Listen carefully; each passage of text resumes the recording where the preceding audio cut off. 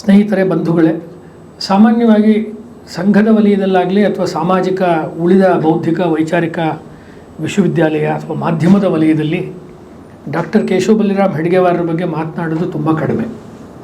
ಸಂಘದ ITCಗಳಲ್ಲಿ OTCಗಳಲ್ಲಿ ಅಥವಾ ಒಂದು ಪರಿಚಯಾತ್ಮಕವಾಗಿ ಅವರ ಜನ್ಮದಿನ ಅಂತಲ್ಲ, ಆ ಸಂದರ್ಭದಲ್ಲಿ ಒಂದಷ್ಟು ವಿಚಾರಗಳ ವಿನಿಮಯ ಆಗ್ತಾ ಇರುತ್ತೆ. ಉಳಿದಂತೆ ನಮಗೆ ಡಾಕ್ಟರ್ ಜಿ ಅವರ ಅಥವಾ ಕೇಶವ ಬಲ್ಲಿರಾಮ್ ಹೆಡ್ಗೇವಾರ್ ಅವರ ವಿಚಾರ ಕಾಣಬೇಕು ಅಂದರೆ ಸಂಘದಲ್ಲಿ ಬಂದಿರುವಂಥ ಒಂದು ನಂಬಿಕೆ ಅದನ್ನು ಮೊದಲು ಹೇಳಿಬಿಡ್ತೀನಿ. ಅದನ್ನು ಕಾರ್ಯಕರ್ತರ ನಡವಳಿಕೆಯಲ್ಲೇ ನೋಡಬೇಕು, ಅವರ ಆತ್ಮೀಯತೆಯಲ್ಲೇ ನೋಡಬೇಕು, ಅವರ ಜೀವನವನ್ನು ಹೆಂಗೆ ನಡೆಸ್ತಾ ಇದ್ದಾರೆ, ಸಮಾಜಕ್ಕೋಸ್ಕರ ಅಥವಾ RSS ಕೆಲಸಕ್ಕೆ ಅಥವಾ RSS ಮಾಡುವ ಬೇರೆ ಬೇರೆ ಪ್ರಾಜೆಕ್ಟ್ಸ್, ಅದನ್ನು ಯಾವುದು ಪ್ರಕಲ್ಪಗಳು ಅಂತ ಕರೀತಾರೆ, ಅದಕ್ಕೆ ಸಂಬಂಧಪಟ್ಟಂತೆ ಅವ್ರು ಹೆಂಗೆ ತೊಡಗಿಸ್ಕೊಂಡಿದ್ದಾರೆ, ಅಲ್ಲಿ ಅವರು ಎಷ್ಟು ನಿಸ್ವಾರ್ಥ ಭಾವನೆಯಿಂದ ಇದ್ದಾರೆ, ಅಲ್ಲಿ ಎಷ್ಟು ಸ್ನೇಹ ಭಾವನೆಯಿಂದ ಎಲ್ಲರ ಜೊತೆಯಲ್ಲಿ ಅವರು ಬೆರೆತಿದ್ದಾರೆ, ತಾನು ಅನ್ನುವಂಥ ಒಂದು ಅಹಂಕಾರವನ್ನು ಅಥವಾ ಇದು ನಾನೇ ಮಾಡಿದೆ ಅಂತ ಹೇಳ್ಕೊಳ್ಳೋ ಮಮಕಾರವನ್ನು ಬಿಟ್ಟು ಅವರು ಹೇಗೆ ತೊಡಗಿಸ್ಕೊಳ್ತಾರೆ ಅನ್ನುವ ಸ್ವಯಂ ಸೇವಕತ್ವದಲ್ಲೇ ಡಾಕ್ಟರ್ ಜಿ ಅವ್ರನ್ನ ನಾವು ನೋಡಬಹುದು. ಹಾಗಾಗಿ ಸಂಘ ಅನ್ನುವುದು ಡಾಕ್ಟರ್ ಜಿ ಅವರ ಒಂದು ಕೃತಿರೂಪ ಅನ್ನುವುದನ್ನೇ ಇಟ್ಕೊಂಡು ಹೋವೆ ಶೇಷಾದ್ರಿಯವರು ಬಹಳ ವರ್ಷಗಳ ಹಿಂದೆ ಕೃತಿರೂಪ ಸಂಘದರ್ಶನ ಅಂತಲೇ ಒಂದು ಪುಸ್ತಕವನ್ನು ಮಾಡಿದರು. ಡಾಕ್ಟರ್ ಹೆಡ್ಗೇವಾರ್ ಎಪೋಚ್ ಮೇಕರ್ ಅನ್ನುವಂಥ ಪುಸ್ತಕ ಬಂತು. ಹೋವೆ ಶೇಷಾದ್ರಿಯವರು ಇನ್ನೊಂದು ಪುಸ್ತಕವನ್ನು ಬರೆದರು. ಆಮೇಲೆ ರಾಕೇಶ್ ಸಿನ್ಹಾ ಅವರು ಆಧುನಿಕ ಭಾರತದ ಮೇಕರ್ಸ್ ಆಫ್ ಮಾಡರ್ನ್ ಇಂಡಿಯಾ ಅನ್ನುವ ಕೇಂದ್ರ ಸರ್ಕಾರದ ಸೀರೀಸ್ನಲ್ಲಿ ರಾಕೇಶ್ ಸಿನ್ಹಾ ದೆಹಲಿಯಲ್ಲಿರ್ತಕ್ಕಂಥ ಪೊಲಿಟಿಕಲ್ ಸೈನ್ಸ್ ಪ್ರೊಫೆಸರು, ಆಮೇಲೆ ಅವರು ರಾಜ್ಯಸಭಾ ಸದಸ್ಯರು ಆದರು. ಅವರು ಡಾಕ್ಟರ್ ಕೇಶವ ಬಲ್ಲಿರಾಮ್ ಹೆಡ್ಗೇವಾರ್ ಅಂತ ತುಂಬ ಒಂದು ಮೌಲ್ಯಯುತವಾದ ಪುಸ್ತಕವನ್ನು ಬರೆದರು. ಅಂದರೆ ಎಲ್ಲ ಹಳೆಯ ಕಾಲದ ಡಾಕ್ಯುಮೆಂಟ್ಸ್ನೆಲ್ಲ ಇಟ್ಕೊಂಡು ಬರೆದರು. ಆದರೂ ಕೂಡ ಸಂಘದಲ್ಲಿ ಇರುವಂಥ ಪದ್ಧತಿ ಮತ್ತು ಒಟ್ಟಾರೆ ಈ ಹಿಂದೂ ನೆರೇಟಿವ್ ಅಂತ ನಾವೇನು ಮಾತಾಡ್ತೀವಿ ಅಥವಾ ಭಾರತೀಯ ಚಿಂತನೆ ಅಂತ ನೋಡ್ತೀವಿ, ಆ ಸಂದರ್ಭದಲ್ಲಿ ಗುರೂಜಿ ಗೊಳ್ವಲ್ಕರ್ ಅವ್ರನ್ನ ಮಾತನಾಡಿದಷ್ಟು ಅಥವಾ ದೀನ್ ದಯಾಳ್ ಉಪಾಧ್ಯಾಯರ ಬಗ್ಗೆ ಮಾತನಾಡಿದಷ್ಟಾಗಲಿ, ಇನ್ನು ವಿವೇಕಾನಂದರು ಅದೆಲ್ಲ ಸರಿಯೇ ಸರಿ, ಅದ್ರ ಬಗ್ಗೆ ಮಾತನಾಡಿದಷ್ಟು ಧಾರಾಳವಾಗಿ ಅಥವಾ ಪದೇ ಪದೇ ಚರ್ಚೆಗೆ ಡಾಕ್ಟರ್ ಹೆಡ್ಗೇವಾರ್ ಅವರ ವಿಚಾರ ಬರೋದಿಲ್ಲ. ಅದಕ್ಕೆ ಸಂಘನೂ ಕಾರಣ, ಸಂಘದ ಕಾರ್ಯಪದ್ಧತಿ ಕೂಡ ಅದಕ್ಕೆ ಕಾರಣ. ಅಂದರೆ ನಾವು ಹೆಚ್ಚು ಹೇಳ್ಕೋಬಾರ್ದು, ನಮ್ಮ ಕೆಲಸದಲ್ಲೇ ಅದು ಗೊತ್ತಾಗಬೇಕು ಅನ್ನೋದು ಕೂಡ ಒಂದಿದೆ. ಅದು ವಿಪರೀತ ತಿರುಗಿ ಎನ್ಸೈಕ್ಲೋಪೀಡಿಯಾ ಬ್ರಿಟಾನಿಕಾ ಈ ಥರ ಪುಸ್ತಕಗಳಿಗೆಲ್ಲ ಹೋದರೆ 1918ರಲ್ಲಿ BS ಮುಂಜೆ ಅವರು RSSನ ಸ್ಥಾಪನೆ ಮಾಡಿದರು ಅಂತ ಕೂಡ ಇದೆ. 1925ರಲ್ಲಿ ಮುಂಜೆಯವರು RSS ಸ್ಥಾಪನೆ ಮಾಡಿದ್ರು ಅಂತ ಇಂಗ್ಲೀಷ್ನ ಬೇಕಾದಷ್ಟು ಘಟಾನುಘಟಿಗಳು ಬರೆದಿರೋ ಪುಸ್ತಕಗಳಲ್ಲಿ ತಪ್ಪಾಗಿ ನಮೂದಾಗಿದೆ. ಹಾಗಾಗಿ ಆ ಹಿನ್ನೆಲೆಯಲ್ಲಿ ಕೂಡ ಒಂದು ಪಬ್ಲಿಕ್ ಪ್ಲ್ಯಾಟ್ಫಾರ್ಮ್ಗಳಲ್ಲಿ ನಾನು ಮತ್ತೆ ಅದನ್ನೇ ಹೇಳಿದ್ದೀನಿ ಅನೇಕ ಸತಿ, ಡಾಕ್ಟರ್ ಕೇಶವ ಬಲ್ಲಿರಾಮ್ ಹೆಡ್ಗೇವಾರ್ ಅವ್ರನ್ನು ಕೂಡ ಉಳಿದ ದೊಡ್ಡ ಚಿಂತಕರನ್ನು ಹೇಗೆ ನಾವು ಮತ್ತೆ ಮೆಲುಕು ಹಾಕ್ತೀವಿ, ಆ ರೀತಿ ಮೆಲುಕು ಹಾಕುವ ಅವಶ್ಯಕತೆ ಇದೆ ಅನ್ನುವುದು ನನ್ನ ಮಾತಿನ ಒಂದು ಪೀಠಿಕೆ. ಇನ್ನು ಮೊದಲಿಗೆ ಮಾತನಾಡಿದಂಥ ಡಾಕ್ಟರ್ ಲೋಹಿಯಾ ಅವರು ಮತ್ತು ಡಾಕ್ಟರ್ ಬಾಬಾ ಸಾಹೇಬ್ ಅಂಬೇಡ್ಕರ್ ವಿಷಯವನ್ನು ಮುಂದುವರಿಸಿ ಹೇಳೋದಾದರೆ, ಅವರಿಬ್ಬರು PhD ಇಂದ ಡಾಕ್ಟರ್ಗಳು. ಅವರು ಅಧ್ಯಯನ ಮಾಡಿ ವಿದೇಶಗಳಲ್ಲಿ ಓದಿ, ಒಬ್ಬರು ಜರ್ಮನಿಯಲ್ಲಿ, ಇನ್ನೊಬ್ಬರು ಕೊಲಂಬಿಯಾ ವಿಶ್ವವಿದ್ಯಾಲಯ ಇಂಗ್ಲೆಂಡು ಅಲ್ಲೆಲ್ಲ ಅಧ್ಯಯನ ಮಾಡಿ ಡಾಕ್ಟರೇಟ್ ಪದವಿಯನ್ನು ಗ್ರಂಥಗಳನ್ನು ಬರೆದು ಅವರು PhDಯನ್ನು ತೆಗೆದುಕೊಂಡವರು.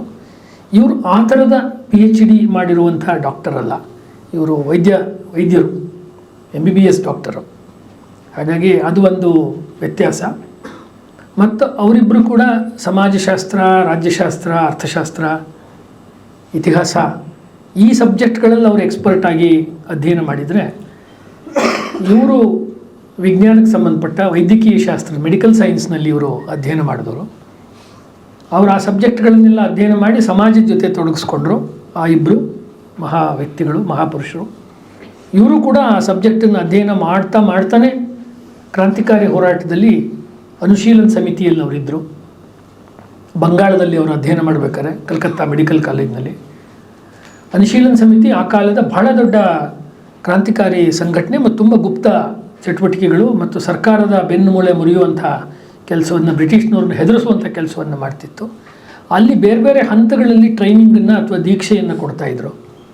ಯಾವುದು ತುಂಬ ಕಠಿಣವಾದಂಥ ದೀಕ್ಷೆ ಅಂತ ಕರಿಬೋದು, ಅದು ಇವ್ರಿಗೆ ಮೊದಲ ಹಂತದಲ್ಲೇ ಸಿಕ್ತು ಡಾಕ್ಟರ್ ಹೆಡ್ಗೇವಾರ್ ಅವ್ರಿಗೆ ಅಂತ ಹೇಳಿದ್ರೆ, ಅವರು ಎಷ್ಟು ಇದರ ಕ್ರಾಂತಿಕಾರಿ ಚಟುವಟಿಕೆಯ ಆ್ಯಕ್ಟಿವಿಟಿನಲ್ಲಿ ಎಷ್ಟು ಅವರು ಗಂಭೀರವಾಗಿದ್ದರು ಮತ್ತು ಅವ್ರನ್ನ ಉಳಿದವರು ಎಷ್ಟು ಗಂಭೀರವಾಗಿ ತೆಗೆದುಕೊಂಡಿದ್ರು ಅನ್ನೋದು ನಮಗೆ ಗೊತ್ತಾಗುತ್ತೆ. ಆಗಲೇ ಅವರಿಗೆ ತ್ರೈಲೋಕ್ಯನಾಥ್ ಚಕ್ರವರ್ತಿ ಎನ್ನುವ ದೊಡ್ಡ ಕ್ರಾಂತಿಕಾರಿಯ ಪರಿಚಯ ಆಗುತ್ತೆ. ಕೊನೆ ತನಕ ಆ ಸ್ನೇಹ ಮುಂದುವರಿಯುತ್ತೆ.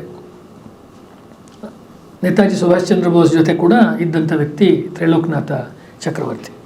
ಈ ಹಿನ್ನೆಲೆಯನ್ನು ನೋಡಿದಾಗ ಡಾಕ್ಟರ್ ಹೆಡ್ಗೇವಾರ್ ಅವರ ಜೀವನ ಮತ್ತು ಅವರ ಕಾರ್ಯಶೈಲಿಗೂ ಡಾಕ್ಟರ್ ರಾಮ್ ಮನೋಹರ್ ಲೋಹಿಯಾ ಮತ್ತು ಡಾಕ್ಟರ್ ಅಂಬೇಡ್ಕರ್ ಅವರ ಕಾರ್ಯಶೈಲಿಗೂ ತುಂಬ ವ್ಯತ್ಯಾಸ ಇದೆ. ಯಾಕೆಂದರೆ ನಾವು ಅವರ ಜೀವನದ ಘಟನೆಗಳನ್ನು ಹೇಳೋದು ನಮ್ಮ ಇವತ್ತಿನ ಉಪನ್ಯಾಸದ ಉದ್ದೇಶ ಅಲ್ಲ. ಅದು ನೀವು ಓದೇ ಇರ್ತೀರ ಅಥವಾ ಸಿಕ್ಕತ್ತೆ, ಓದ್ಬೋದು, ಪ್ರಾಸಂಗಿಕವಾಗಿ ಹೇಳಬಲ್ಲೆ ಅಷ್ಟೇ. ಮುಖ್ಯವಾಗಿ ಏನು ಅಂತ ಹೇಳಿದ್ರೆ, ರಾಜಾ ರಾಮಮೋಹನ್ ರಾಯ್ ಕಾಲದಿಂದ ಶುರುವಾದಂಥ ಒಂದು ಹಿಂದೂ ಸಮಾಜವನ್ನು ಪುನರುತ್ಥಾನ ಮಾಡೋದು ಅಥವಾ ಸಮಾಜವನ್ನು ಬದಲಾವಣೆ ಮಾಡುವ, ಸುಧಾರಣೆ ಮಾಡುವ ಒಂದು ಹೋರಾಟ ನಾನಾ ಮುಖಗಳಲ್ಲಿ ನಮ್ಮ ದೇಶದಲ್ಲಿ ನಡೀತು. ಅದು ಜ್ಯೋತಿಬಾ ಫುಲೆ ಅವ್ರ ಮೂಲಕ ನಡೀತು, ಪ್ರಾರ್ಥನಾ ಸಮಾಜ, ಬ್ರಹ್ಮ ಸಮಾಜ, ಆರ್ಯ ಸಮಾಜ. ದಯಾನಂದ ಸರಸ್ವತಿಗಳು 1875ರಲ್ಲಿ ಮುಂಬೈನಲ್ಲಿ ಆರ್ಯ ಸಮಾಜವನ್ನು ಸ್ಥಾಪನೆ ಮಾಡಿದರು. ವೇದಗಳನ್ನು ಎಲ್ಲ ಜಾತಿಯವರು, ಹಿಂದೂಗಳು ಎಲ್ಲರೂ ಓದಬೇಕು, ಸ್ತ್ರೀಯರು ಕೂಡ ವೇದಗಳನ್ನು ಅಭ್ಯಾಸ ಮಾಡಬೇಕು ಅನ್ನುವ ರೀತಿಯ ಒಂದು ಚಳುವಳಿ ನಡೀತು. ಮತ್ತು ಬಾಲ್ಯ ವಿವಾಹ, ಆಮೇಲೆ ವಿಧವಾ ಪುನರ್ವಿವಾಹ, ಬಾಲ್ಯ ವಿವಾಹ ನಿಷೇಧ ಮತ್ತು ವಿಧವಾ ಪುನರ್ವಿವಾಹ ಇತ್ಯಾದಿ ವಿಷಯಗಳು ಆ ಕಾಲದ ಒಂದು ಟ್ರೆಂಡಲ್ಲಿ ಬಹಳ ಬಂತು. ಮತ್ತು ನಮ್ಮ ಶಾಸ್ತ್ರಗಳು ನಮ್ಮ ಸಂಸ್ಕೃತದಲ್ಲಿ ಅಥವಾ ಬಂಗಾಳಿಲಿ ಅಥವಾ ಮರಾಠಿಲಿ, ಕನ್ನಡದಲ್ಲಿ ಇರುವಂಥ ಸಾಹಿತ್ಯವನ್ನು ನಾವು ಅನುವಾದ ಮಾಡಬೇಕು, ಸಾಮಾನ್ಯವಾದ ಓದುಗರ ಒಂದು ವಾಚಕ ವರ್ಗವನ್ನು ಉಂಟು ಮಾಡಬೇಕು ಅಂತ ಕೂಡ ಒಂದು ಮೂಮೆಂಟು, ಯಾವುದು ಮುಂದಕ್ಕೆ ನಾವು ಲೈಬ್ರರಿ ಮೂಮೆಂಟ್ ಅಂತ ಆಯಿತು, ಅದಕ್ಕೆ ಮೂಲದ ಕೆಲಸಗಳು ಕೂಡ ಅವಾಗ ಆಯಿತು. ಅದರ ಜೊತೆಯಲ್ಲೇ ಪ್ರೆಸ್ ಕೂಡ ಬಂತು, ಪ್ರಿಂಟಿಂಗ್ ಪ್ರೆಸ್. ಆ ಕಾಲದ ಬಹಳ ದೊಡ್ಡ ಉಪಲಬ್ಧಿ ಪ್ರಿಂಟಿಂಗ್ ಪ್ರೆಸ್ಸು. ಪ್ರಿಂಟಿಂಗ್ ಪ್ರೆಸ್ ಬಂದಮೇಲೆ ಪ್ರಿಂಟಿಂಗ್ ಪ್ರೆಸ್ಸಿಗೆ ವಾರ ಕಥೆ ಬರೆಯೋದು, ಕಾದಂಬರಿ ಬರೆಯೋದು, ಪುಟ ತುಂಬಿಸ್ಬೇಕು. ಇಲ್ಲಿ ನ್ಯೂಸ್ ಪೇಪರ್ಲಿರೋರಿಗೆಲ್ಲ ಗೊತ್ತಿದೆ ಕಷ್ಟ, ಅದನ್ನು ಮಾಡಬೇಕು. ಜೊತೆಗೆ ಆ ಪೇಪರ್ಗಳಿಗೆ ಒಂದು ಇಂಟೆಲೆಕ್ಚುಯಲ್ ಆಗಿರೋ ಪೊಸಿಷನಿಂಗ್ ಇರಬೇಕು, ಒಂದು ವೈಚಾರಿಕವಾದ ಒಂದು ನಿಲುವಿಟ್ಕೋಬೇಕು ಪೇಪರ್ಗಳು ಅನ್ನುವುದು ಆ ಕಾಲದ ಪತ್ರಿಕೋದ್ಯಮ. ಈ ಕಾಲದ ಪತ್ರಿಕೋದ್ಯಮನ ಅದ್ರ ಜೊತೆ ಹೋಲಿಸೋಕ್ಕಾಗೋದೇ ಇಲ್ಲ. ನಮ್ಮ ಕಾಲದ ಪತ್ರಿಕೋದ್ಯಮನೇ ಬೇರೆ ಥರ. ನಾವು ಈಗ ಬದುಕ್ತಿರೋವಂಥದ್ದು ಬೆರಳೆಣಿಕೆಯ ಪತ್ರಿಕೆಗಳು ಒಂದು ವಿಚಾರಕ್ಕೋಸ್ಕರ ತಮ್ಮನ್ನು ಸೀಮಿತ ಮಾಡಿಕೊಂಡಿವೆ ಅಥವಾ ನಿಷ್ಠವಾಗಿವೆ. ಉಳಿದಿದ್ದೆಲ್ಲ ಒಂದು ಬಿಸ್ನೆಸ್ ಮಾಡೆಲಲ್ಲೇ ನಡೆಯುತ್ತೆ. ಹಾಗಿರಲಿಲ್ಲ.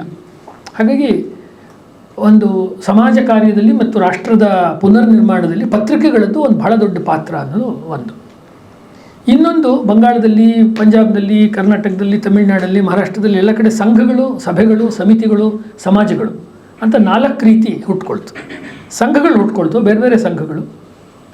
ಆಮೇಲೆ ಸಭೆಗಳು, ಪ್ರಾರ್ಥನಾ ಸಭಾ, ಅಲ್ಲಿಂದ ಹಿಡಿದು ಹಿಂದೂ ಮಹಾಸಭಾ, ಸಭಾ ಅನ್ನೋ ಹೆಸರಿನಲ್ಲಿ ಬೇಕಾದಷ್ಟು ಸಂಸ್ಥೆಗಳು ಹುಟ್ಕೊಂಡ್ವು.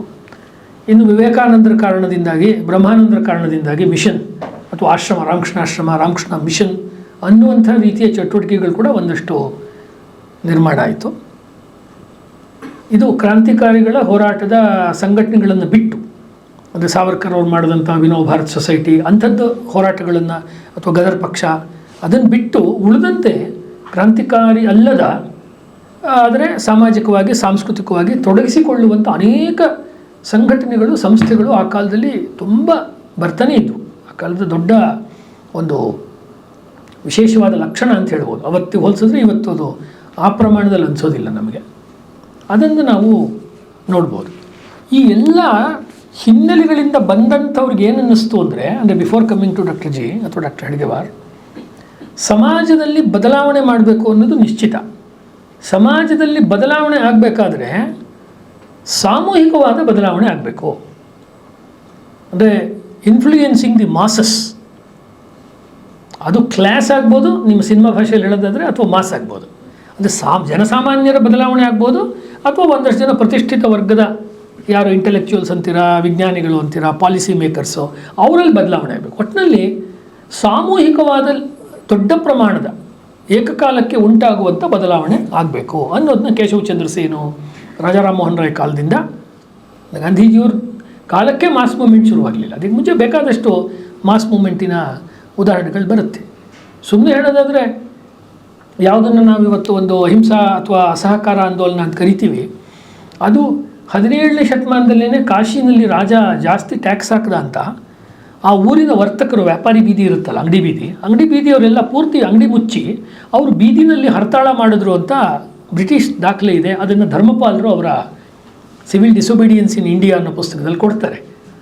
ಆ ಮಾದರಿಗಳು ನಮ್ಮ ದೇಶದಲ್ಲಿ ಇತ್ತು. ಸಾಮೂಹಿಕವಾಗಿ ಒಂದು ಬೀದಿಗಿಳಿಯೋದು, ಹೋರಾಟ ಮಾಡೋದು, ಅದಕ್ಕೆ ಯಾರೋ ದೊಡ್ಡ ದೊಡ್ಡ ವ್ಯಕ್ತಿಗಳು ಅಂದರೆ ನಾಯಕರು ಅನ್ನೋರು ಕಾಣಿಸ್ಕೊಂಡು ಅದಕ್ಕೊಂದು ಶೇಪ್ ಕೊಡೋಕ್ಕೆ ಶುರು ಮಾಡಿದರು.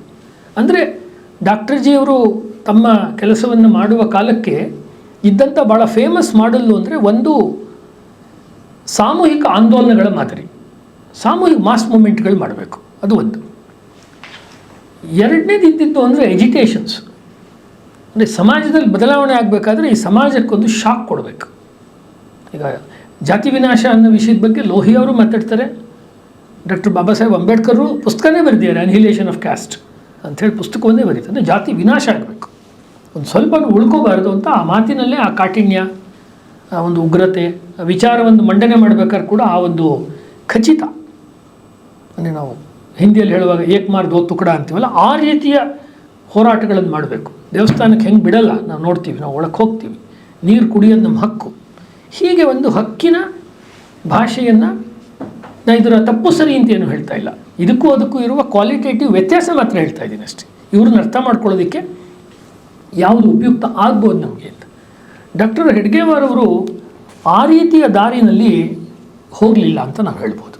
ಇದುವರೆಗೂ ಯಾವ ಮಾದರಿಗಳನ್ನು ತಮಗೆ ನಾನು ಹೇಳಿದೆ, ಒಂದು ಸಾಮೂಹಿಕ ಜನಾಂದೋಲನವನ್ನು ಏಕದಮ್ ಕಟ್ಟೋದಾಗಲಿ ಅಥವಾ ಸಂಘರ್ಷಾತ್ಮಕವಾದ ಮತ್ತು ಹಕ್ಕಿನ ಭಾಷೆಯಲ್ಲಿ ಮಾತನಾಡುವ ಮಾದರಿಯನ್ನು ಅವರು ಆಯ್ಕೆ ಮಾಡಿಕೊಳ್ಳಿಲ್ಲ ಅನ್ನುವುದೇ ಅವರ ಒಂದು ಕಾರ್ಯಶೈಲಿ ಅಥವಾ ಅವರ ಒಂದು ವೈಚಾರಿಕ ಹಿನ್ನೆಲೆಯ ಒಂದು ವಿಶೇಷವಾದ ಲಕ್ಷಣ ಅಂತ ನಾವು ಗುರುತಿಸ್ಕೋಬೇಕು.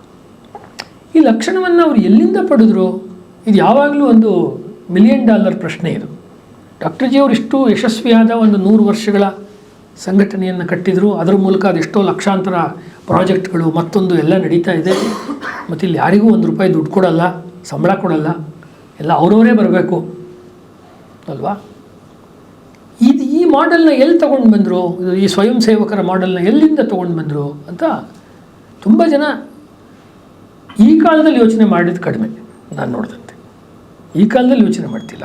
ಅವ್ರ ಕಾಲದಲ್ಲಿ ಅವರು ದೇಹ ಬಿಟ್ಟರಲ್ಲ, ಅಂದರೆ ಅವರ ದೇಹತ್ಯಾಗ ಆದಾಗ ಬೇರೆ ಬೇರೆ ಪತ್ರಿಕೆಗಳು ಅವರ ಬಗ್ಗೆ ಬರೆದಿರುವಂಥ ಮಾತುಗಳು ಇದೆ ಅಲ್ವಾ, ಆ ಮಾತುಗಳಲ್ಲಿ ನಮಗದು ಕಂಡು ಬರುತ್ತೆ. ಅಂದರೆ ನಾನು ಅವರ ಜೀವನದ ಅಂತ್ಯದಿಂದ ನಾನು ಉಪನ್ಯಾಸ ಆರಂಭ ಮಾಡ್ತಾಯಿದ್ದೀನಿ. ಡಾಕ್ಟರ್ ಜಿ ಅವರು ತೀರ್ಕೊಂಡಾಗ ಜ್ಯೇಷ್ಠ ಬಹುಳ ಬಿದಿಗೆ ಅವ್ರು ತೀರ್ಕೊಂಡಿದ್ದು. ಆಮೇಲೆ ಅವರ ಒಂದು ನಾಗಪುರದಲ್ಲಿ ಭಾರಿ ಮಳೆ, ಅಂತಿಮ ದರ್ಶನ ಆಯಿತು. 4 ಗಂಟೆ ಹಿಡಿಸ್ತು ಚಿತಾಗಾರಕ್ಕೆ ಹೋಗೋದಕ್ಕೆ, ಅದೆಲ್ಲ ಆಯಿತು. ಅದನ್ನು ನೋಡಿ ಒಂದು ನ್ಯೂಸ್ ಪೇಪರು ಬರೆಯುತ್ತೆ, ಪೂನಾದಿಂದ ಬರ್ತಾ ಇದ್ದಂಥ ಮರಾಠ ಪತ್ರಿಕೆ ಒಂದು ಮಾತು ಹೇಳುತ್ತೆ, ಇವರನ್ನು ಹಿಂದೂ ರಾಷ್ಟ್ರದ ಪ್ರವಾದಿ ಅಂತ ಕರೆಯುತ್ತೆ. ಆಮೇಲೆ ಇನ್ನೊಂದು ಮಾತನ್ನು ಅದರಲ್ಲೇ ಬರೀತಾ ಹೇಳ್ತಾರೆ ಆ ಸಂಪಾದಕೀಯದಲ್ಲಿ, ನಾವೇನೋ ನಿಸ್ವಾರ್ಥ ಎಂಬ ಪದವನ್ನು ಬಳಸುತ್ತೇವೆ, ಅದಕ್ಕೆ ಡಾಕ್ಟರ್ ಹೆಡ್ಗೇವಾರರ ಬದುಕು ಪ್ರಕಟ ರೂಪ ನೀಡಿದೆ. ಅಂದರೆ ಅದರ ಎಕ್ಸ್ಪ್ರೆಷನ್ ನಿಸ್ವಾರ್ಥ ಜೀವನಕ್ಕೆ. ಈ ಮಾತು ನನಗೆ ಭಾಳ ಸ್ಫೂರ್ತಿ. ತಮ್ಮ ರೀತಿ ನೀತಿಗಳಿಂದ ಮತ್ತು ನಿಸ್ವಾರ್ಥ ಜೀವನದ ಕಾರಣಗಳಿಂದಾಗಿ ಅವರು ಮಹಾರಾಷ್ಟ್ರದ ಸಂತ ಕವಿ ಹಾಗೂ ನಾಯಕರಾಗಿದ್ದ ರಾಮದಾಸರಂತೆ ಇದ್ದವರು. ಸಮರ್ಥ ರಾಮದಾಸರಾದಮೇಲೆ ಆ ರೀತಿ ಬದುಕಿದವರು ಅಂದರೆ ಡಾಕ್ಟರ್ ಹೆಡ್ಗೇವಾರ್ ಅಂಥೇಳಿ ಮರಾಠ ಪತ್ರಿಕೆ ಬರೆಯುತ್ತೆ. ಈ ಒಂದು 10-15 ವರ್ಷಗಳ ಹಿಂದೆ ಕೇಶವ ಕೃಪಾದಲ್ಲಿ ಒಂದು ಡಾಕ್ಟರ್ ಜಿ ಅವ್ರ ಬಗ್ಗೆನೇ ಒಂದು ಸೆಮಿನಾರ್ ಥರ ಆಗಿತ್ತು. ಆಗ ನಾನು ಇದೇ ವಿಷಯ ಇಟ್ಕೊಂಡೇ ಮಾತನಾಡಿದೆ. ಎಲ್ಲಿ ಈ ಕೊಟೇಶನ್ ನನಗೆ ಸಿಕ್ಕಿರಲಿಲ್ಲ, ಯಾಕೆಂದರೆ ಈ ಪುಸ್ತಕ ಬಂದಿರಲಿಲ್ಲ. ನಾನು ನನ್ನ ಇಂಟ್ಯೂಷನಿಂದ ಮಾತಾಡಿದ್ದು ಅಷ್ಟೇ. ಅದಕ್ಕೆ ಕಾರಣ ನನಗೆ ಈ ಪುಸ್ತಕ ಸಮರ್ಥರ ಚರಿತ್ರೆ ಹಾಗೂ ತತ್ವಜ್ಞಾನ ಅಂತ ಒಂದು ಪುಸ್ತಕ ಇದೆ. ನಮ್ಮ ಧಾರವಾಡದ ಹತ್ರ ಹೆಬ್ಬಳ್ಳಿ ಇದೆಯಲ್ಲ, ಹೆಬ್ಬಳ್ಳಿಯಿಂದ ಇದು ಪ್ರಕಟ ಆಗಿರುವಂಥದ್ದು. ಇದರೊಳಗಡೆ ಸಮರ್ಥ ರಾಮದಾಸರು ಆಧ್ಯಾತ್ಮಿಕ ಜೀವನವನ್ನು ಭಾರತದಲ್ಲಿ ಮತ್ತೆ ಎತ್ತಿ ನಿಲ್ಲಿಸಬೇಕಾದ್ರೆ ಏನು ಪ್ರಯತ್ನ ಮಾಡಿದರು, ಸಾಮಾಜಿಕ ಜೀವನವನ್ನು ಎತ್ತಿ ನಿಲ್ಲಿಸಬೇಕಾದ್ರೆ, ಪುನರುತ್ಥಾನ ಮಾಡಬೇಕಾದ್ರೆ ಏನೇನು ದಾರಿಗಳನ್ನು ಅವರು ಉಪಯೋಗಿಸಿದರು ಅನ್ನೋದರ ಒಂದು ವಿಚಾರ ಬರುತ್ತೆ. ಹಾಗಾಗಿ ನನಗನ್ಸೋದು ಲೋಹಿಯಾ ಅವರ ಮತ್ತು ಅಂಬೇಡ್ಕರ್ ಅವರ ವಿಚಾರಧಾರೆ ಮತ್ತು ಕಾರ್ಯಪದ್ಧತಿ, ಕಾರ್ಯಶೈಲಿ, ಅದಕ್ಕೂ ಇವ್ರಿಗೂ ಎಲ್ಲಿ ವ್ಯತ್ಯಾಸ ಬಂತು ಅಂತ ಹೇಳಿದ್ರೆ, ಅವರು ಖಂಡಿತ ಸಂತರಿಂದ ಪ್ರಭಾವಿತರಾದವರೇ. ನಿನ್ನೆ ಹೇಳಿದೆ, ಕಬೀರ್ ದಾಸರಿಂದ ಅವರು ಪ್ರಭಾವಿತರಾದವರು. ಮರಾಠಿ ಕವಿಗಳ ಪ್ರಭಾವ ಅವ್ರ ಮನೇಲಿ ಇತ್ತು, ಡಾಕ್ಟರ್ ಅಂಬೇಡ್ಕರ್ ಅವ್ರ ಮನೇಲಿ ಇತ್ತು. ಕೊನೆಯಲ್ಲಿ ಕೂಡ ಅವರು ಕಬೀರ್ ದಾಸರ ವಾಣಿಯನ್ನೇ ಹೇಳಿದರು, ನಾನಕ್ ಚಂದ್ರತ್ತು ಹೆಗಲ ಮೇಲೆ ಕೈ ಇಟ್ಕೊಂಡಾಗ ಅಂತ ಕೂಡ ಹೇಳಿದೆ. ಕಾರ್ಯಶೈಲಿಗೆ ಬರುವಾಗ ಅದು ಆ ಕಾಲದಲ್ಲಿ ಏನು ಬೇರೆ ಬೇರೆ ದೇಶಗಳಲ್ಲಿ ಅಥವಾ ಭಾರತದಲ್ಲಿ ಇತ್ತು ಆ ಶೈಲಿಯನ್ನೇ ಅವರಿಬ್ಬರು ಅನುಸರಿಸಿದ್ರು. ಇವಾಗ ಹೇಳಿದಂಥ ಹಕ್ಕು ಸ್ಥಾಪನೆಯ ಸಂಘರ್ಷದ ಹೋರಾಟದ ಮಾದರಿ ಮತ್ತು ದೊಡ್ಡದೊಂದು ಜನಾಂದೋಲನವನ್ನು ಕಟ್ಟಬೇಕು, ಒಂದು ರೈತರ ದೊಡ್ಡ ಆಂದೋಲನ ಕಟ್ಟಬೇಕು, ಕಾರ್ಮಿಕರ ಆಂದೋಲನ ಕಟ್ಟಬೇಕು, ಈ ರೀತಿ ಹೋರಾಟಗಳನ್ನು ಆ ಥರದ್ದು ಮಾಡಬೇಕು ಅನ್ನೋದು. ಹಾಗಾಗಿ ಅವ್ರ ಜೀವನದಲ್ಲೆಲ್ಲ ನಿಮಗೆ ಗೋವಾ ಮುಕ್ತಿ ಸಂಗ್ರಾಮ, ಅಂಗ್ರೇಜಿ ಹಟಾವೋ, ಅಥವಾ ನಿನ್ನೆ ಹೇಳಿದಂಥ ಕಾಳಾರಾಮ್ ದೇವಸ್ಥಾನದ ಒಂದು ಹೋರಾಟ, ಈ ರೀತಿಯೇ ಬರುತ್ತೆ. ಡಾಕ್ಟರ್ ಹೆಡ್ಗೇವಾರ್ ಅವರು ಬಂದಿದ್ದು ಒಂದು ಸಂತ ಪರಂಪರೆಯ ಹಿನ್ನೆಲೆಯಲ್ಲಿ. ಯಾವುದನ್ನು ನಾವು ಇವತ್ತು ಅವಧೂತ ದತ್ತ ಸಂಪ್ರದಾಯ ಅಂತ ಕರಿತೀವಿ, ಆ ದತ್ತ ಸಂಪ್ರದಾಯದ ಒಬ್ಬ ಸಾಧುಗಳು ಇವರ ಮುತ್ತಜ್ಜ ನರಹರಿ ಅಂತ ಅವ್ರ ಹೆಸರು. ಇದು ನಿಮಗೆ ಈ ಪುಸ್ತಕದಲ್ಲಿ ಬರುತ್ತೆ. ಭಾಳ ಅಧಿಕೃತವಾದಂಥ ಪುಸ್ತಕಗಳಲ್ಲಿ ಇದು ನಾಹಾ ಪಾಲ್ಕರ್ ಅವರು ಬರೆದಿರೋ ಡಾಕ್ಟರ್ ಹೆಡ್ಗೇವಾರ್. ಇತ್ತೀಚೆಗಿದು ಇಂಗ್ಲೀಷಿಗೆ ಬಂತು, ಭಾಳ ವರ್ಷಗಳಿಂದ ಹಿಂದಿಯಲ್ಲಿದು ಸಿಗ್ತಾಯಿತ್ತು. ತುಂಬ ಪ್ರಸಿದ್ಧವಾದ, ಅದರೊಳಗಡೆ ಬರೀತಾರೆ, ಪ್ರಾರಂಭದಲ್ಲೇ ಕೊಡ್ತಾರೆ. ಅವರ ಊರಿನಲ್ಲಿ, ಅವರ ಊರಿನಲ್ಲಿ ಏನೋ ಒಂದು ಪರಿಸ್ಥಿತಿ ಬದಲಾವಣೆ ಆಯಿತು ಅಂದಾಗ ಅವರು ಮಹಾರಾಷ್ಟ್ರಕ್ಕೆ ಅಥವಾ ನಾಗಪುರಕ್ಕೆ ಅವರ ಫ್ಯಾಮಿಲಿ ಬರುತ್ತೆ ಅಂತ ಗೊತ್ತಾಗುತ್ತೆ. ಡಾಕ್ಟರ್ ಜಿ ಅವರ ಫ್ಯಾಮಿಲಿ ಅವಧೂತರಿಗೆ ಜನ್ಮ ಕೊಟ್ಟಂಥ ಫ್ಯಾಮಿಲಿ. ಅಂದರೆ ನಾನು ತಮ್ಮ ಮುಂದೆ ಹೇಳಬೇಕಾಗಿರೋ ಪಾಯಿಂಟ್ ಅದು. ಅವಧೂತ ಪರಂಪರೆಗೆ ಸೇರಿದಂಥ ವ್ಯಕ್ತಿ ಡಾಕ್ಟರ್ ಹೆಡ್ಗೇವಾರ್ ಅವರು. ಯಾಕೆ ಅವ್ರಂಗೆ ನಡ್ಕೊಂಡ್ರು, ನಿಸ್ವಾರ್ಥದ ಭಾವನೆ, ನನ್ನ ಹೆಸರೇ ಬೇಡ ಅನ್ನುವುದೆಲ್ಲ ಬಂತು ಅಂತ ಹೇಳಿದ್ರೆ, ಹಿ belongs to that Avadhuta tradition. ಅವರ ಮುತ್ತಜ್ಜನೇ ಆ ಪರಂಪರೆಯಲ್ಲಿ ಬಂದವರು. ಇದು ನಮಗೆ ಅವರ ಜೀವನ ಚರಿತ್ರೆಯಲ್ಲಿ ಬರುತ್ತೆ. ಎರಡನೇದು, ಮಹಾರಾಷ್ಟ್ರದ ನಾಮದೇವ, ತುಕಾರಾಮು ಮತ್ತು ರಾಮದಾಸರು ಅವರನ್ನು ತುಂಬ ಪ್ರಭಾವಿಸಿದ್ದವರು. ಅವರು ಯಾವುದೇ ರೀತಿ ಹೋರಾಟಗಳಿಗೆ ಹೋಗಲಿ, ಅವರು ಮೊದಲು ಕ್ರಾಂತಿಕಾರಿಗಳಾಗಿದ್ದರು. ಆಮೇಲೆ ಅವರು ಲೋಕಮಾನ್ಯ ತಿಲಕರದು, ಅದು ಅದೇನೆ, ಲೋಕಮಾನ್ಯ ತಿಲಕವಾದಿ ಅಂತ ಕರೆಯೋದಾದರೆ ತಿಲಕಿಸಮ್, ತಿಲಕೈಟ್ ಆದರವರು ತಿಲಕವಾದಿಯಾಗಿ ತಿಲಕರ ವಿಚಾರಗಳನ್ನು ಅವರು ಮುಂದಕ್ಕೆ ತಗೊಂಡೋದ್ರು. ಗಾಂಧೀಜಿಯವರಿಂದ ಅವರು ಪ್ರಭಾವಿತರಾಗಿ ಗಾಂಧಿವಾದಿಗಳಾದರು ಅವರು. ರಾಕೇಶ್ ಸಿನ್ಹಾ ಕೂಡ ಅದನ್ನೇ ಬರೀತಾರೆ, ತಿಲಕವಾದದಿಂದ ಅವ್ರನ್ನ ಗಾಂಧಿವಾದದ ಕಡೆ ಹೋದರು ಅಂತ ಹೇಳ್ಬೋದು ಅಂಥೇಳಿ. ಇದೆಲ್ಲವನ್ನು ಮಾಡ್ಕೊಂಡ ಮೇಲೆ ಅವರಿಗೆ ಬಂದಂಥ ಒಂದು ಸ್ಪಷ್ಟವಾದಂಥ ಅಭಿಪ್ರಾಯ ಏನು ಅಂತ ಹೇಳಿದ್ರೆ, ಆಗ ನಡೆಯುತ್ತಿರುವ ಹೊರಗಡೆ ಏನೋ ನಡೆಯುವ ಕ್ರಿಯೆಗೆ ಪ್ರತಿಕ್ರಿಯೆ ಕೊಡೋದು. ಅಂದರೆ ಸಮಾಜದಲ್ಲಿ ಅಸ್ಪೃಶ್ಯತೆ ಇದೆ, ಅದನ್ನು ಹೋಗಲಾಡಿಸೋದಕ್ಕೋಸ್ಕರ ನಾವೊಂದು ಯಾವುದೋ ಒಂದು ಇನ್ನೊಂದು ದಾರಿಯಲ್ಲಿ ಹೋಗ್ತೀವಿ, ಅಥವಾ ಮತ್ತೊಂದೇನೋ ಸಮಸ್ಯೆ ಇದೆ, ಅದಕ್ಕೆ ತಕ್ಷಣ ನಾವು ರಿಯಾಕ್ಷನ್ನಾಗಿ ಏನೋ ಒಂದು ಮಾಡ್ತೀವಿ. ಇದು ಉಪಯೋಗ ಆಗೋದಿಲ್ಲ. ಬಹಳ ಮುಖ್ಯವಾದ ಪಾಯಿಂಟ್ ಇದು. ಅವರ ಭಾರತೀಯ ಸಂಸ್ಕೃತಿ ಕಥನವನ್ನು ಅರ್ಥ ಮಾಡ್ಕೋಬೇಕಾದ್ರೆ ಡಾಕ್ಟರ್ ಹೆಡ್ಗೇವಾರ್ ಅವ್ರದ್ದು ಏನೋ ಒಂದು ಮೊದಲು ನಡೆಯುತ್ತೆ, ಅದಕ್ಕೆ ರಿಯಾಕ್ಷನ್ ಥರ ನಾನು ಮಾಡ್ತೀನಿ. ಅಂದರೆ ನಾನು ಹೊರಗಿನ ವ್ಯಕ್ತಿ, ಅವನು ಶತ್ರುನೇ ಇರಲಿ ಅಥವಾ ಹೊರಗಿನ ಒಂದು ಕಿರಿಕಿರಿ ಇರಲಿ, ಯಾವುದೋ ಒಂದು ಅದು ನಡೆದಾಗ ನಾನು ರಿಯಾಕ್ಷನ್ ಕೊಡ್ತೀನಿ. ಅದನ್ನು ಮಾಡ್ಬೋದು. ಯಾವಾಗ ಮಳೆಗಾಲದಲ್ಲಿ ಪ್ರವಾಹ ಬರುತ್ತೆ, ಅದು ಮಳೆಗಾಲ ಬಂದ ಮೇಲೇ ನಾವು ಪ್ರವಾಹಕ್ಕೆ ಕೆಲಸ ಮಾಡಬೇಕಾಗತ್ತೆ, ಅದು ಸಹಜ. ಆವಾಗ ಬರಪೀಡಿತ ಪ್ರದೇಶ ಅಥವಾ ಪ್ರವಾಹದ ಜಾಗಕ್ಕೂ ಕೆಲಸ ಮಾಡೋದು ನೈಸರ್ಗಿಕವಾದ ಏರುಪೇರುಗಳಾಗತ್ತೆ. ಆದರೆ ಮನುಷ್ಯ ಸ್ವಭಾವದಲ್ಲಿ ಹಂಗೆ ಆಗಲ್ಲ. ಶಾಶ್ವತವಾಗಿರುವಂಥ ಮನುಷ್ಯನ ಅಥವಾ ಹಿಂದೂಗಳ ಕೆಲವು ದೌರ್ಬಲ್ಯಗಳಿದ್ದಾವೆ. ಅದನ್ನು ನಾವು ಅಡ್ರೆಸ್ ಮಾಡದೆ ಮೇಲ್ಮೇಲಿಗೆ ಕಾಣಿಸುವಂಥ ಉದಾಹರಣೆಗಳು ಅಥವಾ ಘಟನೆಗಳಿಗೆ ನಾವು ರಿಯಾಕ್ಟ್ ಮಾಡ್ತಾ ಹೋದರೆ ಏನು ಅದರಿಂದ ಹೆಚ್ಚು ಉಪಯೋಗ ಆಗೋದಿಲ್ಲ. ಉದಾಹರಣೆಗೆ ಖಿಲಾಫತ್ ಚಳವಳಿ ನಡೆದಾಗ ಸಿನ್ಹಾ ಅವರು ಬರೀತಾರೆ, ಖಿಲಾಫತ್ ಚಳವಳಿ ನಡೆದಾಗ ಡಾಕ್ಟರ್ ಅಂಬೇಡ್ಕರ್ ಅವರು ಪ್ರಬಲವಾಗಿ ಅದನ್ನು ವಿರೋಧ ಮಾಡಿದರು. ಸಾವರ್ಕರ್ ಅವರು ಪ್ರಬಲವಾಗಿ ಖಿಲಾಫತ್ ಚಳವಳಿ ವಿರೋಧ ಮಾಡಿದರು. ಗಾಂಧೀಜಿಯವರು ತುಂಬ ಸ್ಪಷ್ಟವಾಗಿ ಸಪೋರ್ಟ್ ಮಾಡಿದರು ಖಿಲಾಫತ್ ಚಳವಳಿನ, ಮೌಲಾನಾ ಅಬುಲ್ ಕಲಾಂ ಆಜಾದ್. ಇವರು ಸಪೋರ್ಟ್ ಮಾಡಿದ್ರ ಅಂದರೆ ಸಪೋರ್ಟ್ ಮಾಡಲಿಲ್ಲ, ಖಂಡಿತ ಅಪೋಸ್ ಮಾಡಿದ್ರ ಅನ್ನೋಕ್ಕೂ ದಾಖಲೆ ಸಿಕ್ಕಲ್ಲ. ಇವರೇ ಹೇಳುವಂಥದ್ದು. ಯಾಕೆ ಅಂದರೆ ಅದು ಎಲ್ಲಾದರೂ ನಡ್ಕೊಳ್ಳಿ, ನಾನು ಆ್ಯಕ್ಷನ್ ರಿಯಾಕ್ಷನ್ ಅಂತ ಹೇಳಿದ್ನಲ್ಲ ನಿಮಗೆ, ಎಲ್ಲ ಏನಾದ್ರು ನಡೀಲಿ, ಫೈನಲಿ ಅದರ ಪರಿಣಾಮ ಆಗೋದು ನಾಗ್ಪುರದಲ್ಲೋ ಪೂನಾದಲ್ಲೋ ಇರುವಂಥ ಹಿಂದೂ ಮಹಿಳೆಯರು, ಹಿಂದೂ ಪುರುಷರ ಮೇಲೆ ಸಮಸ್ಯೆ ಆಗುತ್ತೆ, ಅಥವಾ ಹಿಂದೂ ದೇವಾಲಯಗಳ ಮೇಲೆ ಸಮಸ್ಯೆ ಆಗುತ್ತೆ. ಈ ಊರಿನಲ್ಲಿ ನಮ್ಮ ಬಲಾಬಲ ನೋಡಿಕೊಂಡು ನಾವು ಮೂವ್ ಮಾಡಬೇಕಾಗತ್ತೆ. ನಮ್ಮ ನಡೆ ಸ್ಥಳೀಯವಾದ ನಡೆ. ನಮ್ಮದು ವಿಶ್ವದ ಮಟ್ಟದಲ್ಲಿ ನಾವೇನು ಮಾಡೋಕ್ಕಾಗಲ್ಲ. ಹೆಚ್ಚಂದರೆ ಲೇಖನ ಬರಿಬೋದು, ಪುಸ್ತಕ ಬರಿಬೋದು. ಇಲ್ಲಿ ನಮ್ಮೂರಿನಲ್ಲಿ ಆಗೋದನ್ನು ತಡೆಯೋದು ಹಿಂಗೆ. ನಮ್ಮೂರಿನಲ್ಲಿ ಒಂದು ದೇವಸ್ಥಾನ ನಾಶ ಆಗಬಾರ್ದು, ನಮ್ಮೂರಿನಲ್ಲಿ ಒಂದು ಗೋವನ್ನು ಕತ್ತರಿಸಬಾರ್ದು ಅಂತ ಆದರೆ ಅದಕ್ಕೆ ಸರ್ಕಾರ ಏನಾದ್ರು ಒಂದು ಶಾಂತಿ ಸ್ಥಾಪನೆಗೆ ಒಂದು ತಂಡ ಮಾಡಿದ್ರೆ ಅದರಲ್ಲಿ ಎಲ್ಲ ಕಡೆ ಡಾಕ್ಟರ್ ಜಿ ಅವರು ಇರ್ತಾನೆ ಇದ್ದರು. ಇದು ಅವರ ಇದು ವ್ಯಕ್ತಿತ್ವ. ಅಂದರೆ ಪ್ರಾರಂಭದಿಂದನೂ ಕೂಡ ಇದು ಸಂಘರ್ಷದ ಮೋಡ್ಗೆ, ಸಂಘರ್ಷದ ಒಂದು ಸ್ವರೂಪಕ್ಕೆ ಹೋಗೋದನ್ನು ಹೆಂಗೆ ತಡಿಬಹುದು ಆದಷ್ಟು, ಮತ್ತು ಹಿಂದೂಗಳಿಗೆ ಲಾಸ್ ಆಗೋದನ್ನು ಹೆಂಗೆ ತಪ್ಪಿಸ್ಬೋದು, ಇದು ಒಂದು ಹಂತ. ಇದನ್ನು ಅವರು ಉದ್ದಕ್ಕೂ ಅವರ ಇದರಲ್ಲಿ ಅವರ ಜೀವನದಲ್ಲಿ ಅವರು ಮಾಡ್ಕೊಂಡು ಬಂದು ಹೋದರು ಅವರು ಆ್ಯಕ್ಚುಲಿ. ಮತ್ತು ಒಂದು ದಾರಿಯನ್ನು ಆಯ್ಕೆ ಮಾಡಿಕೊಂಡ್ರೆ ಇನ್ನೊಂದು ದಾರಿಯನ್ನು ಡಿಸ್ಮಿಸ್ ಮಾಡೋದಲ್ಲ ಅನ್ನೋದು ಅವ್ರು ಭಾಳ ಮುಖ್ಯವಾದ ನಂಬಿಕೆ ಆಗಿತ್ತು. ಕ್ರಾಂತಿಕಾರಿ ಮಾರ್ಗದಲ್ಲಿ ಇದ್ದೀನಿ ಅಂತ ಹೇಳಿದ್ರೆ ಶಾಂತಿವಾದಿ ಮಾರ್ಗವನ್ನು ಡಿಸ್ಮಿಸ್ ಮಾಡಬೇಕು, ಸಂಪೂರ್ಣವಾಗಿ ಅದನ್ನು ಕಡೆಗಣಿಸಬೇಕು. ಅಷ್ಟೇ ಅಲ್ಲ, ಅದನ್ನು ಅನುಸರಿಸೋರನ್ನ ನಾವು ಟೀಕೆ ಮಾಡಬೇಕು, ವ್ಯಂಗ್ಯ ಮಾಡಬೇಕು ಅನ್ನೋದು ಅವ್ರ ಮೆಥಡ್ ಆಗೇ ಇರಲಿಲ್ಲ.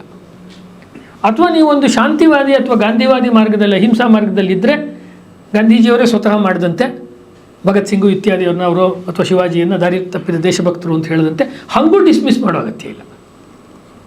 ನೀನು ಇವ್ರನ್ನೂ ನಿರಾಕರಣೆ ಮಾಡಬೇಕಾಗಿಲ್ಲ, ಇವ್ರನ್ನೂ ನಿರಾಕರಣೆ ಮಾಡಬೇಕಾಗಿಲ್ಲ, ಎರಡೂ ಗುಂಪುಗಳು. ಯಾಕೆಂದ್ರೆ ಇದೆಲ್ಲ ಸೇರಿಕೊಂಡೇ ಸಮಾಜ ಆಗಿರೋದು. ಹಾಗಾಗಿ ಯಾರೋ ಒಂದು ಗುಂಪಿನವ್ರಿಗೆ ರಾಷ್ಟ್ರ ಕಾಣಿಸ್ತಾ ಇತ್ತು, ಇನ್ನೊಂದು ಯಾವುದೋ ಗುಂಪಿನವ್ರಿಗೆ ಸಮಾಜ ಕಾಣಿಸ್ತಾ ಇತ್ತು. ಡಾಕ್ಟರ್ ಹೆಡ್ಗೇವಾರ್ ಅವ್ರಿಗೆ ಏಕಕಾಲಕ್ಕೆ ಸಮಾಜ ಮತ್ತು ರಾಷ್ಟ್ರ ಎರಡೂ ಕಾಣಿಸ್ತಾ ಇತ್ತು. ಮತ್ತು ಅದನ್ನು ಅದಕ್ಕೆ ಹೆಂಗೆ ಚೈತನ್ಯ ತುಂಬೋದು ವಾಪಸ್. ಅವ್ರದ್ದೇ ತುಂಬ ಪ್ರಸಿದ್ಧವಾದಂಥ ಒಂದು ಉಪನ್ಯಾಸದಲ್ಲಿ ಅವ್ರು ಮಾಡಿರೋ ಮಾತುಗಳು ನಮಗೆ ತುಂಬ ಹೆಚ್ಚು ಸಿಗೋದಿಲ್ಲ. ಆದರೆ ಅವರು ಹೀಗೆ ಹೇಳ್ಬೋದು. ಇತಿಹಾಸದಲ್ಲಿ ಹೇಳ್ತಾರೆ, ಮೋಪ್ಲಾ ದಂಗೆ ಆಯ್ತಲ್ಲ ಕೇರಳದ್ದು, ಮೋಪ್ಲಾ ದಂಗೆ ಆದಮೇಲೆ ಸಾವರ್ಕರ್ ಅವರು 1923ರಲ್ಲಿ ಹಿಂದುತ್ವ ಬರೆದರು. ಆಮೇಲೆ ಅದೇನೇ ಇಂಗ್ಲೀಷ್ನಲ್ಲಿ 24ರಲ್ಲಿ ಬಂತು, ಓರ್ವ ಮರಾಠ ಅನ್ನೋ ಹೆಸರು ಬರೆದರು. ಅದಾದಮೇಲೆ ಇಡೀ ಹಿಂದುತ್ವದ ಚಿಂತನೆ ಎಲ್ಲ ನಡ್ಕೊಂಡು ಹೋಯಿತು ಅನ್ನೋ ರೀತಿ ಇಂಗ್ಲೀಷ್ ಬರಹಗಳು ಬರುತ್ತೆ. ಅದನ್ನು ನಾವು ಒಪ್ಪೋದು ಕಷ್ಟ. ಯಾಕೆ ಅಂತ ಹೇಳಿದ್ರೆ ಇವರೇನು ಹೇಳ್ತಾ ಇದ್ದಾರೆ, ಈ ಹಿಂದೂ ದೇಶ ಭಾರತ ಇದೆಯಲ್ಲ, ಇಲ್ಲಿ ಈಗ ನಾವು ಅಂದರೆ ಅವರು ಕೊಡೋ ಸ್ಟ್ಯಾಟಿಸ್ಟಿಕ್ಸ್ ಕಾಲದಲ್ಲಿ ಹಿಂದೂಸ್ಥಾನದಲ್ಲಿ ನಾವು ಹಿಂದೂಗಳು ಈಗ 25 ಕೋಟಿ ಎಷ್ಟಿದ್ದೇವೆ. ಇದು ಡಾಕ್ಟರ್ ಜಿಯವ್ರ ಮಾತು ಅವ್ರ ಕಾಲದಲ್ಲಿ. ಆದರೆ ಈ ದೇಶದಲ್ಲಿ 35 ಕೋಟಿ ಜನರಿದ್ದಾರೆ. ಒಟ್ಟು ಜನಸಂಖ್ಯೆ 35 ಕೋಟಿ, ಅದರಲ್ಲಿ 25 ಕೋಟಿ ನಾವು ಹಿಂದೂಗಳು. ಇನ್ನು 10 ಕೋಟಿ ಯಾರು? ಅವ್ರು ಹಿಂದೂಗಳಲ್ಲ. ಅದನ್ನು ವಿಶ್ಲೇಷಣೆ ಮಾಡ್ತಾರೆ. ನಮ್ಮನ್ನು ಬಿಟ್ಟು ಉಳಿದ 10 ಕೋಟಿ ಮಂದಿ ಎಲ್ಲಿಂದ ಬಂದರು? ಇವತ್ತಿನ ತನಕ ಅವ್ರು ಕೇಳ್ತಿರೋ ಪ್ರಶ್ನೆ ಅದೇನೆ. ಡಾಕ್ಟರ್ ಜಿಯವರ ಭಾರತೀಯ ಕಥನ, ಇಷ್ಟು ಸಂಖ್ಯೆಯಲ್ಲಿ ಹಿಂದೂಗಳು ಅಲ್ಲದೇ ಇರೋರು ಇಲ್ಲಿ ಸೃಷ್ಟಿಯಾಗಿದ್ದಾರಲ್ಲ ಅಥವಾ ಇಲ್ಲಿ ಇದ್ದಾರಲ್ಲ, ಇವ್ರು ಎಲ್ಲಿಂದ ಬಂದರು? ಇವ್ರು ಇಲ್ಲಿಯವರೇ. ಅವರೆಲ್ಲ ಹಿಂದೊಮ್ಮೆ ನಮ್ಮವರೇ ಆಗಿದ್ದರು, ಅವ್ರು ಹಿಂದೂಗಳವರು. ಹಾಗಾದರೆ ಮುಂದೆ ಅವರು ಮುಸಲ್ಮಾನರಾಗಿದ್ದಾರೆ, ಕ್ರೈಸ್ತರಾಗಿದ್ದಾರೆ, ಕನ್ವರ್ಷನ್ಗೊಳಗಾಗಿದ್ದಾರೆ, ಅದೆಲ್ಲರಿಗೂ ಗೊತ್ತಿರೋದು. ನಾವೇನು ಹೇಳ್ತೀವಿ ಸಾಮಾನ್ಯವಾಗಿ ಹೇಳಬೇಕಾದ್ರೆ, ಅದು ಇಸ್ಲಾಮಿನ ಬರ್ಬರತೆಯ ಕಾರಣಕ್ಕೆ ಅಥವಾ ಕ್ರಿಶ್ಚಿಯಾನಿಟಿಯ ಒಂದು ಕುಟಿಲತೆಯ ಕಾರಣಕ್ಕೆ ಆಮಿಷಗಳನ್ನು ಒಡ್ಡಿ ಅವ್ರನ್ನ ಅಥವಾ ಪ್ರಾಣದ ಬೆದರಿಕೆಯನ್ನು ಒಡ್ಡಿ ಕನ್ವರ್ಟ್ ಮಾಡಿದ್ರು. ಆ ಪಾಯಿಂಟ್ ಅವ್ರಿಗೂ ಗೊತ್ತಿದೆ. ಕೇಳೋವಂಥದ್ದು ಡಾಕ್ಟರ್ ಜಿಯವರು, ನಾವು ಅವರೆಲ್ಲರನ್ನು ಕಳೆದುಕೊಂಡಿದ್ದೇಕೆ? ಅಷ್ಟು 10 ಕೋಟಿ ಜನ ಯಾಕೆ ಹೋದರು ನಮ್ಮ ಸಮಾಜದಲ್ಲಿ? 10 ಕೋಟಿ ಜನ ದೂರ ಆದರು, ಅದು ಇವತ್ತು ಇನ್ನೊಂದಷ್ಟು ಜಾಸ್ತಿ ಇರ್ಬೋದು. ನಾವು ಆಳವಾದ ನಿದ್ದೆಯಲ್ಲಿ ಮಗ್ನರಾಗಿದ್ದೆವು. ಅವ್ರ ಪಾಯಿಂಟ್ ಅದು. ಯಾವುದು ನೀವು ಆತ್ಮವಿಸ್ಮೃತಿ ಅಂತ ಹೇಳ್ತೀವಿ, ಸ್ವಯಂ ವಿಸ್ಮೃತಿ, ಹಿಂದೂ ಸಮಾಜದ ನಿದ್ದೆ. ಅವ್ರನ್ನ ಅಂದರೆ at no point is blaming others. ಇದು ಭಾಳ ಸ್ಪಷ್ಟ ಮಾಡ್ಕೊಂಡ್ಬಿಡ್ಬೇಕು. ಜಾತಿ ಸಮಸ್ಯೆ ಅದರಿಂದ ಹಿಂಗಾಗ್ತಾ ಇದೆ ಅವ್ರು ಹೇಳ್ತಾ ಇಲ್ಲ. ವಿದೇಶಿಯರು ಹಿಂಗೆ, ಅಥವಾ ಕೆಲವು ಹಿಸ್ಟಾರಿಯನ್ಸ್ ಬರೆಯುವಂಥ ಅರಬ್ರ ಹತ್ರ ಎತ್ತರದ ಕುದುರೆಗಳಿತ್ತು, ಉದ್ದನೆಯ ಕತ್ತಿಗಳಿತ್ತು, ಹಿಂಗೆಲ್ಲ ಬರೆದಿದ್ದಾರೆ ಇತಿಹಾಸದಲ್ಲಿ. ಅದು ಯಾವುದೂ ಅಲ್ಲ. ಅದು ಏನಾದರೂ ಇರಲಿ, ನಾವು ಯಾಕೆ ಹಿಂಗಾದ್ವಿ ಅಂದರೆ ಅವ್ರದ್ದು ಒಂದೇ, ನಾವು ಆಳವಾದ ನಿದ್ದೆಯಲ್ಲಿ ಮಗ್ನರಾಗಿದ್ದೆವು. ಪರದಾಸ್ಯ ಮುಸುಕಿರಲು, ಪರತತ್ವ ತುಂಬಿರಲು, ಸ್ವಾಭಿಮಾನದ ಜ್ವಾಲೆ ಪ್ರಜ್ವಲಿಸಿ ಅಲ್ವಾ ಬೆಳಗಿಸಿದೆ ಅಥವಾ ಮೊಳಗಿಸಿದೆ, ದೇಶ ಸೇವೆ ನೆರೆದು ಅಂತೆಲ್ಲ ಮುಂದಕ್ಕೆ ಬರುತ್ತೆ. ಅಲ್ಲೇನು ಬರುತ್ತೆ? ನಿನಗೊಬ್ಬನಿಗೆ ಮಾತ್ರ ಬರಲಿಲ್ಲ ನಿದ್ದೆ, ಆ ಪದ್ಯದಲ್ಲಿ ಬರೋದು, ಆ ಕವನದಲ್ಲಿ. ಆ ನಿದ್ರೆ ಉಳಿದವರಿಗೆ ಒಂಥರ ಜೋಂಪಿದೆ. ಅಂದರೆ ಈ ಒಂದು ಪಾಯಿಂಟನ್ನು ಸಲ್ಯೂಷನ್ ಮಾಡಿಬಿಟ್ರೆ ಇದೊಂದು ತೆಗೆದುಬಿಟ್ರೆ ಆಯಿತು. ಆ ರೀತಿ ಸಿಂಗಲ್ ಪಾಯಿಂಟೆಡ್ ಆಗಿರೋ ರೀತಿಯಲ್ಲಿ ಅವ್ರು ಹೋಗದೆ ನಮಗೆ ಒಂದು ಸಮಾಜವಾಗಿ, ಹಿಂದೂ ಸಮಾಜವಾಗಿ ನಮಗೆ ನಿದ್ರೆ ಇದೆ, ನಮ್ಮ ಅಜಾಗರೂಕತೆಯ ಕಾರಣಕ್ಕೆ, ನಮ್ಮ ಅನ್ಕಾನ್ಷಿಯಸ್ನೆಸ್ ಕಾರಣಕ್ಕೆ ನಾವು ವರ್ಷದಿಂದ ವರ್ಷಕ್ಕೆ ಅಥವಾ ದಶಕದಿಂದ ದಶಕ್ಕೆ ಹಿಂದೂಗಳಾಗಿದ್ದವರು ಬೇರೆಯವರಾಗ್ತಾ ಇದ್ದಾರೆ. ಅವರು ಬೇರೆ ಬೇರೆ ಗುಂಪುಗಳಿಗೆ ಅಥವಾ ಬೇರೆ ರಿಲಿಜನ್ಗಳಿಗೆ ಅಥವಾ ಬೇರೆ ಬೇರೆ ಐಡಿಯಾಲಜಿಗಳಿಗೆ ಅವರು ಹೋಗ್ತಾ ಇದ್ದಾರೆ. ಇದಕ್ಕೆ ಆ ವಿಚಾರಗಳು ಅಥವಾ ಅವರ ಒಂದು ಸ್ಟೈಲ್ಗಳು ಅಷ್ಟು ಸ್ಟ್ರಾಂಗ್ ಇದೆ ಅಂತ ಹೇಳಿದರೆ ಏನು ಉಪಯೋಗ ಇಲ್ಲ. ಅದೇನಾಗುತ್ತೆ, ಹಿಂದಿಯಲ್ಲಿ ಹೇಳ್ತಾರೆ ಮಹಿಮಾ ಮಂಡನ್ ಅಂತಾರೆ, ಇದು ಶತ್ರುವಿನ ವೈಭವೀಕರಣ ಮಾಡ್ದಂಗೆ ಆಗುತ್ತೆ. ನಮ್ಮ ಇವತ್ತಿನ 190 ಯೂಟ್ಯೂಬ್ಗಳು ಅದನ್ನೇ ಮಾಡ್ತಾ ಇರೋದು. ಇನ್ನು 10 ವರ್ಷದಲ್ಲಿ ಹಿಂದೂಗಳ ಕಥೆ ಮುಗೀತು, ಹೋಯ್ತು ಅಂತ ನಾವೇ ಡೂಮ್ಸ್ಡೇ ದಿನ ಬರುತ್ತೆ, ದಿನ ಒಂದು 100 ಬರುತ್ತೆ, ಮುಗಿದೋಯ್ತು ನಮ್ಮ ಕತೆ. ಏನು ಮಾಡೋಣ ಇವಾಗ, EMI ಕಟ್ಬಿಡ್ತಾ ಇದ್ದೀವಿ, ಸಾಲ ಮಾಡ್ಕೊಂಡಿದ್ದೀವಿ, ಎಲ್ಲೋಗೋಣ ಈಗ, ಇನ್ನು ಮಕ್ಕಳು ಮರಿ ಎಲ್ಲ ಬೆಳಿಬೇಕಲ್ಲ, ಈ ಪೀಳಿಗೆಯವ್ರು ನಾನು ಹೇಳ್ತಿರೋದು. ಇದು ಅವ್ರಿಗಿಂತ ಮುಂಚೆನೇ ಒಬ್ಬರು ಡಾಕ್ಟರ್ ಹೆಡ್ಗೇವಾರವ್ರಿಗಿಂತ ಪ್ರಾರಂಭದಲ್ಲೇ ಈ ಹಿಂದೂ ವಿಚಾರವನ್ನು ಹೇಳಬೇಕಾದ್ರೆ ಈ ರೀತಿಯ ಒಂದು ಭಾವನೆಯನ್ನು ಬೇರೆಯವರು ಕೂಡ ಆಗಲೇ ಉಂಟು ಮಾಡ್ತಾ ಇದ್ದರು. ಅದನ್ನು ಕೂಡ ನಾವು ನೋಡ್ಬೋದು. 1909ನೇ ಇಸ್ವಿನಲ್ಲಿ ಇದು ನಮ್ಮ ಇಲ್ಲಿರ್ತಕ್ಕಂಥ ಎಲ್ಲ ಚಿಂತಕರು ಎಲ್ಲ ಇದ್ದೀರಾ, ನಿಮ್ಮ ಗಮನಕ್ಕೆ ತರಬೇಕಾದ್ದು ಬಂಗಾಳದಲ್ಲಿ UN ಮುಖರ್ಜಿ ಅಂತ ಹಿಂದುತ್ವದ ಬಗ್ಗೆ ಮೊದಲು ಪದದ ದೃಷ್ಟಿಯಿಂದ ಕಾಯಿನ್ ಮಾಡಿ ಚರ್ಚೆ ಮಾಡೋಕ್ಕೆ ಶುರು ಮಾಡಿದವರು ಅವರೊಬ್ಬರು. ಸಾವರ್ಕರ್ ಅವ್ರು ಬರೋಕ್ಕೆ ಮುಂಚೆನೇ 108 ಡೆಫಿನಿಷನ್ಸ್ ಇತ್ತು ಹಿಂದುತ್ವಕ್ಕೆ. ಇದು ಮೊದಲನೇದೇನಲ್ಲ ಅದು, ಆದರೆ ಇದು ನಿಂತ್ಕೊಳ್ತು. ಸಾವರ್ಕರ್ ಅವ್ರು ಕೊಟ್ಟ ಡೆಫಿನಿಷನ್ ಉಳಿತು ಕಾಲದ ಒಂದು ಪ್ರವಾಹದಲ್ಲಿ. 1909ರಲ್ಲಿ ಕೆಲವು ಚಿಂತಕರು ಹಿಂದೂಗಳ ಕಥೆ ಮುಗೀತು. ಯಾವಾಗ? 1909ರಲ್ಲಿ ಮುಗೀತು ಅಂದಿದ್ರು. ಈಗಿನ್ನು 2025ರಲ್ಲಿ ನಾವು ಇಷ್ಟೊಂದು ಜನ ಸೇರ್ಕೊಂಡಿದ್ದೀವಿ. ಇಬ್ಬರು ಚಿಂತಕರು ತರ್ಕಬದ್ಧವಾಗಿ ಹಿಂದೂಗಳ ಸಮಾಪ್ತಿ ಆಗ್ತಾ ಇದೆ, ಹಿಂದೂ ನಾಗರಿಕತೆ ಸಮಾಪ್ತಿ ಆಯಿತು ಅಂತ ಬರೆದಿದ್ರು. ಅದರಲ್ಲಿ ಒಬ್ಬರು UN ಮುಖರ್ಜಿ ಅಂತ. ಅವರೊಂದು ಮಾತು ಹೇಳಿದರು, Hindu is a dying race, ಇದೊಂದು ಮರಣೋನ್ಮುಖವಾದ ಜನಾಂಗ, ಇವ್ರ ಕಥೆ ಇಲ್ಲ ಅಂತ. ಸೊ ಇದನ್ನು ಅನೇಕರು ಕೂಡ ಬೇರೆ ಬೇರೆ ಲೇಖಕರುಗಳು, ಅವರು ರಷ್ಯಾದ ಒಬ್ಬ ಲೇಖಕಿ ಅದೇ ಮಾತನ್ನೇ ಹೇಳಿದರು. ಗ್ರೀಕಿನ ಲೇಖಕಿ, ಗ್ರೀಸ್ ದೇಶ, ಅದನ್ನು ಬಾಬಾರಾವ್ ಸಾವರ್ಕರ್ ಆ ಪುಸ್ತಕಕ್ಕೆ ಮುನ್ನುಡಿಯನ್ನು ಕೂಡ ಬರೆದಿದ್ದರು. ಅಂದರೆ ವಾರ್ನಿಂಗ್ ಟು ದಿ ಹಿಂದೂಸ್ ಅಂತ ಹೇಳಿ ಪುಸ್ತಕದಲ್ಲಿ ಗ್ರೀಕ್ ಸಂಸ್ಕೃತಿ ಹೆಂಗೆ ನಾಶವಾಯಿತೋ ಹೀಗೆ ನೀವು ನಾಶ ಆಗಿಬಿಡ್ತೀರಾ, ಎಚ್ಚರಿಕೆ ಅಂತ ಆಕೆ ಒಬ್ಬ ಗ್ರೀಕ್ ಮಹಿಳೆ ಎಚ್ಚರಿಕೆ ಕೊಟ್ಟಿದ್ದು ಬಾಬಾರಾವ್ ಸಾವರ್ಕರು. ಯಾರು? ಡಾಕ್ಟರ್ ಜಿ ಅವ್ರ ಜೊತೆ RSSನ ಬೇರೆ ಬೇರೆ ಚಟುವಟಿಕೆಗಳಲ್ಲಿ ತೊಡಕೊಂಡಿದ್ರು, ಅವರು ಅದಕ್ಕೆ ಮುನ್ನುಡಿಯನ್ನು ಬರೆದಿದ್ರು. ಅಂದರೆ ಆ ಕಾಲದಲ್ಲಿ ಆತಂಕ ಇದ್ದಿದ್ದು ನಿಜ. ಈಗ ಸ್ವಲ್ಪ ಮುಂದಕ್ಕೆ ಹೋಗೋಣ. Very interesting. ನಾವು ಥಿಂಗ್ಸ್ ಬಿಕಮ್ ಮೋರ್ ಇಂಟ್ರೆಸ್ಟಿಂಗ್. ಯಾಕೆ ಹಂಗೆ ಅನ್ಸುತ್ತೆ ನಮಗೆ ಹಿಂದೂಗಳಿಗೆ ಭವಿಷ್ಯ ಇಲ್ಲ ಅಂತ? ಆಗಾಗಲಿ ಅಥವಾ ಈಗಾಗಲಿ ಇವತ್ತಾಗಲಿ ಯಾಕೆ ಅನಿಸುತ್ತೆ ಅಂತ ಹೇಳಿದ್ರೆ, ಒಂದು ನಮಗೆ ಇರುವಂಥ ಒಂದು ಪರಂಪರೆ, ನಮಗಿರುವಂಥ ಒಂದು ಚೈತನ್ಯಮಯವಾದ ಹಿಸ್ಟ್ರಿ, 1000 ವರ್ಷಗಳ 5000 10,000 ಒಟ್ಟಿನಲ್ಲಿ ದೀರ್ಘಕಾಲವಾದ ಇತಿಹಾಸ ಇದೆಯಲ್ಲ, ಇದ್ರ ಬಗ್ಗೆ ನಂಬಿಕೆ ಇರೋ ಚಿಂತಕರದ್ದು ಒಂದು ಗುಂಪಿದೆ. ಹಿಂದೂ ವಿಚಾರ ಹೇಳೋರೊಳಗೆ ನಾನು ಹೇಳ್ತಿರೋದು ಇದು. ಈ ಥರದ್ದು ಎಷ್ಟೊಂದು ನೋಡಿದ್ದೀವಿ, ಇದೇನು ದೊಡ್ಡದಲ್ಲ ಇದು, ಈ ಸರ್ತಿನೂ ನಾವು ಹೇಗಾದರೂ ಮಾಡಿ ಮತ್ತೆ ಗೆದ್ದು ಬರ್ತೀವಿ ನಾವು ಅನ್ನೋದು ಒಂದು. ಉದಾಹರಣೆಗೆ ನೆಹರು ಅವರು ಆದಮೇಲೆ ಒಂದು ಯಾರೋ ಸಾವರ್ಕರ್ನ ಕೇಳೋರಂತ, ಹೂ ಇಸ್ ಆಫ್ಟರ್ ನೆಹರು ಅಂದರೆ, ನೆಹರು ಏನು ಚಂದ್ರಗುಪ್ತನಾ? ಈ ದೇಶದಲ್ಲಿ ಎಂತೆಂಥ ರಾಜರು ಬಂದಿದ್ದಾರೆ, ಇನ್ನೊಬ್ಬ ಹುಟ್ಟು ಬರ್ತಾನೆ ಬಿಡಿ ಅಂತ ಅವ್ರು ಹೇಳಿರೋ ಕಾನ್ಫಿಡೆನ್ಸ್ ಇದೆಯಲ್ವಾ? ಅಥವಾ ಯಾವುದೋ ಒಂದು ಮದುವೆ ಮನೆಯಲ್ಲೋ ಅಥವಾ ಒಂದು ತುವಿಗೆ ತಮಾಷೆಯ ಕಾರ್ಯಾಲಯದಲ್ಲೋ ಸುಮ್ಮನೆ ದಿಂಬುಗಳನ್ನು ಎತ್ಕೊಂಡು ಆಟಾಡಿಕೊಂಡು ಅಥವಾ ಬಿಸಾಕಿ ಆಟಾಡುವಾಗ ಯಾರೋ ಒಬ್ಬ ಹೇಳಿದ್ನಂತೆ, ಡಾಕ್ಟರ್ ಹೆಡ್ಗೇವಾರವ್ರು ಇರೋವಾಗಲೇ, ಈ ದೇಶದಲ್ಲಿ ಇದು ಯಾವ ಮೂರ್ಖ ಹೇಳ್ತಾನೆ ಇದನ್ನು ಹಿಂದೂ ರಾಷ್ಟ್ರ ಅಂತ ಹೇಳಿ ಅಂತ. ಅದುವರೆಗೂ ತಮಾಷೆಯಾಗಿದ್ದಿದ್ದು ವಾತಾವರಣ ಸೀರಿಯಸ್ ಆಗಿಬಿಟ್ಟು ಡಾಕ್ಟರ್ ಹೆಡ್ಗೇವಾರ್ ಹೇಳಿದ್ದು, ನಾನು ಕೇಶವ ಬಲಿರಾಮ್ ಹೆಡ್ಗೇವಾರ್ ಹೇಳ್ತೀನಿ ಇದು ಹಿಂದೂ ರಾಷ್ಟ್ರ ಅಂತೇಳಿ. ಆಮೇಲೆ ನೆಕ್ಸ್ಟ್ ಅಬ್ಸರ್ವ್ ಮಾಡಿ ಮಾತು, ಅದು ನಮಗೆ ವೈಚಾರಿಕ ಚರ್ಚೆಗೆ ಬುನಾದಿ. ಈ ದೇಶದಲ್ಲಿ ಒಬ್ಬನೇ ಒಬ್ಬ ವ್ಯಕ್ತಿ ಹಿಂದೂವಾಗಿ ಉಳಿಯೋ ತನಕ ಇದು ಹಿಂದೂ ರಾಷ್ಟ್ರ ಅಂತ ಒಬ್ಬನೇ ಒಬ್ಬ ಇದ್ದಾನೆ. ಇವತ್ತಿನ ಲೆಕ್ಕಕ್ಕೆ ನೀವು ಒಬ್ಬನೇ ಅಲ್ಲದೆ 100 ಇಟ್ಕೊಳ್ಳಿ, 1000 ಇಟ್ಕೊಳ್ಳಿ, ಒಬ್ಬನೇ. ಅಂದರೆ ಅವ್ರು ಹೇಳ್ತಿರೋದು, don't go by numbers, don't go by demography. ಇಡೀ ಅಂಬೇಡ್ಕರ್ ಅವ್ರ ಚರ್ಚೆ, ಇಡೀ ಲೋಹಿಯಾ ಅವ್ರ ಚರ್ಚೆ, ಇಡೀ ಹಿಂದೂ ಮಹಾಸಭಾ ಚರ್ಚೆ, ಇಡೀ ಮುಸ್ಲಿಂ ಲೀಗ್ ಚರ್ಚೆ, ಎಲ್ಲ ನಡೀತಾ ಇರೋದು ಡೆಮೋಗ್ರಫಿ ಮೇಲೆ. ಡಿಫರೆನ್ಸ್ ನಿಮ್ಗೆ ಹೇಳ್ತಾ ಇದ್ದೀನಿ ನಾನು. ಇಲ್ಲಿ ಯಾರು ಸರಿ ಯಾರು ತಪ್ಪು ಅನ್ನೋಂಥದ್ದಲ್ಲ. ಈ 3 ಜನ ವ್ಯಕ್ತಿಗಳನ್ನು ಇಟ್ಕೊಂಡು ನಾವು ನೋಡಬೇಕಾದ್ರೆ ಜನಸಂಖ್ಯೆ ಕುಗ್ಗಿದರೆ ನಮ್ಮಲ್ಲಿ ಇದೆಯಲ್ಲ ವಿವೇಕಾನಂದರದ್ದು ಮತ್ತು ಸಂಘದಲ್ಲೂ ಕೂಡ ಮತ್ತೆ ಹೇಳುವಂಥ ಮಾತುಗಳು ಮತಾಂತರವೆಂದರೆ ರಾಷ್ಟ್ರಾಂತರ ಅನ್ನೋ ಪದ ಇದೆ ಅಲ್ವಾ. ಸ್ವಲ್ಪ ಅದಕ್ಕಿಂತ ಡಾಕ್ಟರ್ ಜಿಯವರ ಅಭಿಪ್ರಾಯ ಬೇರೆ ಇದೆ. ಮೂಲದ ಅವರ ಉಪನ್ಯಾಸಗಳ ಮಾತುಗಳು ಅಳುದುಳಿದ ಮಾತುಗಳು ಸಿಕ್ಕಿದೆಯೋ ನೋಡಿದ್ರೆ ಎಲ್ಲಿ ತನಕ ನಮ್ಮ ಸೈನ್ಯದಲ್ಲಿ ಈಗ ಮಹಾಭಾರತ ತಗೊಳ್ಳಿ, ನಮ್ಮ ಸೈನ್ಯದಲ್ಲಿ 7 ಅಕ್ಷೋಹಿಣಿ ಇದೆ, ಅವ್ರ ಸೈನ್ಯದಲ್ಲಿ 11 ಅಕ್ಷೋಹಿಣಿ ಇದೆ. ಸಂಖ್ಯಾಬಲ ನೋಡಿದ್ರೆ ಕೌರವರೇ ಗೆಲ್ಲಬೇಕಲ್ವಾ? ಹಾಗಲ್ಲ, ನಮ್ಮ ಹತ್ರ ಧರ್ಮ ಇದೆ, ನಾವು ಧರ್ಮದ ಯುದ್ಧ ಮಾಡ್ತಾ ಇದ್ದೀವಿ, ಅವರು ಅಧರ್ಮದ ಮಾಡ್ತಾ ಇದ್ದಾರೆ. ಅಂದರೆ ಅಲ್ಲೊಂದು ಸೆಣಸಾಟ ಮಾಡೋಕ್ಕೆ ಒಂದು ವಿಚಾರದ ಒಂದು ಗದೆನೋ ವಿಚಾರದ ಕತ್ತಿನೋ ಇದೆ ಜೊತೆಯಲ್ಲಿ. ಈ ಸೈನ್ಯದ ಕತ್ತಿ ಅಥವಾ ಗದೆ ಅಥವಾ ಕುದುರೆ ಜೊತೆಗೆ ಒಂದು ಪವರ್ಫುಲ್ ಆಗಿರೋ ಒಂದು ಮೆಸೇಜ್ ಇಟ್ಕೊಂಡಿದ್ದು ನಾವು ಹೋರಾಟ ಮಾಡ್ತಿದ್ದೀವಿ. ಹಾಗಾಗಿ ನಾವು ವಾಪಸ್ಸು ಮೇಲಕ್ಕೆದ್ದು ಬಂದೇ ಬರ್ತೀವಿ.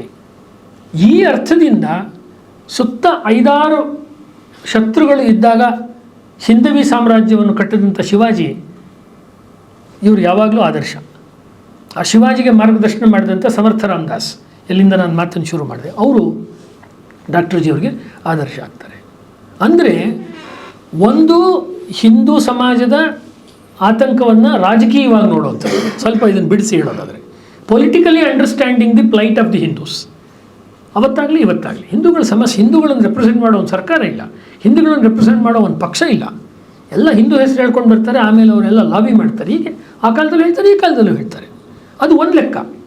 ಅದಲ್ಲ, ನಾವು ಮಾಡ್ತಿರುವಂಥ ಚಿಂತನೆ, ನಾವು ಮಾಡ್ತಿರುವಂಥ ಆ್ಯಕ್ಷನ್ನು, ಕಾರ್ಯಪದ್ಧತಿ ಅಂತ ಯಾವ್ದು ಹೇಳಿದ್ವಿ, ಇದು ರಾಜಕೀಯಾತ್ಮಕವಾದ್ದಲ್ಲ,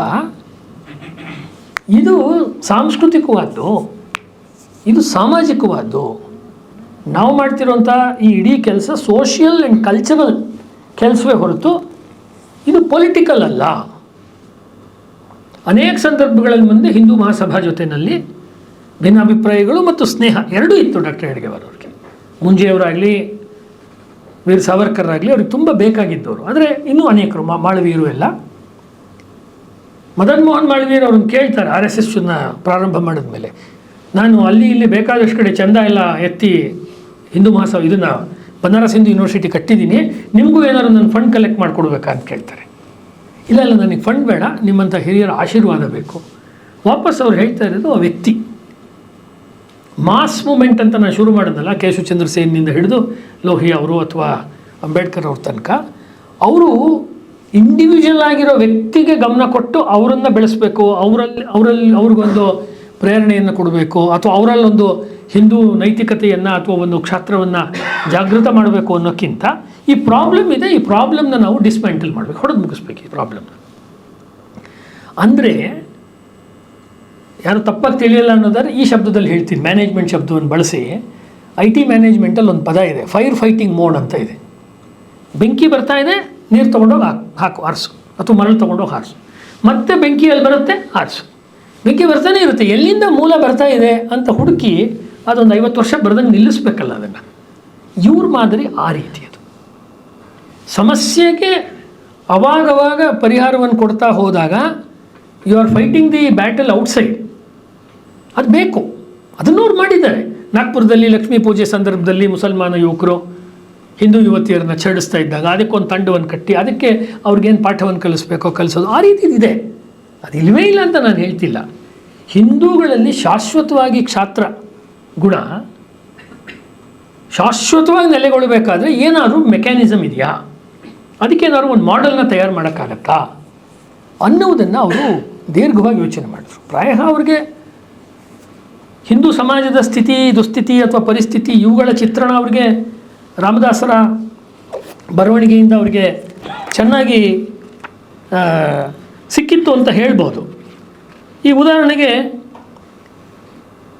ಹಿಂದೂಗಳಲ್ಲಿ ಇರ್ತಕ್ಕಂಥ ಭಾಳ ದೊಡ್ಡ ಗುಣ ಏನಪ್ಪ, ನಮ್ಮೆಲ್ಲರಲ್ಲೂ ಇರ್ತಕ್ಕಂಥದ್ದು ಭಾಳ ದೊಡ್ಡ ಆಧ್ಯಾತ್ಮ ಗುಣ. ಆಧ್ಯಾತ್ಮ ಗುಣವನ್ನು ಇವರು ಒಪ್ಕೊಳ್ತಿದ್ರು. ವ್ಯತ್ಯಾಸ ಏನು ಅಂತ ಹೇಳಿದ್ರೆ, ಆಧ್ಯಾತ್ಮ ಗುಣ ಅನ್ನುವಂಥದ್ದು ಮಹಾಪುರುಷರಲ್ಲಿರುತ್ತೆ, ಯಾರೋ ದೊಡ್ಡ ದೊಡ್ಡ ವ್ಯಕ್ತಿಗಳಲ್ಲಿರುತ್ತೆ. ನಾವೆಲ್ಲ ಸಾಮಾನ್ಯರು. ಯಾರೋ ಶಿವಾಜಿಲಿರುತ್ತೆ, ಯಾರೋ ಲೋಕಮಾನ್ಯ ತಿಲಕರಲ್ಲಿರುತ್ತೆ, ಬೇಡ ಗಾಂಧೀಜಿಯವರಲ್ಲಿರುತ್ತೆ. ಹೀಗೆ ಆ ಕಾಲದಲ್ಲಿ ಯಾರಿದ್ರೋ ಅವರಲ್ಲಿ ಅದು ಎಲ್ಲ ಇರುತ್ತೆ ಅನ್ನುವ ರೀತಿಯಲ್ಲಿ ಇರುವ ಈ ಅವತಾರವಾದ ಇದೆಯಲ್ಲ, ಅವತಾರವಾದ ಅನ್ನೋದು ಎಷ್ಟೇ ಚೆನ್ನಾಗಿದ್ರೂ ಕೂಡ ಹಿಂದೂ ಸಮಾಜದ ಸ್ವರಕ್ಷಣೆಗೆ ಅಥವಾ ಅದರ ಲಾಂಜಿವಿಟಿಗೆ, ಅದರ ದೀರ್ಘವಾದ ಆಯುಷ್ಯಕ್ಕೆ ಇದು ಉಪಯೋಗ ಬರಲ್ಲ. ಅಂದರೆ ನಮ್ಮ ಸುತ್ತಮುತ್ತ ಇರುವ ಅಥವಾ ನಿನ್ನೆ ಮೊನ್ನೆ 500 ವರ್ಷ 600 ವರ್ಷದ ಹಿಂದೆ ಆಗಿ ಹೋದ ದೊಡ್ಡ ವ್ಯಕ್ತಿಗಳನ್ನು ಅವತಾರ ಪುರುಷರು ಅಂತ ಇಟ್ಕೊಂಡ್ಬಿಟ್ರೆ ಹಿಂದೂ ಸಮಾಜಕ್ಕೆ ಮಾರಕವೇ ಹೊರತು ಉಪಯೋಗ ಆಗೋದಿಲ್ಲ. ಇದು ಅವ್ರ ಬಹಳ ಸ್ಪಷ್ಟವಾದ ಅಭಿಪ್ರಾಯ. ಎಲ್ಲೋ ಒಂದು ಕಡೆ ಲೋಕಮಾನ್ಯ ತಿಲಕರಿಗೆ 4 ಕೈಗಳನ್ನು ಅಂಟಿಸಿ ಒಂದು ಅವರ ಚಿತ್ರಕ್ಕೆ ವಿಷ್ಣುವಿನ ಅವತಾರ ಥರ ಮಾಡಿದಾಗ ಇಲ್ಲ ಹಿಂಗೆ ಮಾಡಬಾರ್ದು ಅಂತ ಅವ್ರು ಹೇಳುವಾಗ ಅವರು ಅವತಾರವಾದವನ್ನು ಅವರು ಖಂಡಿಸ್ತಾ ಇದ್ದಾರೆ ಅಂದರೆ ಏನೋ ವೈಚಾರಿಕವಾಗಿ ಅದನ್ನು ಖಂಡಿಸ್ತೀನಿ, ಲೇಖನ ಬರೀತೀನಿ, ಹಂಗಲ್ಲ. ಹಂಗೆ ಮಾಡಬೇಡಿ, ಅದು ಕಷ್ಟ, ಅದು ಸಾಧ್ಯ, ಅಂದರೆ ಕಷ್ಟ ಸಾಧ್ಯ, it's possible, difficult but possible ಅನ್ನುವಷ್ಟನ್ನು ಅವರು ಯಾವತ್ತೂ ಅವರು ಇದನ್ನು ಕೊಡ್ತಾ ಹೋದರು. ಹೀಗಾಗಿ ಹಿಂದೂ ಸಮಾಜದ ಉದ್ಧಾರಕ್ಕೆ ಅವ್ರಿಗಿದ್ದಿದ್ದು ಅದು ಒಂದೇನಿದೆ. ಅವ್ರಿಗೆ ಒಂದೊಂದು ಪಾಯಿಂಟ್ಗಳಲ್ಲಿ ಅವ್ರಿಗೆ ಬದಲಾವಣೆ ಅನ್ನೋದನ್ನು ಅವ್ರು ತೊಗೊಂಡಿಲ್ಲ. ಅಂದರೆ ಭಾಷಾ ವಿಚಾರದಲ್ಲಿ ಸಂಸ್ಕೃತವನ್ನು ರಾಷ್ಟ್ರಭಾಷೆ ಮಾಡಬೇಕು, ಅದೊಂದು ಪಾಯಿಂಟ್ ಮಾಡೋಣ, ಅಥವಾ ಯಾವ್ಯಾವುದು ಪರಕೀಯರ ದಾಳಿಗೆ ತುತ್ತಾಗಿರೋ ದೇವಸ್ಥಾನಗಳಿದೆ ಅದನ್ನೆಲ್ಲ ಪುನರ್ ನಿರ್ಮಾಣ ಮಾಡೋಣ, ಒಂದು 30,000 ಅಥವಾ 25,000 ದೇವಸ್ಥಾನಗಳನ್ನು, ಈ ಥರ ಪ್ರಾಜೆಕ್ಟ್ ಹೋಗ್ತಿಲ್ಲ.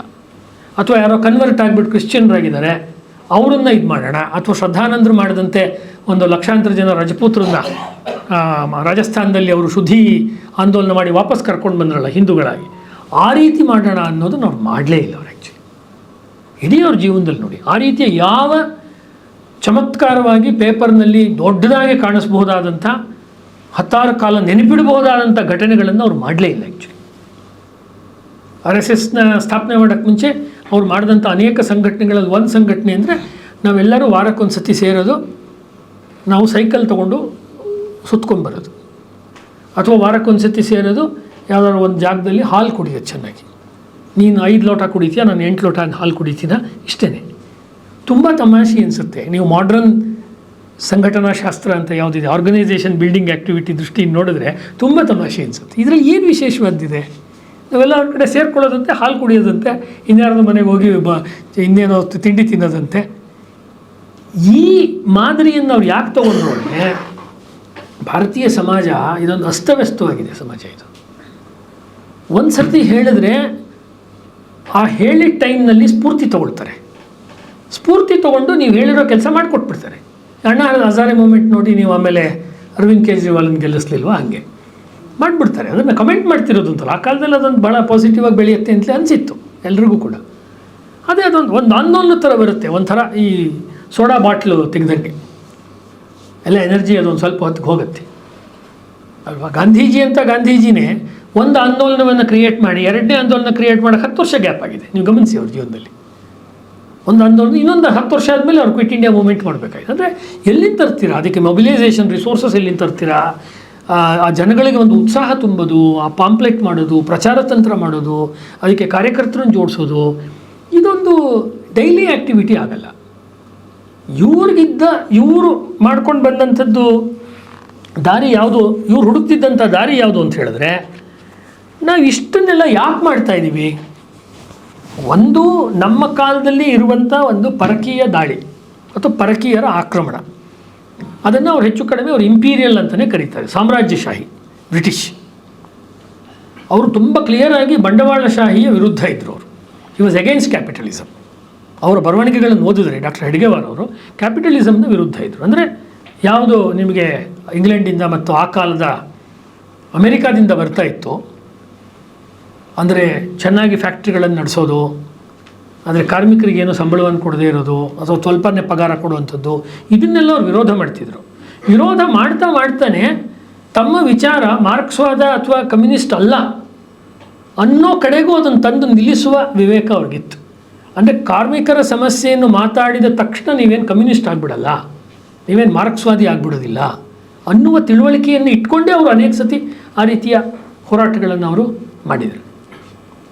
ನ್ಯೂಸ್ ಪೇಪರ್ಗಳಿಗೆ ಬಂದಾಗ ಬೇರೆ ಬೇರೆ ಪತ್ರಿಕೆಗಳನ್ನು ಅವರೇ ಹುಟ್ಟಾಕಿದ್ರು, ಅಥವಾ ಬೇರೆಯವರು ಹುಟ್ಟಾಕಿರೋ, ಇದು ತುಂಬ ಜನ ಇದಕ್ಕೆ ಗಮನ ಕೊಟ್ಟಿರಲ್ಲ ಈ ಅಂಶದ ಕಡೆಗೆ.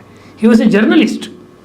ಲೋಕಮಾನ್ಯ ತಿಲಕರು ಹೆಂಗೆ ಪತ್ರಕರ್ತರೋ, ಗಾಂಧಿಯವರು ಅಥವಾ ಬಿಪಿನ್ ಚಂದ್ರಪಾಲು ಅಥವಾ ಶ್ಯಾಮ್ಜಿ ಕೃಷ್ಣವರ್ಮ, ಇಂಡಿಯನ್ ಸೋಷಿಯಾಲಜಿಸ್ಟ್ ಅಂತ ನಡೆಸ್ತಾ ಇದ್ರು ಕೃಷ್ಣವರ್ಮ, ಅವ್ರು ಹೆಂಗೆ ಪತ್ರಕರ್ತರೋ ಇವರು ಪತ್ರಕರ್ತರೆ. ಹೇಗೆ ರಾಮಕೃಷ್ಣಾಶ್ರಮದಿಂದ ಪ್ರಬುದ್ಧ ಭಾರತ ಬರ್ತಾ ಇತ್ತು, ಇವರು ಬೇರೆ ಬೇರೆ ನ್ಯೂಸ್ ಪೇಪರ್ಗಳನ್ನು ಅವರು ಇಟ್ಕೊಂಡಿದ್ರು. ನ್ಯೂಸ್ ಪೇಪರ್ಗಳನ್ನು ಅವರು ನಡೆಸುವಂಥ ಕೆಲಸವನ್ನು ಅವರು ಸಾಕಷ್ಟು ಕಾಲ ಮಾಡಿದರು. RSSನ ಸ್ಥಾಪನೆಯ ಅದಕ್ಕಿಂತ ಮುಂಚೆ ಅವರು ಮಾಡಿದರು. ಭಾಳ ಮುಖ್ಯವಾಗಿ ಅವರ ಇಡೀ ಹೋರಾಟದ ಒಂದು ಭಾಗವಾಗಿ, ಅಂದರೆ ಸಂಘವನ್ನು ಸ್ಥಾಪನೆ ಮಾಡೋಕ್ಕಿಂತ ಮುಂಚಿನ ಹೋರಾಟದ ಭಾಗವಾಗಿ ನ್ಯೂಸ್ ಪೇಪರ್ಗಳ ಮೂಲಕ ಸಮಾಜದಲ್ಲಿ ಬದಲಾವಣೆಯನ್ನು ತರಬಹುದು ಅಥವಾ ಒಂದು ಜಾಗೃತಿಯನ್ನು ಮೂಡಿಸ್ಬೋದು ಅನ್ನೋ ಪ್ರಯತ್ನವನ್ನು ಅವ್ರು ಮಾಡಿದರು. ಅವರ ಇಡೀ ಆ್ಯಕ್ಟಿವಿಟಿ ಇದ್ದಿದ್ದು ಸೆಂಟ್ರಲ್ ಇಂಡಿಯಾದಲ್ಲಿ. ಇವತ್ತು ನಾರ್ಮಲಿ ನೀವು ಇಂಗ್ಲೀಷ್ ಬರವಣಿಗೆಗಳನ್ನು ನೋಡುವಾಗ, ವಿದೇಶಿ ಮಾಧ್ಯಮ ನೋಡುವಾಗ, ಮಹಾರಾಷ್ಟ್ರದಲ್ಲಿ ನಡೆಯುವ ಇವತ್ತಿನ ಮಹಾರಾಷ್ಟ್ರದಲ್ಲಿ ನಡೆಯುವ ಯಾವುದೇ ಪೊಲಿಟಿಕಲ್ ಡಿಬೇಟ್ಸ್ಗೆ ತೊಗೊಂಡು ಬಂದು RSSನ ವಿಚಾರವನ್ನು ಒಂದಲ್ಲ ಒಂದು ರೀತಿ ಪ್ಲಸ್ ಅಥವಾ ಮೈನಸ್ ಜೋಡಿಸ್ತಾ ಇರ್ತಾರೆ. ಅವರಿಗೆ ಸಂಘ ಹೇಗೆ ಶುರುವಾಯಿತು ಅನ್ನೋ ಕಥೆನೇ ಗೊತ್ತಿಲ್ಲ ಹಂಗೆ ಹೇಳೋಂಥವ್ರಿಗೆ. It's a wrong narration. Vidarbha ಪ್ರಾಂತ್ಯದಲ್ಲಿ ಅವರು ಇದ್ದವರು, ಅದು ಸೆಂಟ್ರಲ್ ಪ್ರಾವಿನ್ಸ್, CP ಬರುತ್ತೆ, ಅದು CP ಬೇರರ್ ಅಂತೆಲ್ಲ ಬಂತಲ್ಲ, ಆ ಪ್ರದೇಶಕ್ಕೆ ಬರುತ್ತೆ. ಅವರು ನ್ಯೂಸ್ ಪೇಪರ್ನಲ್ಲಿ ಅವರು ಸ್ವಾತಂತ್ರ್ಯ ಅನ್ನೋ ಪತ್ರಿಕೆ ಎಷ್ಟು ಬಂತು ಅಂತ ಹೇಳಿದ್ರೆ, ಏಕದಮ್ ಅದು 1200 ಪ್ರತಿಗಳು ಮಾರಾಟ ಆಗೋಕ್ಕೆ ಶುರುವಾಯ್ತಂತೆ. ಆಮೇಲೆ ಅಲ್ಲೇ ಇದ್ದಂಥ ಇನ್ನೊಂದು ಪೇಪರ್ ಮಹಾರಾಷ್ಟ್ರ ಅನ್ನೋ ಪತ್ರಿಕೆಯ ಸೇಲ್ಸ್ ಮೇಲೆ ಪ್ರಭಾವ ಆಗಿ 6000 ಕಾಪಿ ಹೋಗ್ತಾ ಇದ್ದಂಥ ಮಹಾರಾಷ್ಟ್ರ ಪತ್ರಿಕೆ ಇನ್ನೊಬ್ಬರು ಬೇರೆಯವ್ರು ಮಾಡ್ತಾ ಇದ್ದಿದ್ದು, ಇವರು ಈ ಪೇಪರ್ ಶುರು ಮಾಡಿದ್ರಿಂದ ಅದರದ್ದು 1000 ಚಂದಾದಾರರ ಸಂಖ್ಯೆ ಕಡಿಮೆ ಆಯಿತು. ಯಾವುದೇ ಕೆಲಸ ತೊಗೊಂಡ್ರೂ ಪರಿಣಾಮಕಾರಿಯಾಗಿ ಮಾಡಬೇಕು ಅನ್ನೋದು ಅವರ ವ್ಯಕ್ತಿತ್ವದ ಭಾಗ. ಸುಮ್ಮನೆ ನಾನೊಂದು 50 ಕಾಪಿ ಹಚ್ಚಿಬಿಡ್ತೀನಿ ನನ್ನ ಸ್ನೇಹಿತರಿಗೆಲ್ಲ, ಆ ಥರದ ಉದಾರ ಬುದ್ಧಿ ರೀತಿ ಕೆಲಸದ್ದು ಸಾಮಾಜಿಕ ಕೆಲಸ ಅಲ್ಲ ಅವ್ರದ್ದು. ಅದರಿಂದ ಎಫೆಕ್ಟ್, ಪರಿಣಾಮ ಆಗಬೇಕು ಅನ್ನುವುದನ್ನು ಅವರು ನೋಡಿಕೊಂಡು ಅವರು ಮಾಡ್ತಾಯಿದ್ರು. ಈಗ ಉದಾಹರಣೆಗೆ ನೋಡಿ, ನನಗೆ ವೈಚಾರಿಕವಾಗಿ ವಿರೋಧವಿರೋರು ಮಾಡಿರುವ ತಪ್ಪು ಕೆಲಸಗಳನ್ನು ನಾನು ವಿರೋಧ ಮಾಡಿ ಪೇಪರಲ್ಲಿ ಬರಿತೀನಿ, ಎಲ್ಲರೂ ಬರೀತಾರೆ. ನನಗೊಬ್ಬರು ಬೇಕಾಗಿರೋ ವ್ಯಕ್ತಿ ಇದ್ದಾರೆ. ಈ ಉದಾಹರಣೆಗೆ ಮೂಂಜೆಯವರು, ಅವ್ರಿಗೆ ತುಂಬ ಆತ್ಮೀಯರು.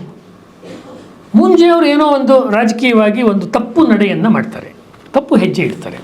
ಆವಾಗ doctor Hedgewar as N editor ಆ ಸ್ವಾತಂತ್ರ್ಯ ಪತ್ರಿಕೆ ಏನು ಮಾಡ್ತಾರೆ ಅದನ್ನು ನೋಡೋಣ. ಬ್ರಿಟನ್ನಿನ ಪ್ರಧಾನಮಂತ್ರಿ ಭಾರತಕ್ಕೆ ಪ್ರವಾಸಕ್ಕೆ ಬಂದಾಗ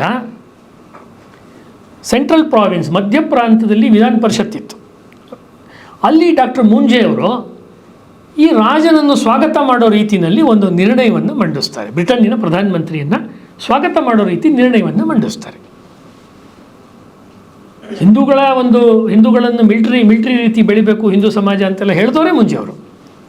ಅವರು ಇದನ್ನು ಹೇಳಿದಾಗ ತಮ್ಮ ಪತ್ರಿಕೆ ಸ್ವಾತಂತ್ರ್ಯದ ಸಂಪಾದಕೀಯದಲ್ಲಿ ಡಾಕ್ಟರ್ ಜಿ ಅವರು 1924 ಫೆಬ್ರವರಿ 22ನೇ ತಾರೀಕು ಮುಂಜೆ ಅವ್ರನ್ನ ಖಂಡಿಸಿ ಸಂಪಾದಕೀಯ ಬರೀತಾರೆ.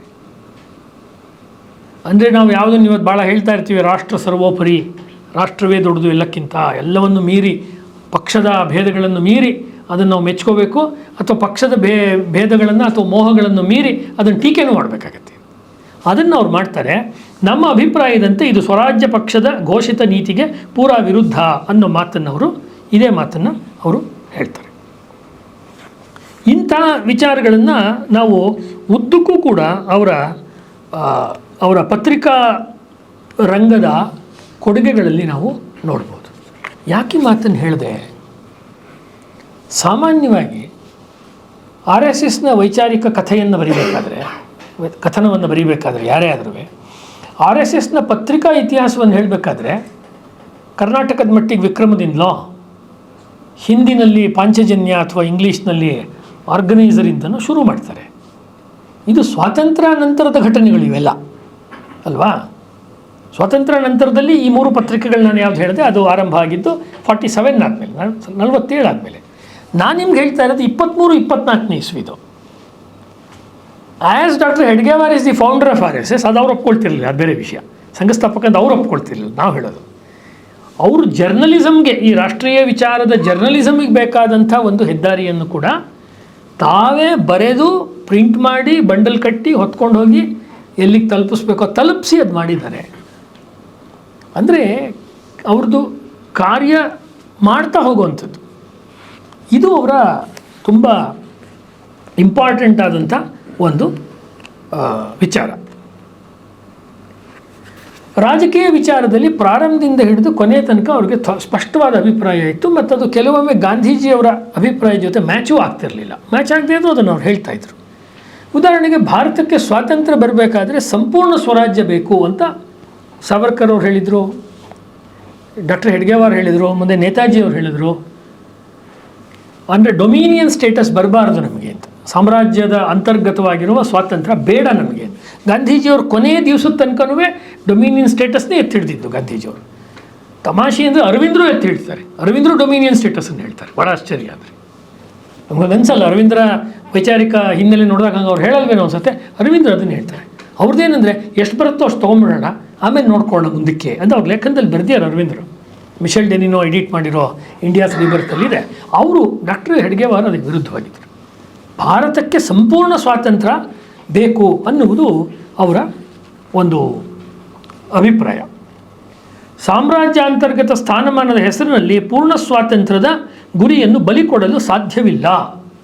ಪೂರ್ಣ ಸ್ವರಾಜ್ಯ, ಪೂರ್ಣ ಸ್ವಾತಂತ್ರ್ಯ ಬೇಕು ಅನ್ನೋದು ಡಾಕ್ಟರ್ ಜಿಯವರು ಸ್ಪಷ್ಟ ನಿಲುವು ಅಂತ 1950ನೇ ಇಸ್ವಿ ಜುಲೈ 23 ಆರ್ಗನೈಸರ್ನಲ್ಲಿ ಏಕನಾಥ್ ರಾನಡೆಯವರು ಬರೀತಾರೆ.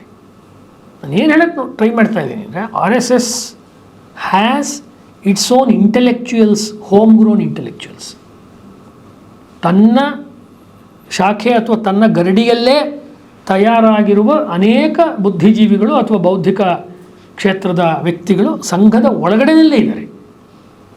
ಇದು ತುಂಬ ಸರ್ತಿ ಸಂಘಕ್ಕೂ ಅರಿವಿರೋದಿಲ್ಲ.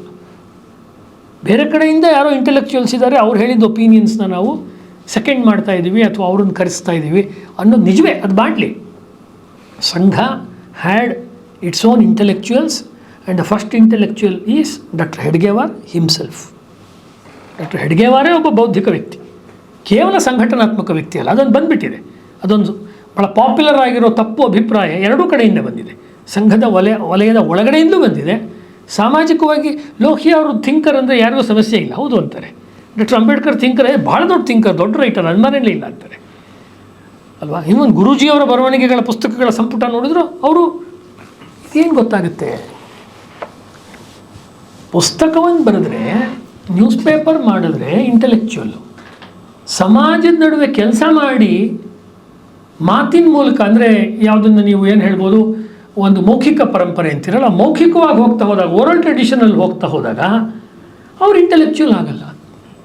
ಇದಕ್ಕಿಂತ ದೊಡ್ಡ ಭ್ರಮೆ ನಮ್ಮ ಕಾಲದಲ್ಲಿ, ಇಂಟೆಲೆಕ್ಚುಯಲ್ ಭ್ರಮೆ ಇನ್ನೊಂದಿಲ್ಲ ಬುದ್ಧಿಜೀವಿಗಳ ಕ್ಷೇತ್ರದಲ್ಲಿ. ನಮ್ಮ ದೇಶದಲ್ಲಿ ಮಂಟೇಸ್ವಾಮಿ, ಮಲೆಮಹದೇಶ್ವರದಿಂದ ಹಿಡಿದು ಅಥವಾ ಡಪ್ಪಿನ ಪದದಿಂದ ಹಿಡಿದು ಕರ್ನಾಟಕದಲ್ಲಿ ಅಥವಾ ಹರಿಕಥೆಯಿಂದ ಹಿಡಿದು ಒಂದು ಮಾತುಗಾರಿಕೆಯದೊಂದು ಜಗತ್ತಿದೆ. ಇನ್ನೊಂದು ಕಾವ್ಯವನ್ನು, ಶಾಸ್ತ್ರವನ್ನು ಬರೆದು ದೇವಸ್ಥಾನದಲ್ಲೋ ಮಠದಲ್ಲೋ ಅಥವಾ ಇವತ್ತಿನ ಕಾಲದಲ್ಲಿ ಯೂನಿವರ್ಸಿಟಿಲೋ ಸ್ಕೂಲ್ನಲ್ಲೋ ಪಾಠ ಮಾಡುವ, ಬರೆಯುವ ಒಂದು ಪದ್ಧತಿ ಇದೆ. ಬರೆಯೋರು ಓದೋರೇ ಇಂಟೆಲೆಕ್ಚುಯಲ್ಸು ಅಂತ ನಮ್ಗೆ ಯಾರು ಹೇಳಿದ್ರು? ಇದು ಬ್ರಿಟಿಷರ ಕಾಲದಲ್ಲಿ ಬಂದಿರೋ ಒಂದು ಹುಚ್ಚಾಟ ಇದು. ಇವರು ಬರೆದ್ರು, ಹಾಗಾಗಿ ಅವ್ರು ಇಂಟೆಲೆಕ್ಚುಯಲ್. ಅವರು ಸಂಘದಲ್ಲಿ ಅನೇಕರ ಜೊತೆ ನಾನು ಚರ್ಚೆ ಮಾಡಿದ್ದೀನಿ, ಜಗಳ ಮಾಡಿದ್ದೀನಿ. ಅವರು ಏನು ಬರದೇ ಇಲ್ವಲ್ಲ, ಅದೇನು ದಾಖಲೆನೇ ಇಲ್ವಲ್ಲ ಅವ್ರದ್ದು. 100 ವರ್ಷದ ತನಕ ಅವರು ಆರ್ಗನೈಸೇಷನ್ ಮಾಡಿದಾರಲ್ಲ, ಅದು ಬುಕ್ ಅಲ್ವಾ? ಡಾಕ್ಟರ್ ಜಿ ಅವರು ಬರೆಯಬಹುದಾಗಿದ್ದು ಅತ್ಯುತ್ತಮವಾದ ಪುಸ್ತಕ ಅಂದರೆ ಸಂಘವೇ. ಸಂಘ it self is the book, open book. ಇನ್ನು ಬರಿತಾ ಇದೆ, ಇನ್ನು ಪುಟಗಳು ಸೇರ್ಕೊಳ್ತಾ ಇದೆ. ಅದಕ್ಕೆ ರಾಜೀವ್ ಮುಲ್ಲಾ ಹತ್ರ ಹೇಳುವಂತೆ ಈಸ್ ಎನ್ ಓಪನ್ ಆರ್ಕಿಟೆಕ್ಚರ್. ಮೂಲ ವಿಚಾರಕ್ಕೆ ಭಂಗ ಬರದಂತೆ, ಮೂಲ ಸ್ಟ್ರಕ್ಚರ್ಗೆ ಭಂಗ ಬರದಂತೆ ವಿಸ್ತಾರ ಮಾಡ್ತಾನೆ ಹೋಗ್ತಾ ಇದ್ದಾರೆ. ಹಾಗಾದ್ರೆ ಅದಕ್ಕೆ ಅವ್ರು ಹಾಕಿರೋ ಅಡಿಪಾಯ ಎಷ್ಟು ಗಟ್ಟಿ ಇರಬೇಕು? ಆ ಅಡಿಪಾಯ ಹಾಕಿರೋ ವ್ಯಕ್ತಿ ಬುದ್ಧಿವಂತ ಅಲ್ಲ ಅಂತ ನಾವು ಹೆಂಗೆ ಹೇಳೋಕ್ಕಾಗತ್ತೆ? ನಮ್ಮದಿದು ವೆಸ್ಟರ್ನ್ ನೋಷನ್. ಇದು ಲೇಖಕ ಅಂದರೆ ಪುಸ್ತಕ ಬರೀಬೇಕು. ಹಾಗಾಗಿ ಒಂಥರ ವ್ಯಂಗ್ಯ ಅಥವಾ ತಮಾಷೆಯಾಗಿ ಹೇಳೋದಾದರೆ, ಸಾವರ್ಕರ್ ಅವ್ರನ್ನ ಅಥವಾ ತಿಲಕರನ್ನ, ಅಲ್ಲಿಂದ ಮುಂದಕ್ಕೆ ಬಾಳಾ ಠಾಕ್ರೆನ ಹಿಂದೂ ವಿಚಾರಕ್ಕೆ ಎಷ್ಟು ಟೀಕೆ ಮಾಡಿದ್ರೋ ಅಷ್ಟು ಟೀಕೆಗಳನ್ನು ಡಾಕ್ಟರ್ ಹೆಡ್ಗೇವಾರ್ ಅವ್ರ ಮೇಲೆ ಅವರ ವಿರೋಧಿಗಳು ಮಾಡೋಕ್ಕಾಗಲೇ ಇಲ್ಲ. ಬಿಕಾಸ್ ಅವರು ತಯಾರಾಗಿರೋದು ವೆಸ್ಟರ್ನ್ ವೈಚಾರಿಕತೆಯ ಯೂನಿವರ್ಸಿಟಿ ಗರಿಗಳಲ್ಲಾದ್ದರಿಂದ ಡಾಕ್ಟರ್ ಜಿ ಅವ್ರದ್ದು ಹುಡುಕಿದ್ರೆ ಏನು ಪುಸ್ತಕ ಸಿಕ್ಕಲ್ಲ. ಅವ್ರದ್ದು ಒಂದು 2-3 ಭಾಷಣ ಸಿಗ್ಬೋದು ಅಷ್ಟೇ. ಅದೊಂದು ಪಾಥೇಯ ಅಂತ ಒಂದು ಚಿಕ್ಕದೊಂದು ಪುಸ್ತಕ ಬಂದಿತ್ತು, ಇನ್ನೊಂದು ಸಣ್ಣ ಪುಸ್ತಕ ಆಯಿತು ಅಷ್ಟೇ. ಅದರಲ್ಲಿ ಸಿಕ್ಕುವಂಥ ಕೆಲವು ಭಾಷಣಗಳು. ಆದರೆ ಅವರು ಏನು RSSನ ಮುಂದೆ ಅಲ್ಲಿಗೆ ಬರ್ತೀನಿ, ಅವ್ರು ಏನು RSSನ ಕೆಲಸ ಮಾಡಬೇಕು ಅಂದ್ಕೊಂಡಿದ್ರಲ್ಲ, ಅವ್ರ ಕಾಲದಲ್ಲಿ ಅದರ ಪ್ರೋಟೋಟೈಪನ್ನು ಅವರು ಯಶಸ್ವಿಯಾಗಿ ಸಿದ್ಧ ಮಾಡಿಯೇ ಈ ಜಗತ್ತಿಂದ ಹೋದರು. Which with due respect doctor Ambedkar ಮಾಡೋಕ್ಕಾಗಲಿಲ್ಲ, ವಿತ್ ಡ್ಯೂ ರೆಸ್ಪೆಕ್ಟ್ ಲೋಹಿ ಅವ್ರು ಮಾಡೋಕ್ಕಾಗಲಿಲ್ಲ, ಅದನ್ನು ಕಮ್ಯುನಿಸ್ಟರು ಅದನ್ನು ಮಾಡೋಕ್ಕಾಗಲಿಲ್ಲ ನಮ್ಮ ದೇಶದಲ್ಲಾಗಲಿ ಜಗತ್ತಲ್ಲಾಗಲಿ. ಮಾತು ನಿಮಗೆ ಸ್ವಲ್ಪ ವಿಸ್ತರಿಸಿ ಹೇಳೋದಾದರೆ, ಜಗತ್ತಿನ ಕಾರ್ಮಿಕರೇ ಒಂದಾಗಿ ನೀವು ಕಳೆದುಕೊಳ್ಳುವುದು ಏನನ್ನೂ ಅಲ್ಲ, ಕೇವಲ ನಿಮ್ಮ ಬೇಡಿಗಳನ್ನು ಸಂಕೋಲೆಗಳನ್ನು ಅಂತ ಏನು ಮಾರ್ಕ್ಸ್ ಹೇಳ್ತಾನೆ, ಅದು ಚೆನ್ನಾಗಿದೆ. ಅದು ದೊಡ್ಡ ಗ್ರಂಥಗಳನ್ನು ಬರೆದರು. But communism never got rooted in any country for 100 years. ಒಂದು ದೇಶದಲ್ಲಿ 100 ವರ್ಷ ಕಮ್ಯುನಿಸಮ್ ಇದೆ ಅಂತ ನೀವು ಹಿಸ್ಟ್ರಿ ಹೇಳೋಕ್ಕಾಗಲ್ಲ. ಇವತ್ತು ಇತ್ತು ಅಂತ ಹೇಳ್ಬೋದು ನೀವು, ಇವತ್ತಿಲ್ಲ, ಇನ್ನೇನೋ ಬಂದುಬಿಡ್ತು ಆ ಜಾಗದಲ್ಲಿ ಅಲ್ವಾ. ಈಗ ಚೆಕೋಸ್ಲೋವಾಕಿಯಾ ಅಂತಿದ್ರೆ ಅದು ಡಿವೈಡ್ ಆದಾಗ ಅದನ್ನು ಬೇರೆ ಪೊಲಿಟಿಕ್ಸ್ ಬಂದುಬಿಡುತ್ತೆ. USSR ಇದ್ದಾಗಲೇ ಬೇರೆ ರಾಜಕೀಯ ಬರುತ್ತೆ, ರಷ್ಯಾ ಆದಮೇಲೆ ಬೇರೆ ರಾಜಕೀಯ ಬರುತ್ತೆ, ವ್ಯತ್ಯಾಸ ಆಗಿಬಿಡುತ್ತೆ ಅಲ್ವಾ. ಕಮ್ಯುನಿಸಮ್ನ ತುಂಬ ಇಂಟೆಲೆಕ್ಚುಯಲ್ಸ್ ಹುಟ್ಟಿದ ದೇಶ ಇಂಗ್ಲೆಂಡ್ ಒಂದು. ಇಂಗ್ಲೆಂಡಲ್ಲಿ ಕೂಡ ತುಂಬ ಜನ ಕಮ್ಯುನಿಸ್ಟ್ ಥಿಂಕರ್ಸ್ ಬಂದರು. ಅದು ಇಂಗ್ಲೆಂಡ್ ಯಾವತ್ತೂ ಕಮ್ಯುನಿಸ್ಟ್ ದೇಶ ಆಗಲಿಲ್ಲ ಅಲ್ವಾ. ಈ ರೀತಿ ವೈಚಾರಿಕವಾಗಿ ಅಥವಾ ಗ್ರಂಥಗಳ ರೂಪದಲ್ಲಿ ಇಂಟೆಲೆಕ್ಚುಯಲ್ ಇನ್ಫ್ಲೂಯೆನ್ಸ್ ದೃಷ್ಟಿಯಿಂದ ಕಮ್ಯುನಿಸಮ್ ಖಂಡಿತ ಇನ್ಫ್ಲೂಯೆನ್ಸ್ ಮಾಡ್ತು ಜಗತ್ತಿನಲ್ಲಿ, ಅನುಮಾನವೇ ಇಲ್ಲ. ಆಲ್ಮೋಸ್ಟ್ RSS ಹುಟ್ಟಿದ್ದು 25ರಲ್ಲಿ, ಕಮ್ಯುನಿಸಮ್ ಭಾರತದಲ್ಲಿ ಶುರುವಾಗಿದ್ದು 25ರಲ್ಲಿ. ಅದು ಒಂದು. ಎರಡನೇದು, ರಾಜಕೀಯವಾಗಿ ಬದಲಾವಣೆ ಮಾಡಬೇಕು ಅಂತ ಅವರು ಮುಸ್ಲಿಂ ಲೀಗು ಅಥವಾ ಕಾಂಗ್ರೆಸ್ಸು ಅಥವಾ ಬೇರೆ ಬೇರೆ ಗುಂಪುಗಳು ಏನು ಪ್ರಯತ್ನ ಮಾಡಿದ್ರು, ಪ್ರಾರಂಭದಲ್ಲಿ ಅವ್ರು ಏನು ಹೇಳ್ತಿರ್ತಾರೋ ಕಾಲಕ್ರಮದಲ್ಲಿ ತಮ್ಮ ರಾಜಕೀಯದ ಒಂದು ಛವಿ, ರಾಜಕೀಯದ ಪ್ರಭಾವಳಿಯನ್ನು ಉಳಿಸ್ಕೋಬೇಕು ಅಂದರೆ ಮೂಲ ಸಿದ್ಧಾಂತವನ್ನೇ ಅವರು ಬಲಿ ಕೊಡಲೇಬೇಕಾಗತ್ತೆ. ಎನಿ ಪೊಲಿಟಿಕಲ್ ಪಾರ್ಟಿ ಯಾವಾಗ ಅದು ರಾಜಕೀಯ ಕ್ಷೇತ್ರದಲ್ಲಿ ಕೆಲಸ ಮಾಡಬೇಕು. ಉದಾಹರಣೆಗೆ ಹಸು ಕರು ಸ್ವಾತಂತ್ರ್ಯ ನಂತರದಲ್ಲಿ ಪಕ್ಕಾ ಹಿಂದೂಗಳ ಸಂಕೇತ, ಭಾರತೀಯ ಸಂಕೇತ, ಕಾಂಗ್ರೆಸ್ನ ಸಿಂಬಲ್ ಆಗಿತ್ತು ಅಲ್ವಾ. ಇವರು ಜನಸಂಘದವ್ರದ್ದು ಒಂದು ದೀಪ ಇತ್ತು, ಒಂದು ಸಿಂಗಲ್ ದೀಪ. ಆಮೇಲೆ ಕಾಲಾನಂತರದಲ್ಲಿ ಇಂದಿರಾ ಗಾಂಧಿಯವ್ರ ಕಾಲದಲ್ಲಿ ಇಂಟ್ಯಾಕು ಇತ್ಯಾದಿ ಗಲಾಟೆಗಳೆಲ್ಲ ಆದಮೇಲೆ ಕೈ, ಹಸ್ತಕ್ಕೆ ಮತ ದೇಶಕ್ಕೆ ಹಿತ ಅಂತ ನಾವು ಚಿಕ್ಕ ವಯಸ್ಸಿನಲ್ಲಿ ಕೇಳಿಸ್ಕೊಳ್ತಾ ಇದ್ವಿ. ಹಸ್ತ ಬಂದುಬಿಡ್ತಲ್ಲ, ಬದಲಾವಣೆ ಆಯ್ತದು. ಇನ್ನೊಂದು ಯಾವುದೋ ಗುಂಪಿನಲ್ಲಿ ಅವ್ರು ಇನ್ನೇನನ್ನೋ ಒಂದು ಹೇಳ್ತಿರ್ತಾರೆ, ಕಾಲಾನುಕ್ರಮದಲ್ಲಿ ಅದು ಬದಲಾವಣೆ ಆಗುತ್ತೆ. ಯಾಕಂದರೆ ಸಮಾಜದಲ್ಲಿ ಬದಲಾವಣೆ ಆಗಬೇಕಾದ್ರೆ ರಾಜಕೀಯದಿಂದ ಬದಲಾವಣೆ ಆಗುತ್ತೆ ಅನ್ನುವಂಥ ಒಂದು ನಂಬಿಕೆ ವ್ಯಾಪಕವಾಗಿ ಒಂದು 100 ವರ್ಷದಲ್ಲಿ ಹುಟ್ಕೊಳ್ತು. ಇದು ಆ ಕಾಲದಲ್ಲಿದ್ದಂಥ ಒಂದು ವೈಚಾರಿಕ ಪ್ರಚಂಡ ಪ್ರವಾಹ. ಮುಸ್ಲಿಂ ಲೀಗು ಅನ್ನಿಸ್ತಾ ಇತ್ತು ಪೊಲಿಟಿಕಲಿ ಚೇಂಜ್ ಮಾಡಬೇಕು ನಮ್ಮ ದೇಶನ ಅಂತ. ಹಿಂದೂ ಮಹಾಸಭಾಗೆ ಅನ್ನಿಸ್ತಾ ಇತ್ತು. Hindu Mahasabha basically political party, ಹಿಂದೂಗಳಿಗೆ ರಾಜಕೀಯ ಪ್ರಾತಿನಿಧ್ಯ ಕೊಡಬೇಕು ಅಂತ ಮಾಳವೀಯರ ಕಾಲದಿಂದ ಬಂದು, ಆಮೇಲೆ ಸಾವರ್ಕರ್ ಅವರು ಅನೇಕ ವರ್ಷಗಳ ಕಾಲ ಅದು ಅಧ್ಯಕ್ಷರಾಗಿದ್ದರು. ಪೊಲಿಟಿಕಲಿ ಲೋಕಸಭಾದಲ್ಲಿ, ರಾಜ್ಯಸಭಾದಲ್ಲಿ ಅಥವಾ ವಿಧಾನಮಂಡಲದಲ್ಲಿ ನಮ್ಮ ಛಾಪ್ ಇರಬೇಕು ಅಂತ ಬಂದಿದ್ದು ಪೊಲಿಟಿಕಲ್. ಕಾಂಗ್ರೆಸ್ಸು ಅದೇ ಥರ, ಕಮ್ಯುನಿಸ್ಟ್ ಅಂತೂ ಅದೇ ಥರ. ಅಧಿಕಾರವನ್ನು ನಾವು ಹಿಡಿದ್ರೆ ಬದಲಾವಣೆ ಮಾಡೋಕ್ಕೆ ಸಾಧ್ಯ. ಅಂದರೆ social reformation and economic reformation is possible and only possible on the Dias of politics. ರಾಜಕೀಯಕ್ಕೆ ಹೋಗದೆ ಉದ್ಧಾರ ಸಾಧ್ಯ ಇಲ್ಲ. ಇದು ಆ ಕಾಲದಿಂದ ಹಿಡಿದು ದೀರ್ಘಕಾಲದ ತನಕ ನಡ್ಕೊಂಡು ಬಂದಿರುವಂಥ ಒಂದು ವೈಚಾರಿಕ ಪ್ರವಾಹ. ಅದು ರಾಜಕೀಯದಲ್ಲೂ ಇದೆ, ಸಮಾಜದಲ್ಲೂ ಇದೆ, ಎಲ್ಲ ಕಡೆಯೂ ಇದೆ. ಡಾಕ್ಟರ್ ಹೆಡ್ಗೇವಾರು ಅವತ್ತಿನಿಂದ ಅವರ ದೇಹ ಬಿಡೋ ತನಕ ಎಂದೂ ಕೂಡ ಈ ವಿಚಾರಧಾರೆಯನ್ನು ಅವರು ಪುರಸ್ಕರಿಸಲಿಲ್ಲ. ಪೊಲಿಟಿಕಲ್ ವಿಲ್ ಅಥವಾ ಪೊಲಿಟಿಕಲ್ ಪವರ್ ಅಥವಾ ಪೊಲಿಟಿಕಲ್ ಒಂದು ವೇ, ಅದು ರಾಷ್ಟ್ರದ ಹಿತಕ್ಕೆ ಅಂತಿಮವಾಗಿ ಒಳ್ಳೆಯದನ್ನು ಮಾಡುತ್ತೆ ಅಂತ ಏನು ಹೇಳೋಕ್ಕಾಗಲ್ಲ. ಮಾಡ್ಬೋದು, ತಾತ್ಕಾಲಿಕವಾಗಿ ಮಾಡದೇ ಇರ್ಬೋದು, ಮಾಡದೇನೂ ಇರ್ಬೋದು, ಮಾಡದೇ ಇರೋ ಉದಾಹರಣೆಗಳಿದೆ. ಅಂದರೆ ನಾನು ನಿಮ್ಗೆ ಹೇಳ್ತಾ ಇರೋದು, ಅವರಿಗೆ ಅಂತಾರಾಷ್ಟ್ರೀಯ ರಾಜಕೀಯ ಎಷ್ಟು ಗೊತ್ತಿತ್ತು ಅಂತ ನಾನು ನಿಮ್ಮ ಗಮನ ಸೆಳೀತಾ ಇರೋದು. He knew in and out of European history, he knew in and out of American and China history. ಅವ್ರ ಬರವಣಿಗೆಯಲ್ಲಿ ಅದು ಇಲ್ಲ. ಇದು ಹೆಂಗಿದೆ ಅಂದರೆ, ಚೀನಾದಲ್ಲಿ ಒಬ್ಬ ದೊಡ್ಡ ಫಿಲಾಸಫರು, ಅವನ ಹೆಸರು ಲಾವೋಟೆ ಅಥವಾ ಲಾವೋತ್ಸೆ ಅಂತ ಹೇಳ್ತಾರೆ. ಲಾವೋಟೆ ಜನಗಳ ನಡುವೆ ಓಡಾಡಿಕೊಂಡು, he was a people's philosopher, bare footed philosopher ಅಂತಾರಂಥವ್ರಿಗೆ. ಸಾಕ್ರೆಟಿಸ್ ಇದ್ನಲ್ಲ, ಹಾಗೆ ಬರಿಗಾಲಿನ ತತ್ವಜ್ಞಾನಿ. ಸುಮ್ಮನೆ ಓಡಾಡ್ಕೊಂಡಿರೋದು. ಇವರು ಅಷ್ಟೇ, ಎಲ್ಲರ ಮನೆಗೆ ಹೋಗೋದು, ಹಾಲು ಕುಡಿಯೋದು, ಚಹಾ ಕುಡಿಯೋದು, ಕಬಡ್ಡಿ ಆಡೋದು, ಸೈಕಲ್ ತೊಗೊಂಡು ಎಲ್ಲೋ ಹೋಗೋದು, ಊರು ಸುತ್ಕೊಂಡ್ಬಂದು RSSನ ಶಾಖೆ ಮಾಡೋದು, ಜನಗಳ ಕಷ್ಟ ಸುಖಗಳಿಗೆ, ಕಾರ್ಯಕರ್ತರ ಕಷ್ಟ ಸುಖಗಳಿಗೆ ಸ್ಪಂದಿಸೋದು. ಯಾರೋ ಒಬ್ಬ ಅವರ ಹಳೆಯ ಕ್ರಾಂತಿಕಾರಿ ಮಿತ್ರ ಯಾವುದೋ ದೂರದ ಹಳ್ಳಿನಲ್ಲಿ ಜ್ವರ ಮಲಗಿದ್ದಾನೆ ಅಂದರೆ ಬಿಟ್ಟು ಕೆಲಸ ಬಿಟ್ಟು 3 ದಿವಸ ಅವನಿಗೆ ಸೇವೆ ಮಾಡೋದು. ಈ ರೀತಿ ಕೆಲಸಗಳನ್ನೆಲ್ಲ ಅವರು ಮಾಡಿಕೊಂಡು ಅದರಲ್ಲೇ ಅವರಿಗೆ ಸಾರ್ಥಕತೆ ಕಾಣಿಸ್ತಾ ಇದ್ದಿತ್ತು. ಇದಕ್ಕೇನು ಡಾಕ್ಯುಮೆಂಟೇ ಇಲ್ಲ. ಅಂದರೆ ಏನಪ್ಪ ಇದಕ್ಕೆ ಡೈರೆಕ್ಟಾಗಿ ಏನು ಪರಿಣಾಮ ಅಂತ ಇಲ್ಲ. ಉದಾಹರಣೆಗೆ ನೋಡಿ, ಕಾಂಗ್ರೆಸ್ನಲ್ಲಿ ಆ ಕಾಲದಲ್ಲಿ ಒಬ್ಬರು ಅಭ್ಯಂಕರ್ ಅಂತ ಇದ್ದರು, ಭಾಳ ಫೇಮಸ್ ಬ್ಯಾರಿಸ್ಟರ್ ಅಭ್ಯಂಕರ್. ಯಾರೋ ಒಬ್ಬ ಇವರ ಇನ್ನೊಬ್ಬ ಸ್ನೇಹಿತನಿಗೆ ಅದೆಷ್ಟೋ ದುಡ್ಡು ಸಾಲ ಬೇಕಾಗಿತ್ತು. ಸರಿ, ಎಲ್ಲರೂ ಅಭ್ಯಂಕರ್ ಹತ್ರ ಸ್ವಲ್ಪ ದುಡ್ಡಿದೆ ಅಂತ ಗೊತ್ತಿತ್ತು. ಮಧ್ಯರಾತ್ರಿ ಹೋಗಿ ಡಾಕ್ಟರ್ ಹೆಡ್ಗೇವಾರ್ ಅವರು ಅಭ್ಯಂಕರ್ ಮನೆ ಬಾಗಿಲು ಬಿಡಿದ್ರು. ಅಭ್ಯಂಕರ್ ಬಂದು, ಏನು ಇಷ್ಟೊತ್ತಲ್ಲಿ ಬಂದಿದ್ದಿಲ್ಲ ಡಾಕ್ಟರ್ ಸಾಹೇಬ್ರೆ, ನನಗೊಂದಿಷ್ಟು ಸಾವಿರ ದುಡ್ಡು ಬೇಕಿತ್ತು, ಬೇಕಾದ್ರೆ ನೀವು ಒಂದು ಪ್ರಾಮಿಸರಿ ನೋಟ್ ಇದು ಕೊಟ್ಟರೆ ನಾನು ಸೈನ್ ಮಾಡಿಕೊಡ್ತೀನಿ ಕಾಗದದ ಮೇಲೆ. ಡಾಕ್ಟರ್ ಹೆಡ್ಗೇವಾರ್ ಅವರಿಂದ ನಾನು ಸೈನ್ ಹಾಕ್ಸ್ಕೊಳ್ಳೋಷ್ಟು ಮೂರ್ಖನ ಅಂತ. ಅವ್ರದ್ದು ಇವ್ರದ್ದು ಐಡಿಯಾಲಜಿನೇ ಬೇರೆ, ಐಡಿಯಾಲಜಿ ಪೂರ್ತಿ ಬೇರೆ ಅವ್ರದ್ದು. ಅಂದರೆ ಅವರ ಹಕ್ಕು ಬಳಕೆ ಸಮಾಜದ ಎಲ್ಲ ಜನವರ್ಗಗಳಲ್ಲಿತ್ತು, ಮುಸ್ಲಿಮರದು ಸೇರಿದಂತೆ ಇತ್ತು. ಡಾಕ್ಟರ್ ಹೆಡ್ಗೇವಾರ್ದು ಡಾಕ್ಯುಮೆಂಟ್ ಆಗಿರುವಂಥ ಹಿಸ್ಟ್ರಿನಲ್ಲಿ. ಅಂದರೆ ಅವರು ಅಲ್ಲೇನೋ ರಾಜಿ ಮಾಡ್ಕೊತಿದ್ರು ಅಂತಲ್ಲ, ಹಿಂದೂ ರಾಷ್ಟ್ರದ ಬಗ್ಗೆ ಹೋಗಿ ಅವರಲ್ಲಿ ತೇಲಿಸಿ ಹೇಳ್ತಾ ಇದ್ರು ಅಂತಲ್ಲ, ಅವ್ರು ಹೇಳೋದೇ ಹೇಳ್ತಾಯಿದ್ರು. ಆದರೆ ಅವ್ರ ಜೊತೆ ಆ ಸ್ನೇಹವನ್ನು ಅವರು ಅದೇ ರೀತಿಯಲ್ಲಿ ಇಟ್ಕೊಂಡಿರ್ತಿದ್ರು. ಈ ಹಿನ್ನೆಲೆ ಇದೆಯಲ್ವಾ, ಡಾಕ್ಟರ್ ಹೆಡ್ಗೇವಾರ್ ಅವ್ರು ಮಾಡಿದ್ದೇನು ಅಂತ ಹೇಳಿದ್ರೆ, ಗ್ರಂಥಗಳನ್ನು ಬರೆದ್ರೇ ಇಂಟೆಲೆಕ್ಚುಯಲ್ ಆಗ್ತಾರೆ, ಅಥವಾ ಗ್ರಂಥಗಳನ್ನು ಬರೆದ್ರೆ, ಪೇಪರ್ಗಳನ್ನು ಮಾಡಿದ್ರೆ, ಠರಾವುಗಳನ್ನು, ನಿರ್ಣಯಗಳನ್ನು ಸ್ವೀಕಾರ ಮಾಡಿದರೆ ಒಂದು ಕೆಲಸ ಯಶಸ್ವಿ ಆಗುತ್ತೆ ಅಂತ ಸಂಘದಲ್ಲಿ ಹಿರಿಯರು ಒಬ್ಬರು ಮೈಚಾ ಜಯದೇವರಿದ್ರು, ಎಲ್ರಿಗೂ ಅನೇಕರಿಗೆ ಗೊತ್ತಿರೋದು.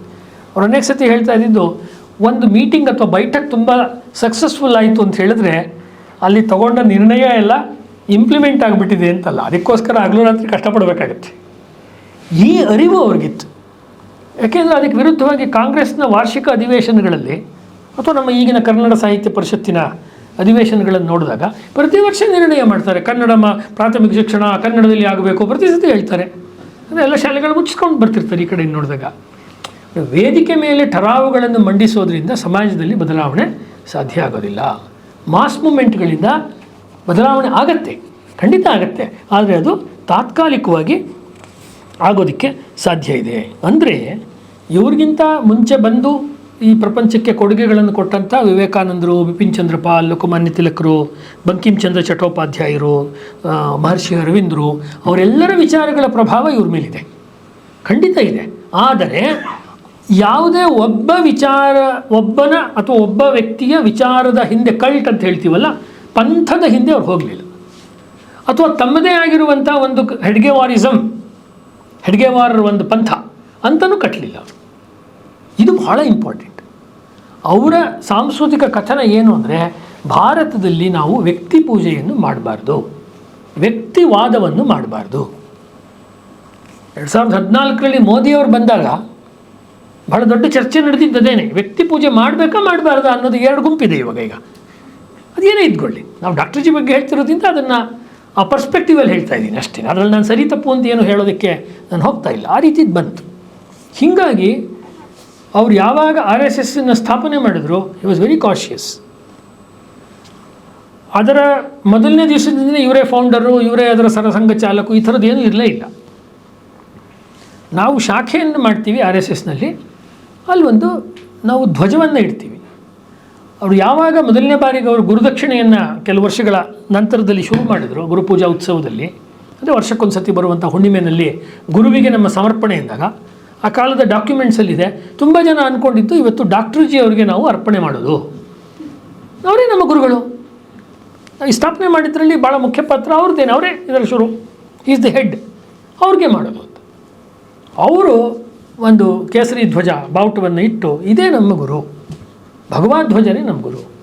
ಇಲ್ಲಿ ನಮಗೆ ಸಮರ್ಥ ರಾಮದಾಸರು ಏನು ಮಾಡಿದರು, ಮಾರುತಿಯ ಹನುಮಂತನ ಗುಡಿಗಳನ್ನು ಕಟ್ಟೋದು, ಹಳ್ಳಿಗಳಲ್ಲಿ ವ್ಯಾಯಾಮ ಶಾಲೆಗಳನ್ನು ಕಟ್ಟೋದು.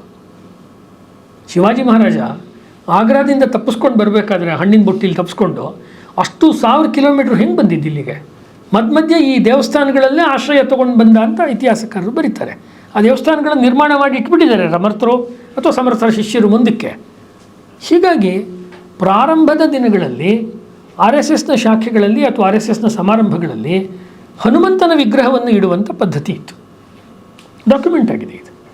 ಕಾಲಾನುಕ್ರಮದಲ್ಲಿ ಅದನ್ನು ಬಿಟ್ಟರು. ಯಾಕೆ ಬಿಟ್ಟರು? ಈಗ ಅದೇ ಜಾಗದಲ್ಲಿ ಸುಮ್ಮನೆ ಯೋಚನೆ ಮಾಡಿ, ಸಂಘರ್ಷಾತ್ಮಕವಾಗಿ ಹೋರಾಟ ಮಾಡುವ ಅಥವಾ ಹಿಂಸಾತ್ಮಕವಾಗಿ ಹಠಮಾರಿತನವನ್ನು ತೋರಿಸುವಂಥ ವ್ಯಕ್ತಿಗಳು, ಗಾಂಧೀಜಿ ಈ ಥರದವ್ರು ಏನಾದ್ರು ಇದ್ದಿದ್ರೆ ನಾನು ಹೇಳಿದ್ದೇ ನಡಿಬೇಕು. ನಾನು ಹೇಳೋವಂಥ ನ್ಯಾಷನಲ್ ಫ್ಲಾಗಲ್ಲಿ ಚರಕಾನೇ ಇರಬೇಕು, ಅಶೋಕ ಧ್ವಜ ಅಥವಾ ಇದು ಒಂದು ಚಕ್ರ ಮತ್ತು ಅಶೋಕ ಸ್ತಂಭ ಅದೆಲ್ಲ ಇರ್ಕೂಡ್ದು ಅಂತೆಲ್ಲ ಅವ್ರು ತುಂಬ ಗಲಾಟೆ ಮಾಡಿದರು ಗಾಂಧೀಜಿಯವರು ಅಲ್ವಾ. ಇವ್ರಿಗೆ ಅದು ಇರಲಿಲ್ಲ. ಅವ್ರು ಏನಕ್ಕೆ ಹೇಳಿದ್ರು, ಆರ್ ಎಸ್ ಎಸ್ನ ಚಟುವಟಿಕೆ ಅನ್ನೋದು ರಾಷ್ಟ್ರವ್ಯಾಪಿಯಾಗಿ ಆಗಬೇಕಾದ್ರೆ ಪಂಜಾಬಿಗೆ ಹೋದರೆ, ರಾಜಸ್ಥಾನಕ್ಕೆ ಹೋದರೆ, ಗುಜರಾತಿಗೆ ಹೋದರೆ ಅಲ್ಲಿ ಆರ್ಯ ಸಮಾಜ ಚೆನ್ನಾಗಿದೆ. ನಮ್ಮೆಲ್ಲರಿಗೂ ಗೊತ್ತಿರುವಂತೆ ಆರ್ಯ ಸಮಾಜದವರು ವಿಗ್ರಹ ಪೂಜೆ ಮಾಡಲ್ಲ, ವಿಗ್ರಹಾರಾಧನೆ ಒಪ್ಪಲ್ಲ. ಆರ್ಯ ಸಮಾಜ ರಾಮಕೃಷ್ಣನ್ನೇ ಒಪ್ಪಲ್ಲ, ಇನ್ನು ಹನುಮಂತನ ಹೆಂಗೆ ಒಪ್ತಾರೆ ರಾಮಭಟ್ಟ. ಆಮೇಲೆ ಸುಮ್ಮನೆ ಅವ್ರು ಶಾಖೆಗೆ ಬರಲ್ಲ. ಆಮೇಲೆ ಹಿಂದೂ ಸಮಾಜವನ್ನು ನಾವು ಸಂಘಟನೆ ಮಾಡೋಕ್ಕಾಗಲ್ಲ, ಹಾಗಾಗಿ ಅದನ್ನು ಬಿಟ್ಬಿಡೋಣ ಅಂದರು ಅವರು. ಆಮೇಲೆ ಪ್ರಾರಂಭದಲ್ಲಿ ಸಂಘದ ಶಾಖೆ ಮುಗಿದ ಮೇಲೆ, ಅಂದರೆ ಅವರ ಏನು ಅವತ್ತಿನ ಆ್ಯಕ್ಟಿವಿಟಿ ಮುಗಿದ ಮೇಲೆ ಸಮರ್ಥ ರಾಮದಾಸರಿಗೆ ಜಯವಾಗಲಿ ಅಂತ ಘೋಷಣೆ ಕೂಗ್ತಾಯಿದ್ರು. ಸಮರ್ಥ ರಾಮದಾಸರಿಗೆ ಜಯವಾಗಲಿ ಅಂದರೆ ಮಹಾರಾಷ್ಟ್ರದಲ್ಲಿ ಹೊಂದತ್ತೆ ಇದು, ಬೇರೆ ರಾಜ್ಯದಲ್ಲಿ ಯಾರು. ಆಮೇಲೆ ನಮ್ಮ ರಾಜ್ಯಕ್ಕೆ ಒಬ್ಬೊಬ್ಬರು ಅಂದರೆ ನಾಡಗೀತೆ ವಿವಾದ ಆದಂಗೆ ಆಗುತ್ತೆ. ಈ ಹೆಸರು ಬಿಟ್ಟು ಹೋಗಿದೆ, ಹೆಸರು ಸೇರಿಸಿದಿ, ಇದಕ್ಕೆ ತುದಿ ಮೊದಲಿಲ್ಲ. ಹೆಸರು ಸೇರಿಸಿದ್ರೆ ತಾನೇ ಸಮಸ್ಯೆ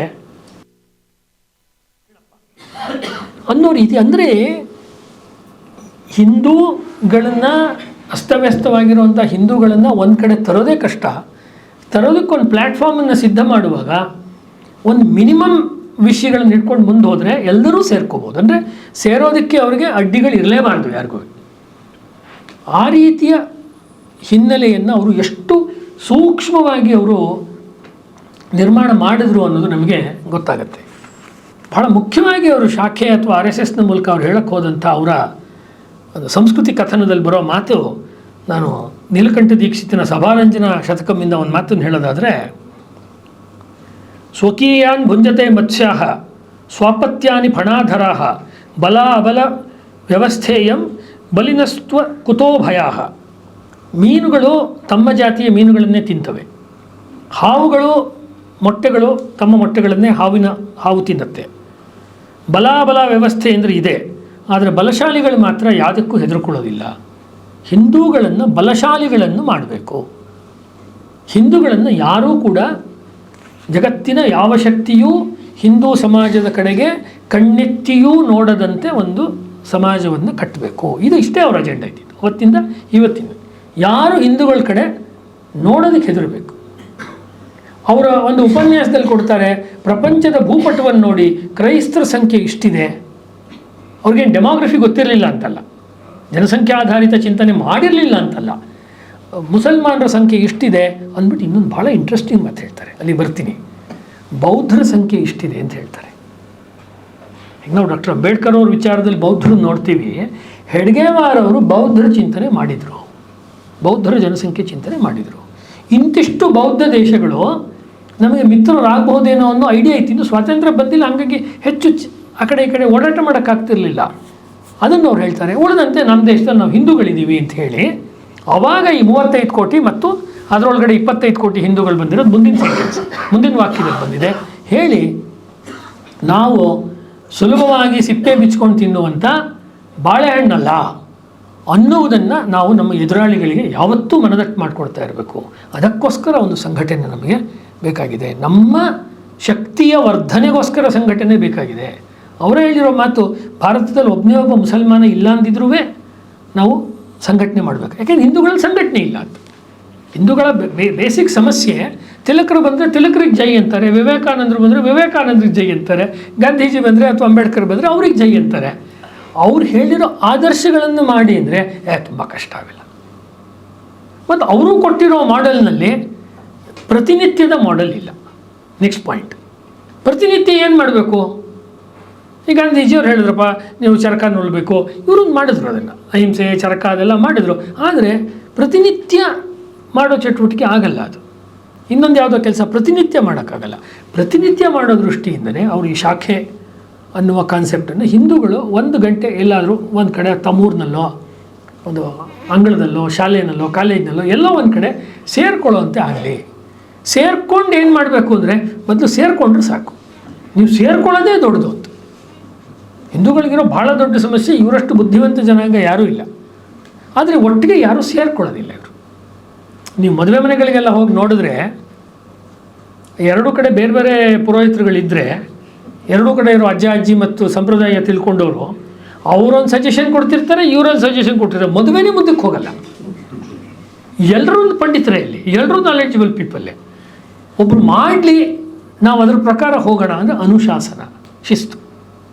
ಸಂಘದಲ್ಲಿ ಸರಸಂಘ ಚಾಲಕರಿಂದ ಹಿಡಿದು ಸ್ವಯಂ ಸೇವಕರ ತನಕ ಏನು ಸೂಚನೆ ಬರುತ್ತೋ ಆ ಸೂಚನೆಯನ್ನು ಇಷ್ಟವೋ ಕಷ್ಟವೋ ಪಾಲಿಸಬೇಕು ಅಷ್ಟೆ.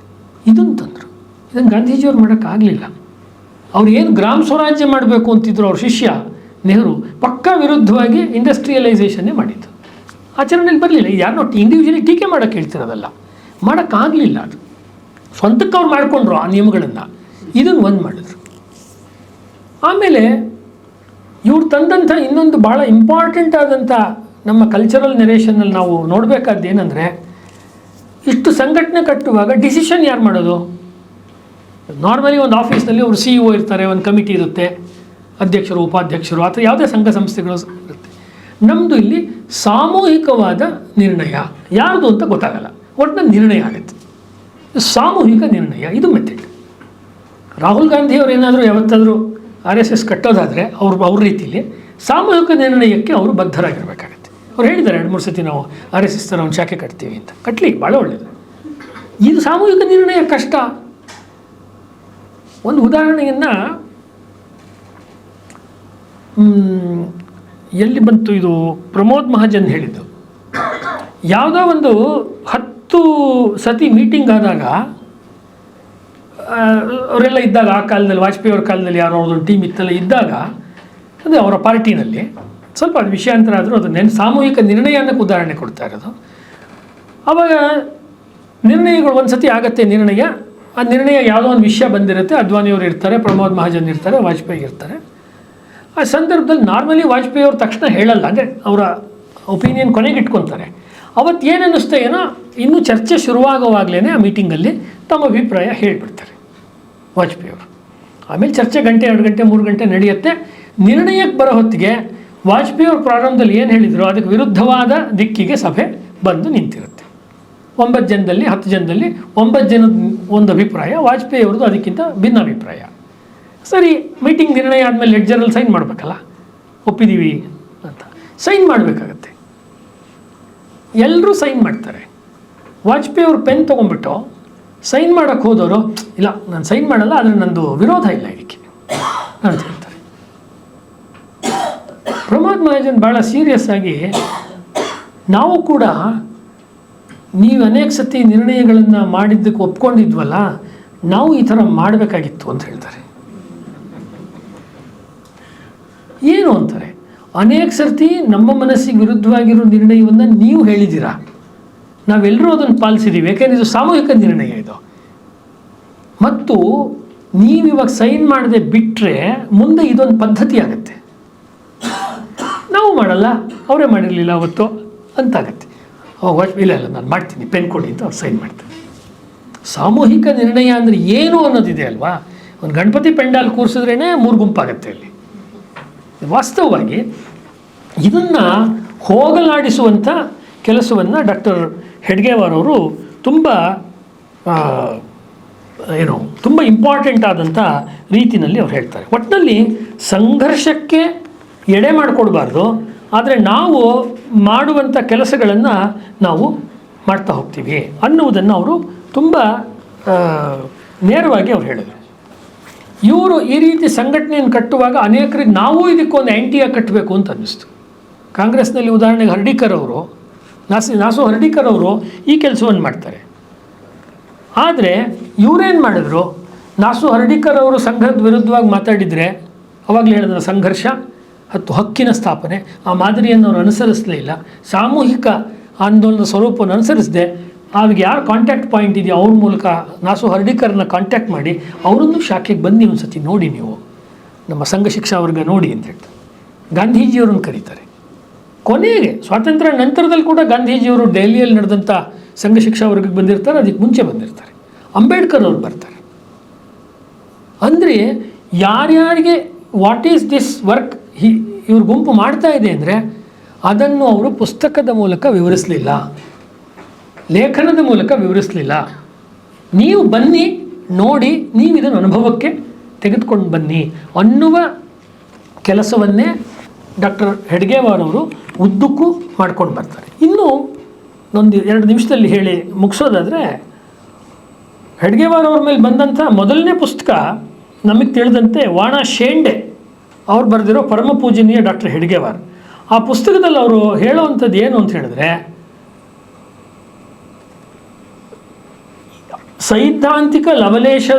ಸೈದ್ಧಾಂತಿಕವಾಗಿ ಲವಲೇಶವೂ ಅವರು ರಾಜಿ ಮಾಡಿಕೊಳ್ಳಿಲ್ಲ. ಮುಂದೆ ಕಾರ್ಯಕ್ಷೇತ್ರದ ರೂಪದ ವಿಶಾಲವಾದ ಸಮುದ್ರದಲ್ಲಿ ವಿವಿಧ ರೀತಿ ಸಮಸ್ಯೆಗಳು, ಜಟಿಲವಾದ ಸವಾಲುಗಳು, ವಿಚಿತ್ರವಾದ ಸನ್ನಿವೇಶಗಳು ಮತ್ತು ಚಳುವಳಿಗಳು ಮೊದಲಾದವುಗಳು ಭಾರೀ ಬಿರುಗಾಳಿಗಳೇ ಮೇಲೇಳುತ್ತಿದ್ದವು. ಇಂತಹ ಪ್ರತಿಕೂಲ ಪರಿಸ್ಥಿತಿಯಲ್ಲೂ ಸಂಘರೂಪಿ ನೌಕೆಯನ್ನು ತನಗೆ ಅಡ್ಡ ಬರುವಂತಹ ಬಂಡೆಗಳಿಂದ ಮತ್ತು ಬಿರುಗಾಳಿಗಳಿಂದ ಸುರಕ್ಷಿತವಾಗಿ ಉಳಿಸುತ್ತಾ ಹುಟ್ಟು ಹಾಕಬಲ್ಲ ಡಾಕ್ಟರ್ ಹೆಡ್ಗೇವಾರ್ ಅಂತಹ ಕುಶಲ ನಾವಿಕರು ಇರಬೇಕಾದಲ್ಲಿ ಕಾರ್ಯದ ಪ್ರಗತಿಯನ್ನು ತಡೆಯಬಲ್ಲವನು ಯಾರು ತಾನೇ ಇರಲು ಸಾಧ್ಯ. ಅಂದರೆ ಈ ಪ್ರವಾಹದಲ್ಲಿ, ಈ ವ್ಯಕ್ತಿಗಳ ಜೀವನದ, ಸಮಾಜ ಜೀವನದ ಪ್ರವಾಹದಲ್ಲಿ ಏನೇನೋ ಅಡೆತಡೆಗಳು ಬಂದರೂ ಒಬ್ಬ ತುಂಬ ಒಳ್ಳೆಯ ಸ್ಕಿಲ್ಫುಲ್ ಆಗಿರುವ ಒಬ್ಬ ನ್ಯಾವಿಗೇಟರ್ ಥರ ಅವರು ಸಂಘದ ನೌಕೆಯನ್ನು ಮುಂದುವರಿಸ್ಕೊಂಡು ತೆಗೆದುಕೊಂಡು ಬಂದರು.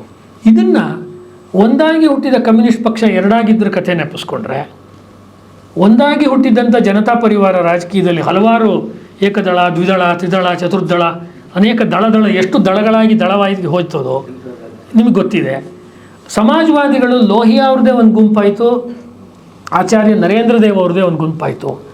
ಕಿಸಾನ್ ಸಭಾ ಮಾಡಿದಾಗ ಬೇರೆ ಬೇರೆ ಕಿಸಾನ್ ಸಭಾಗಳು ಆಗ್ತಾ ಹೋಯಿತು. ಇದು ಯಾಕೆ ಆಗಲಿಲ್ಲ ಅಂತ ಹೇಳಿದ್ರೆ, ಇವರು ಕೊಟ್ಟಿರುವಂಥ ಒಂದು ಕಲ್ಪನೆ. ಅದೇನು ಕಲ್ಪನೆ ಅಂದರೆ, ರಾಷ್ಟ್ರೀಯ ಸ್ವಯಂ ಸೇವಕ ಸಂಘ ಅಂತ ಹೇಳಬೇಕಾದ್ರೆ ಅಲ್ಲಿ ರಾಷ್ಟ್ರೀಯ ಮತ್ತು ಸಂಘ ಅನ್ನೋದು ಬೇರೆ ಅಲ್ಲ ಅಂಥೇಳಿ ಅವ್ರು ಹೇಳಿದ ಮಾತು ಸೋ ಬ್ಯೂಟಿಫುಲ್. ಅದು ತುಂಬ ಜನ ಅದ್ರ ಮೇಲೆ ಗಮನ ಕೊಟ್ಟಂಗೆ ಅನಿಸಲ್ಲ ನನಗೆ. ಅಂದರೆ ನ್ಯಾಷನಲ್ ಅಂತ ಹೇಳಿದರೆ ಯಾರು ಹಿಂದೂಗಳು ಈ ದೇಶದ ರಾಷ್ಟ್ರೀಯರು ಸರಿ, ಇಲ್ಲಿ ಸಂಘ ಆಗರ ರಾಷ್ಟ್ರದಿಂದ ಕಲ್ಪನೆಯಿಂದ ಭಿನ್ನನ ಅಂದರೆ ಸಂಘ ಮತ್ತು ರಾಷ್ಟ್ರ ಅನ್ನೋದು ಎರಡು ಭಿನ್ನ ಅಲ್ಲ. ಈ ರಾಷ್ಟ್ರ ಅಂತ ಅವ್ರು ಹೇಳಬೇಕಾಗ್ತಾ ಇರೋದು ರಾಜಕೀಯವಾದ, ಆಮೇಲೆ ಬಂತು ಸಂವಿಧಾನ. ಸಂವಿಧಾನ ಇರಲೇ ಇಲ್ಲ ಆ ಕಾಲದಲ್ಲಿ. ಸಂವಿಧಾನ ದತ್ತವಾದ ಒಂದು ಸ್ಟೇಟ್ ಬಗ್ಗೆ ಅವ್ರು ಹೇಳ್ತಾನೆ ಇಲ್ಲ. ಯಾಕೆಂದ್ರೆ ಇವತ್ತು ಅದಿರುತ್ತೆ, ಸ್ಟೇಟಿನ ಸ್ವರೂಪ ನಾಳೆ ಬದಲಾಗ್ಬೋದು. ಇದಕ್ಕೆ ಇನ್ನೇನೋ ಒಂದು ಹೊಸ ರಾಜಕೀಯ ಆಯಾಮ ನಮ್ಮ ದೇಶಕ್ಕೆ ಬಂದುಬಿಡ್ಬೋದು. ಆದರೆ ಪರಂಪರಾನುಗತವಾಗಿ ಯಾವುದು ಸಾವಿರಾರು ವರ್ಷಗಳಿಂದ ನಡ್ಕೊಂಡು ಬಂದಿದೆ, ಜನಗಳಿಗೆ ಒಂದು ಕಾಮನ್ ಹಿಸ್ಟ್ರಿ ಇದೆ, ಸಮಾನವಾದಂಥ ಒಂದು ಟ್ರೆಡಿಷನ್ ಇದೆ, ಸಮಾನವಾದ ನಂಬಿಕೆ ಇದೆ. ಆದರೆ ರೂಢಿಗಳಲ್ಲಿ ವ್ಯತ್ಯಾಸ ಇದೆ. ನಾವು ಮಾಡುವ ರೂಢಿಗಳಲ್ಲಿ, ಆಚರಣೆಗಳಲ್ಲಿ ಇವರೊಂದು ಮಾಡ್ಬೋದು, ನಾನೊಂದು ಮಾಡ್ಬೋದು. ಆದರೆ ಅದು ಎಲ್ಲ ಒಂದೇ ಟ್ರೆಡಿಷನ್, ಒಂದೇ ಸಂಪ್ರದಾಯ ಬೃಹತ್ ದೃಷ್ಟಿನಲ್ಲಿ. ಅದಕ್ಕೆ ಯಾರು ಬದ್ಧರಾಗಿರ್ತಾರೋ ಅವ್ರು ಮಾತ್ರ ರಾಷ್ಟ್ರ ಆಗ್ತಾರೆ. ಹಾಗಾದ್ರೆ ಒಂದು ರಾಷ್ಟ್ರದಲ್ಲಿ ಎರಡು ರಾಷ್ಟ್ರ ಇರೋಕ್ಕಾಗಲ್ಲ. ಅಂದರೆ ಎರಡು ರೀತಿ ಮಾನಸಿಕತೆ ಜನ ಇರೋಕ್ಕಾಗಲ್ಲ. ಅವರನ್ನು ನಾವು ಇದಕ್ಕೆ 10 ಕೋಟಿಗಿಂತ ಮುಂಚೆ ಬಂತಲ್ಲ, ಅವ್ರನ್ನ ಇದಕ್ಕೆ ಕನ್ವರ್ಟ್ ಮಾಡಲೇಬೇಕಾಗತ್ತೆ 25 ಕೋಟಿಗೆ. ಇದನ್ನು ಅವರು ಪ್ರಾರಂಭದಿಂದನೂ ಕೊನೆಯ ತನಕನೂ ಡಾಕ್ಟರ್ ಹೆಡ್ಗೇವಾರ್ ಅವರು ಹೇಳ್ಕೊಂಡು ಬಂದರು. ಇದನ್ನು ಹೇಳ್ಕೊಂಡು ಬಂದಾಗ ನಮಗೆ ತುಂಬ ಇಂಟ್ರೆಸ್ಟಿಂಗ್ ಆಗಿ ಬರೋವಂಥದ್ದು ಪ್ರಾಯ ಸಮಯ ಇದೆ ಅಂತ ಅಂದ್ಕೊಳ್ತೀನಿ.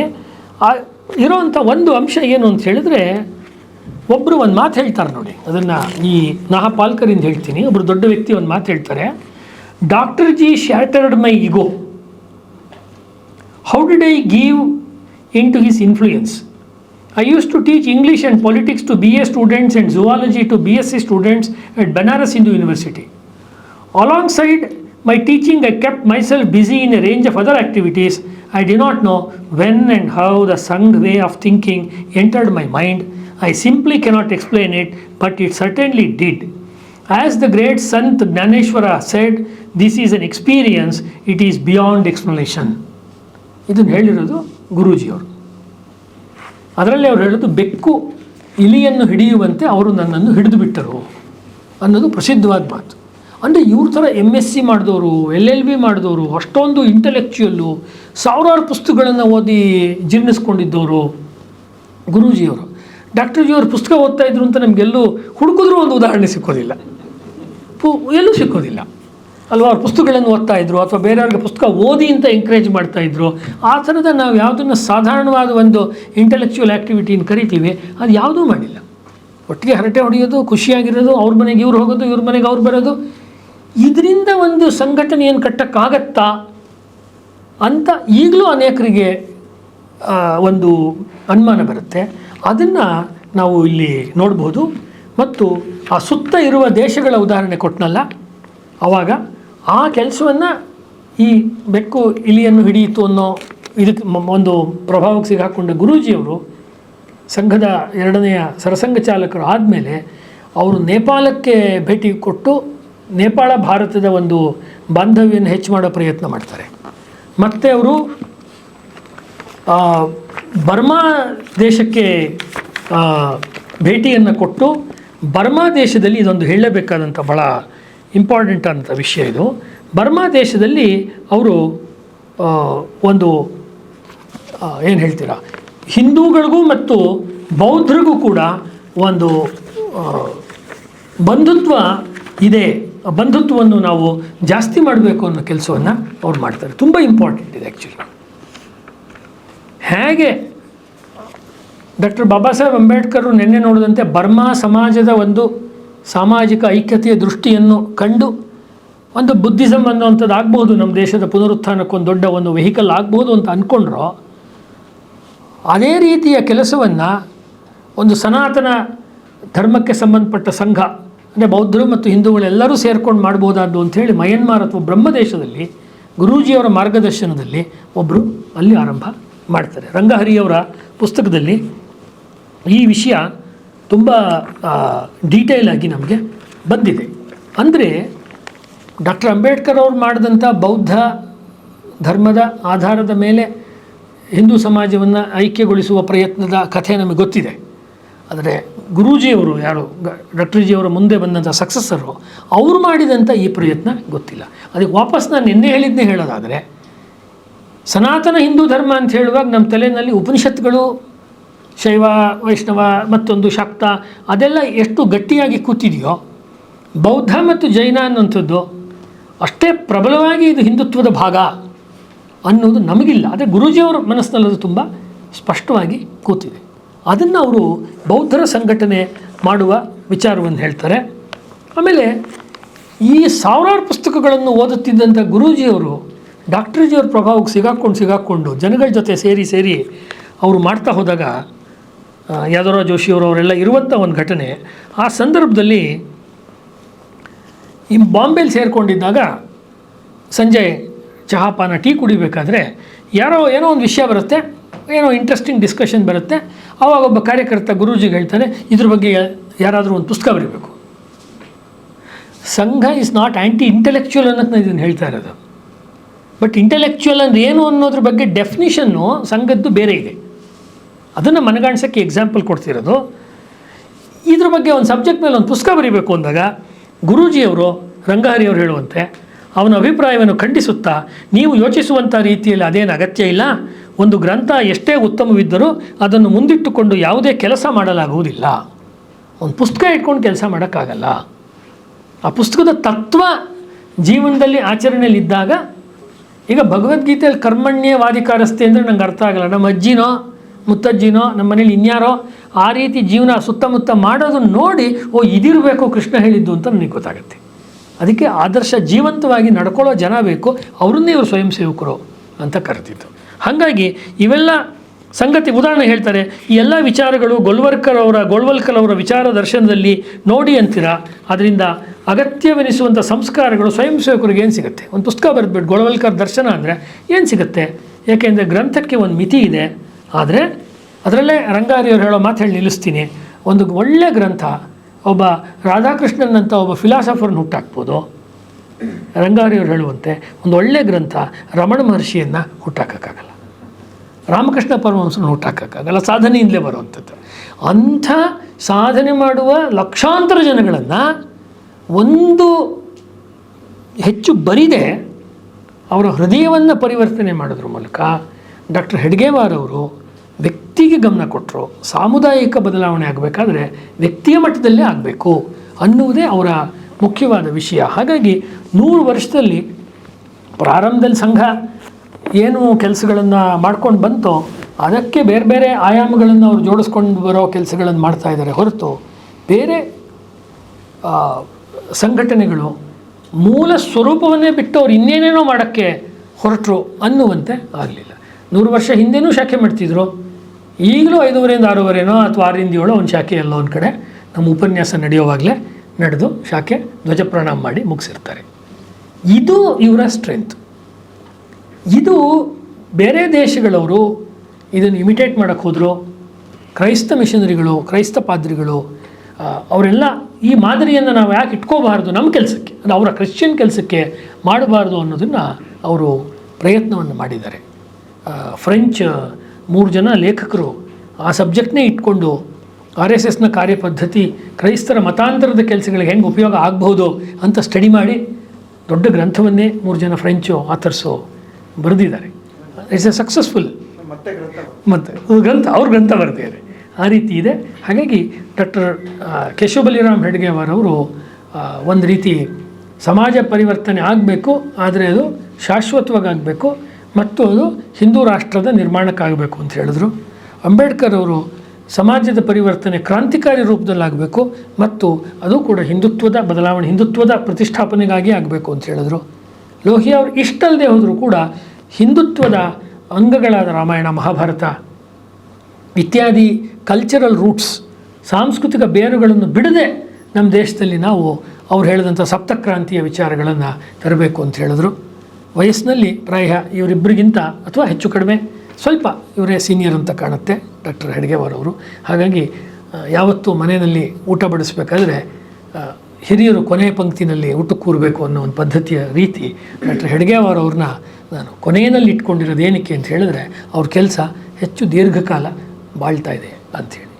ಹೀಗೆ ಈ 3 ದಿವಸಗಳ ಕಾಲ ಈ ವಿಚಾರದ ಬಗ್ಗೆ ಮಾಡಿರುವಂಥ ನನ್ನ ಕೆಲವು ಅನಿಸಿಕೆಗಳನ್ನ ನಾನು ಹೇಳಿದ್ದೀನಿ. ಅಲ್ಲಿ ಅಕಸ್ಮಾತ್ ಹೇಳಬೇಕಾದ್ರೆ ಏನು ವೈಯಕ್ತಿಕವಾಗಿ ಯಾರ್ದಾದ್ರೂ ಅಥವಾ ಟೀಕೆ ಈ ರೀತಿ ಏನಾದ್ರು ಇದ್ದರೆ ನಾನು ಬಾಳಾ ಸಾಹೇಬ್ ದೇವರಸರು ಗುರೂಜಿಯವರು ತೀರ್ಕೊಂಡಾಗ ಗುರೂಜಿಯವರ ಲಕೋಟೆಯಲ್ಲಿದ್ದ 3 ಪತ್ರಗಳ ಪೈಕಿ 3ನೇ ಪತ್ರದಲ್ಲಿ ಏನು ಹೇಳಿದ್ರು ಅದನ್ನೇ ಹೇಳಿ ನನ್ನ ಮಾತಿಗೆ ನಾನು ಉಪಸಂಹಾರ ಮಾಡ್ತೀನಿ. 3ನೇ ಪತ್ರವು ವಿಶೇಷ ವ್ಯಕ್ತಿತ್ವದ ವಿಶೇಷತೆಯನ್ನು ಪರಿಚಯಿಸುವಂತಹ, ಅಂತಿಮ ವಿದಾಯ ತಿಳಿಸುವಂತಹ, ಜಂಬ ಅಹಂಕಾರಗಳನ್ನು ಮನದಿಂದ ಕಿತ್ತೊಗೆದು ಸ್ವತ್ವವನ್ನು ತಳ್ಳಿ ಹಾಕಿ ಓರ್ವ ಅಭಿಜಾತ ಧರ್ಮಾತ್ಮನ ಭಾವಸ್ಪಂದನವನ್ನು ಸಂಕೇತಿಸುವಂಥ ಮಾತುಗಳಿಂದ ಕೂಡಿತ್ತು. ಕೋಟ್, ಇದು ಗುರೂಜಿಯವರ ಮಾತು. 1940 ಜೂನ್ 21ರಂದು ಪರಮಪೂಜನೀಯ ಡಾಕ್ಟರ್ ಹೆಡ್ಗೇವಾರರ ಶರೀರ ಶಾಂತವಾಯಿತು ಮತ್ತು ಅವರ ಇಚ್ಛೆಯಂತೆ ಸರಸಂಘ ಚಾಲಕ ಸ್ಥಾನದ ಮಹತ್ವಪೂರ್ಣ ಹೊಣೆ ನನ್ನ ಮೇಲೆ ಬಂತು.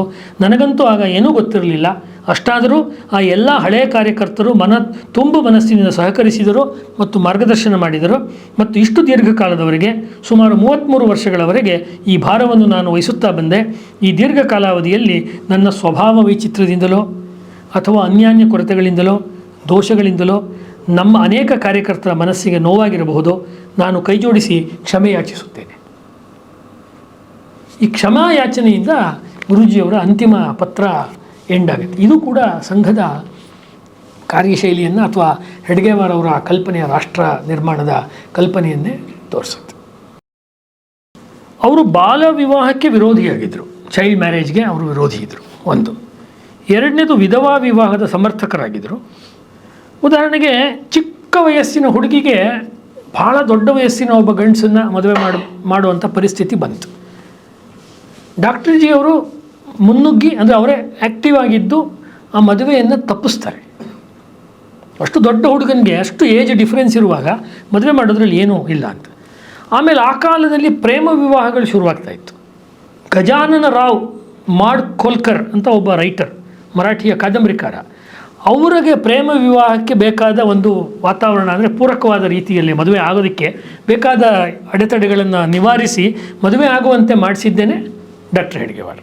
ಇದು ನಮಗೆ ಗೊತ್ತಾಗುತ್ತೆ. ಆಮೇಲೆ ಹೆಣ್ಮಕ್ಳನ್ನ ಗಂಡಸರು ಆ ಕಾಲದಲ್ಲಿ, ಈಗಲ್ಲ, ಆ ಕಾಲದಲ್ಲಿ ಕರಿಬೇಕಾದ್ರೆ ಒಂದು ಕಾದಂಬರಿ ಶೈಲಿಯಲ್ಲಿ ಅಥವಾ ಒಂದು ಸ್ವಲ್ಪ ಇಂಗ್ಲೀಷ್ನಲ್ಲಿ ಡಿಯರ್ ಡಾರ್ಲಿಂಗ್ ಅಂತಾರಲ್ಲ, ಆ ಅರ್ಥದಲ್ಲಿ ರಮಣಿ ಅನ್ನೋ ಪದವನ್ನು ಬಳಸ್ತಾ ಇದ್ರು. ಇವರು ರಮಣಿ ಅಂತ ಹೇಳಬಾರ್ದು, ದೇವಿ ಅಂತ ಕರಿಬೇಕು. ದೇವಿಯವ್ರ ಸಜ್ಜನೋ ಅಂತ ಇವತ್ತು ಹಿಂದಿ ಭಾಷೆಯಲ್ಲಿ ಭಾಳ ಚೆನ್ನಾಗಿ ಸೇರ್ಕೊಂಡ್ಬಿಟ್ಟಿರೋ ಪದ, ಅದನ್ನು ಅವರು ಹೇಳ್ತಾರೆ. ಆಮೇಲೆ ರಾಜ್ಕುಮಾರಿ ಹೇಗೆ ಅಂಬೇಡ್ಕರ್ ಅವರು ಸಂಘದ ಶಾಖೆಗೆ ಬಂದಿದ್ದರು, ಮತ್ತು ಹರ್ಡಿಕರ್ ಬಂದಿದ್ದರು, ಬೇರೆ ಬೇರೆಯವ್ರು ಬಂದಿದ್ದರು, ನಾನು ಉದಾಹರಣೆಗಳನ್ನು ಕೊಟ್ಟೆ. ಗಾಂಧೀಜಿಯವರು ಬಂದಿದ್ದರು ಅಂತ. ಅಖಿಲ ಭಾರತೀಯ ಮಹಿಳಾ ಪರಿಷತ್ ಅಂತ ಒಂದು ಸಂಘಟನೆ ಇದೆ. ಆ ಅಖಿಲ ಭಾರತೀಯ ಮಹಿಳಾ ಪರಿಷತ್ತಿನ ಅಧ್ಯಕ್ಷೆ ರಾಜ್ಕುಮಾರಿ ಅಮೃತಾ ಕೌರ್. ಆಮೇಲೆ ಪ್ರಾಯ ಅವರು ಭಾರತದಲ್ಲಿ ಮುಂದೆ ಅವರು ಒಂದು ಮಂತ್ರಿ ಮಿನಿಸ್ಟ್ರಿಯಲ್ಲಿ ಕೂಡ ಇದ್ದರು. ಅವರು ಸ್ವಾತಂತ್ರ್ಯ ಬಂದ ಮೇಲೆ ಅವರು ಮತ್ತು ಅವ್ರ ಜೊತೆ ರಾಜ್ಯ ವಿಧಾನಸಭೆಯ ಉಪಸಭಾಪತಿಯಾಗಿದ್ದಂಥ ಅನಸೂಯಾಬಾಯಿ ಕಾಳೆ ಅವರು ಕೂಡ ಸಂಘದ ಶಿಕ್ಷಾ ವರ್ಗಗಳಿಗೆ ಬಂದಿದ್ದರು, ಸಂಘ ಶಿಕ್ಷಾ ವರ್ಗಗಳಿಗೆ. ಇದನ್ನು ನಾವು ತುಂಬ ನೋಡ್ಬೋದು. ಮತ್ತು ಇವ್ರ ಕೆಲಸಗಳನ್ನು ಆ ಕಾಲದಲ್ಲಿ ಪಾರ್ವತಿಬಾಯಿ ಚಿಟ್ನವಿಸ್ ಅನ್ನೋರು ತುಂಬ ಮೆಚ್ಚಿಕೊಂಡು ಅವರ ವಿಚಾರಗಳನ್ನು ಹೇಳ್ತಾರೆ. ಕೊನೆಯದಾಗಿ ಅವರು ತೀರ್ಕೊಂಡಂಥ ಸಂದರ್ಭದಲ್ಲಿ ತುಂಬ ಜನ ಅವರ ವಿಚಾರಗಳನ್ನು ಏನು ಹೇಳ್ತೀರಾ ಮೆಚ್ಚಿಕೊಂಡು ಬರೆದವರಲ್ಲಿ ಮಹಿಳಾ ಪತ್ರಕರ್ತರು ಕೂಡ ಇದ್ದರು. ಮತ್ತು ಮಹಿಳೆಯರು ರಾಷ್ಟ್ರೀಯ ಹೋರಾಟದಲ್ಲಿ ಭಾಗವಹಿಸಬೇಕು ಅಂಥೇಳಿ ರಾಷ್ಟ್ರ ಸೇವಿಕಾ ಸಮಿತಿಯನ್ನು ಇದರದ್ದೊಂದು ಅಂಗ ಅಲ್ಲ, ಅದು ಸಂಘದೊಂದು ಅಂಗ ಅಲ್ಲ, ಅದು RSS. ಅದಕ್ಕೆ ಅದರದ್ದೇ ಆಗಿರೋ ಒಂದು ಸ್ಟ್ರಕ್ಚರು, ಕಾರ್ಯಪದ್ಧತಿ ಅದನ್ನು ಅವರು ಮಾಡಿದ್ರು.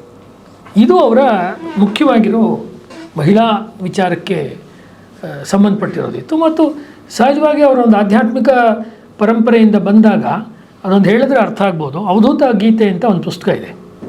ಅವಧೂತ ಗೀತೆ ಅವಧೂತರಿಗೆ ಸಂಬಂಧಪಟ್ಟಿದ್ದು. ಅವಧೂತರು ಹೇಗಿರ್ತಾರೆ ಅಂತ ಅನೇಕ ಕೇಳಿರ್ತೀವಿ. ಅವಧೂತ ಅಂದರೆ ಯಾರು ಅಂತ ಹೇಳಿದ್ರೆ, ಇರುವಂಥ ಜನಗಳಲ್ಲಿ ಎಲ್ಲೂ ಸಾಮರಸ್ಯ ಭಂಗವಾಗುವಾಗ ಸಾಮರಸ್ಯವನ್ನು ತರುವವನು ಅವಧೂತ ಅಂತ. ಅಂದರೆ ಸೂರ್ಯಚಂದ್ರರ ಸಾಮರಸ್ಯ, ಸೂರ್ಯನಾಡಿ ಚಂದ್ರನಾಡಿ ಸಾಮರಸ್ಯ, ಇಳ ಮತ್ತು ಪಿಂಗಳ ನಾಡಿಗಳ ಸಾಮರಸ್ಯ, ಆ ಥರ ಹೋಗುತ್ತೆ. ಅದು ಬುದ್ಧಿ ಮತ್ತು ಮನಸ್ಸಿನ ಸಾಮರಸ್ಯ, ಹಗಲು ರಾತ್ರಿಯ ಸಾಮರಸ್ಯ ಅಂತ ಮಾಡಿದಾಗ ಒಬ್ಬ ಅವಧೂತನಾದವನು ಏನು ಮಾಡ್ತಾನೆ, ಯಾರ್ಯಾರು ಯಾವ್ಯಾವ ಸಾಧನೆಯ ದಾರಿನಲ್ಲಿ ಹೋಗ್ತಿರ್ತಾರೋ ಆ ಸಾಧನೆಯ ದಾರಿಯನ್ನು ಪ್ರಶಸ್ತ ಮಾಡಿಕೊಡ್ತಾರೆ ಅಷ್ಟೇ. ಅದೇ ಈಗ ಸಂಘದಲ್ಲಿ ಯಾರೋ ಕೆಲವು ಕಾರ್ಯಕರ್ತರಿಗೆ ವಿದ್ಯಾರ್ಥಿ ಕ್ಷೇತ್ರದಲ್ಲಿ ಕೆಲಸ ಮಾಡಬೇಕು ಅನಿಸುತ್ತೆ. ಯಶವಂತರಾವ್ ಖೇಳ್ಕರ್ ಅವರ ನೇತೃತ್ವದಲ್ಲಿ ಸಂಘದ ಸ್ವಯಂ ಸೇವಕರೇ ಮುಂದಕ್ಕೆ ಹೋಗಿ ABVP ಅಖಿಲ ಭಾರತೀಯ ವಿದ್ಯಾರ್ಥಿ ಪರಿಷತ್ ಶುರುವಾಗುತ್ತೆ. ಧಾರ್ಮಿಕ ಕ್ಷೇತ್ರದಲ್ಲಿ ಏನೋ ಕೆಲಸ ಮಾಡಬೇಕು ಅಂಥೇಳಿ ಶಾಖೆ ನಿಲ್ಲಿಸಲ್ಲ. ಅದಕ್ಕೆ ವಿಶ್ವ ಹಿಂದೂ ಪರಿಷತ್ತು 1964 ಅಂತ ಕಾಣುತ್ತೆ. ಆವಾಗ ಗೋಕುಲಾಷ್ಟಮಿ ಸಮಯದಲ್ಲಿ VHP ಶುರುವಾಗುತ್ತೆ. ಇನ್ಯಾವುದೋ ಸಮಯದಲ್ಲಿ ಇನ್ನೊಂದು ಸಂಘಟನೆ ಶುರುವಾಗುತ್ತೆ. ಅವಧೂತ ಅಂದರೆ ಇದೇನೆ, ಅವರವರಿಗೆ ಅವರವರ ಆಸಕ್ತಿ ಕೆಲಸಕ್ಕೆ ಬೇಕಾದ್ದನ್ನು ಕೊಡ್ತಾ ಹೋಗೋದೇ ಹೊರತು ಒಂದಿಲ್ವ ಇನ್ನೊಂದು ಹೊಸದು ಸೇರಿಸೋದು, ಇದನ್ನು ಮಾಡೋದಿದೆ ಅಲ್ವಾ. ಇಟ್ ಈಸ್ ಅದಕ್ಕೊಂದು ಮಾತು ಒಂದು ಕಡೆ ಒಬ್ರು ಹೇಳ್ತಾರೆ, ಇವ್ರನ್ನ ಏನಂತ ಕರಿಬೋದು ಅಂದರೆ ಡಾಕ್ಟರ್ ಜಿ ಅವ್ರನ್ನ ಸಮಗ್ರತಾವಾದಿ ಅಂತಾರೆ. ಟೋಟಲ್ ಎಲ್ಲವೂ ಕೂಡ ಬರಬೇಕು ಅದರಲ್ಲಿ, ಯಾವುದೂ ಬಿಟ್ಟು ಹೋಗಬಾರ್ದು, ಸಮಾಜದ ಯಾವುದೇ ಘಟಕವೂ ಕೂಡ ಬಿಟ್ಟು ಹೋಗಬಾರ್ದು ಅಂತ ಹೇಳ್ಬೋದು. ಅಸಹಕಾರ ಆಂದೋಲನವನ್ನು ಗಾಂಧೀಜಿಯವ್ರು ಮಾಡಿದಾಗ ಸಂಘ ಅದಕ್ಕೆ ಬೆಂಬಲ ಕೊಡ್ತು.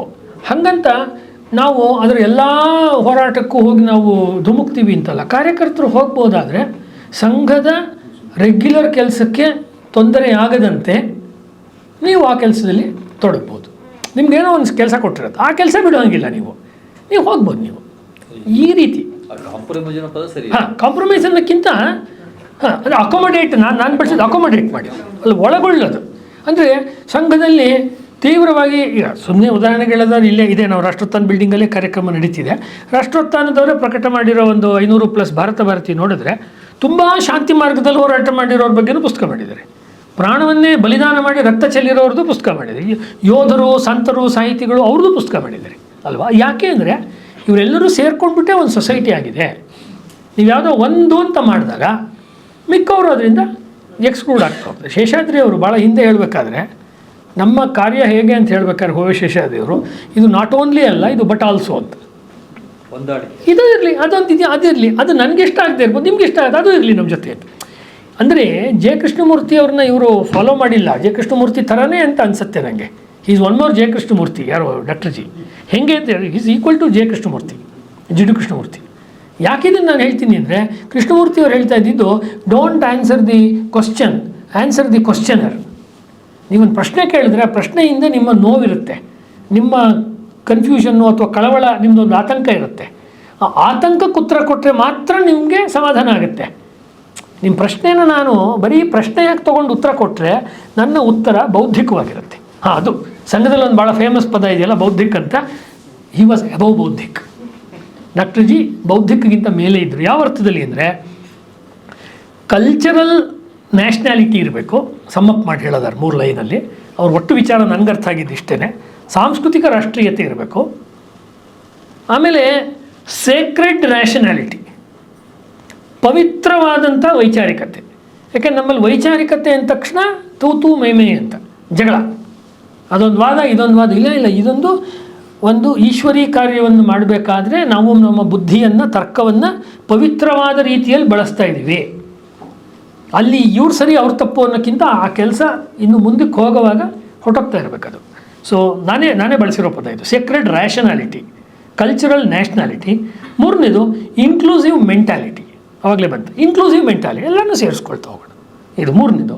ನಾಲ್ಕನೇದು always go beyond the mind level, ಮನಸ್ಸಿನ ಗೀತೆಯಲ್ಲೂ ಬರುತ್ತೆ ಅದು. ಆ್ಯಕ್ಚುಲಿ ಯಾವ್ಯಾವುದು ಇಂದ್ರಿಯಗಳಿಂದ ಮನಸ್ಸಿಗಿಂತ ಬುದ್ಧಿ, ಅದಕ್ಕಿಂತ ಮೇಲಿಂದ ಅನ್ನೋ ಮಾತುಗಳು ಬರುತ್ತಲ್ವ, ಅದಕ್ಕೆ ಹೋದಾಗ ಮಾತ್ರ ನಾನು ಮಾಡುವಂಥ ಕೆಲಸದ ಬಗ್ಗೆ ನನಗೆ ಯಾವುದೇ ಒಂದು ಅಟ್ಯಾಚ್ಮೆಂಟು ಅನ್ನೋದು ಇರೋದಿಲ್ಲ.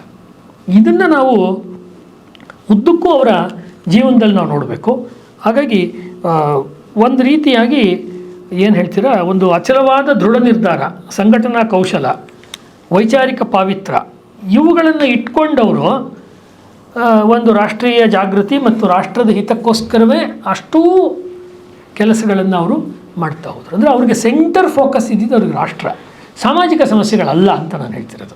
ಸಾಮಾಜಿಕ ಸಮಸ್ಯೆಗಳು ಒಂದು ರಾಷ್ಟ್ರದಲ್ಲಿ ಇದ್ದೇ ಇರುತ್ತೆ. ಒಂದು ಯಾವುದೇ ಜೀವಂತ ಸಮಾಜದಲ್ಲಿ ಪ್ರಾಬ್ಲಮ್ಸ್ ಇಲ್ಲ, ಒಂದು ಮನೆಯ ಮೇಲೆ ಪ್ರಾಬ್ಲಮ್ ಇರಲ್ವಾ, ಸಮಾಜದಲ್ಲಿ ಇದೆ. ಹಾಗಾಗಿ ನಾವು ಅದನ್ನು ಅಡ್ರೆಸ್ ಮಾಡಬಾರ್ದು.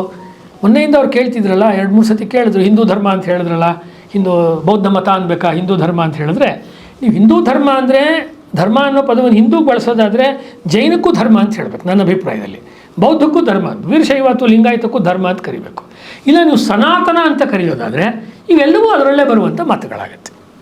ಇಲ್ಲ ಏನು ಅನಿಸುತ್ತೆ ಅಂದರೆ, ನಾನು ಬೌದ್ಧನಾಗಿದ್ದರೆ, ನೀವು ಹಿಂದೂ ಆಗಿದ್ದರೆ, ನೀವು ಹಿಂದೂ ಧರ್ಮ, ನಿಮ್ಮದು ಹಿಂದೂ ಧರ್ಮ, ನಂದು ಬೌದ್ಧ ಮತ ಅಂದರೆ ಯಾಕೋ ಸ್ವಲ್ಪ ನನ್ನನ್ನು ನೀವು ಅಷ್ಟು ಸರಿಯಾಗಿ ನಡೆಸ್ಕೊಳ್ತಿಲ್ಲ ಅಂತ ನನಗೆ ಅನಿಸುತ್ತೆ. ನನಗೆ ಇವತ್ತಿನ ನಿಜವಾದ ಜಗಳ ಅದಕ್ಕೆ ಗೋಯಿಂಗ್ ಬಿಯಾಂಡ್ ಮೈಂಡ್ ಅಂತ ಹೇಳಿದ್ನಲ್ಲ, ಅದು ಆ್ಯಕ್ಚುಲಿ ನಿಮ್ಮನ್ನು ಹ್ಯಾಗೆ ಕರೆದ್ರೆ ನಿಂಗೆ ಪ್ರಿಯವಾಗುತ್ತೋ ಹಾಗೆ ಕರೆದು ಬಿಟ್ಟಕ್ಕೆ ನನಗೇನು ತೊಂದರೆ. ಸಂಬೋಧನೆಯಲ್ಲಿ ಏನಕ್ಕೆ ನಾವು ಆ ಜುಗುತನ ಮಾಡಬೇಕು, ನಿಮ್ಗೆ ಏನಂತ ಕರಿಬೇಕು ಅಂತ ನಿಮ್ಗೆ ಇಷ್ಟನೋ ಒಂದು ಪಂಥದವ್ರಿಗೆ ಅವ್ರ ಹೆಸರಲ್ಲಿ ಕರೆದು ನಾವು ಈ ರಾಷ್ಟ್ರ ಜೀವನದಲ್ಲಿ ಒಟ್ಟಿಗೆ ಇದ್ರಾಯಿತು ಅಷ್ಟೇ. ಅದು ಕಾಂಪ್ರಮೈಸ್ ಅಂತ ಆಗೋದಿಲ್ಲ. ಅವಾಗ ಈ ಒಂದು ಹಗ್ಗದ ಹುರಿ ಇನ್ನೊಂದು ಹಗ್ಗದ ಹುರಿ ಜೊತೆ ಸೇರಿಕೊಂಡದು ಗಟ್ಟಿ ಆಗುತ್ತೆ ಬಾಂಡಿಂಗು. ಇಲ್ಲ ಅಂತ ಹೇಳಿದ್ರೆ ಅದು ಪಕ್ಕ ಹೋಗಿ ಅದು ದೂರ ಆಗುತ್ತೆ. ಹಾಗಾಗಿ ಈ ಬಾಂಡಿಂಗ್ಗೆ ಕಾರಣ ಏನು ಅಂತ ಹೇಳಿದ್ರೆ, ಯಾವುದನ್ನು ಅವರು ತುಕಾರಾಮ್ನಲ್ಲಿ ಮತ್ತೊಂದರಲ್ಲಿ ನೋಡ್ತಿದ್ರು, ಯಾವುದೋ ಒಂದು ದೊಡ್ಡ ಆಧ್ಯಾತ್ಮ ಗುರುಗಳ ಒಂದು ನೆನಪಿಗೆ ಒಂದು ಸಂಪುಟದ ಪುಸ್ತಕವನ್ನು ತರ್ತಾರೆ. ಇವರ ಗರಡಿಯಲ್ಲೇ ಬೆಳೆದಂಥ ಗುರೂಜಿಯವರಿಗೆ ಒಂದು ಸಂದೇಶ ಕೊಡಿ ಅಂತಾರೆ. ಗುರೂಜಿಯವ್ರು ಭಾಳ ಏನು ಸಂದೇಶ ಕೊಡಬೇಕಾಗಿಲ್ಲ, ಮೇನ್ ಹಿ ತೂ ಹಿ. ಇಡೀ RSSನ ಒಂದು ಫಿಲಾಸಫಿ ಅದೇ ಅಂತ ನಾನು ಅರ್ಥ ಮಾಡಿಕೊಂಡ್ರೆ, ಮೇನ್ ಹಿ ತೂ ಹಿ, ನಾನಲ್ಲ ನೀನೇ, ಎಲ್ಲ ನೀನೇ ಅಪ್ಪ, ನಿಂದೆ ಎಲ್ಲ ನೀನೇ ಮಾಡಿರೋದು, ಎಲ್ಲ ಅದೇ ಅಲ್ಲಿ ಹೇಳ್ತಿರೋದು ಎಲ್ಲ ಭಗವಂತನ ಕೆಲಸವಾಗಿ ಆಗ್ತಾ ಇದೆ. ನಾನಲ್ಲಪ್ಪ, ಎಲ್ಲ ರಾಮ ಮಾಡ್ತಾ ಇರೋದು, ಎಲ್ಲ ಕೃಷ್ಣ ಮಾಡ್ತಾ ಇರೋದು, ಭಗವಂತ ಅಥವಾ ಶಿವ ಯಾರೋ ಭಗವಂತ ಮಾಡ್ತಾ ಇರೋದು ಅನ್ನುವ ಸಮರ್ಪಣೆಯ ಭಾವದಲ್ಲಿ ಇದನ್ನು ಮಾಡಬೇಕು. ಅಂದರೆ ಚೇಂಜ್ ಆಯಿತು. ಉದಾಹರಣೆಗೆ ಮುಂಚೆ ಮರಾಠಿನಲ್ಲಿ ಪ್ರಾರ್ಥನೆ ಇತ್ತು, ಅನೇಕ ವರ್ಷಗಳಾದಮೇಲೆ ಸಂಸ್ಕೃತದಲ್ಲಿ ಅದರ ಪ್ರಾರ್ಥನೆ ಮಾಡಿದರು. ಆಮೇಲೆ ಬೌದ್ಧ ದೇಶದಲ್ಲಿ ಮಾಡಬೇಕಾದ್ರೆ ನೀವು ಭಾರತದ ಹೇಳೋಕ್ಕಾಗಲ್ಲ, ಅಲ್ಲಿಗೆ ಬುದ್ಧನ ಇನ್ನೇನೋ ಒಂದು ಸೇರಿಸ್ಬೇಕಾಗಲ್ವಾ. ಬುದ್ಧಂ ಶರಣಂ ಗಚ್ಚಾಮಿ, ಸಂಗಂ ಶರಣಂ ಮತ್ತು ಧಮ್ಮಂ ಶರಣಂ, ಆ ಮೂರನ್ನೂ ಸೇರಿದ್ರೆ ತ್ರಿಶರಣ ಅಂತ ಕರೀತಾರೆ. ಅದಾಗ ಅದು ಅಪ್ರೂವ್ ಆಗಿ ಅದು ಹಾಡಿನ ರೂಪಕ್ಕೆ ಬರಬೇಕಾದ್ರೆ ದೀನ್ ದಯಾಳರು ಗದ್ಯ ರೂಪದಲ್ಲಿ ಅದನ್ನು ಬರೀತಾರೆ. ಯಾವುದು ಬೌದ್ಧ ದೇಶಕ್ಕೆ ಬೇಕಾಗಿರೋ ಪ್ರಾರ್ಥನೆಯ ಪದ್ಯವನ್ನು, ಪ್ರಾರ್ಥನೆಯ ಗದ್ಯವನ್ನು ಇನ್ನೊಬ್ರು ಯಾರೋ ಸಂಸ್ಕೃತ ಕವಿಗಳಿಗೆ ಕೊಟ್ಟು ಅದನ್ನು ಸಂಸ್ಕೃತದಲ್ಲಿ ಮಾಡಿ ಕೊಡ್ತಾರೆ.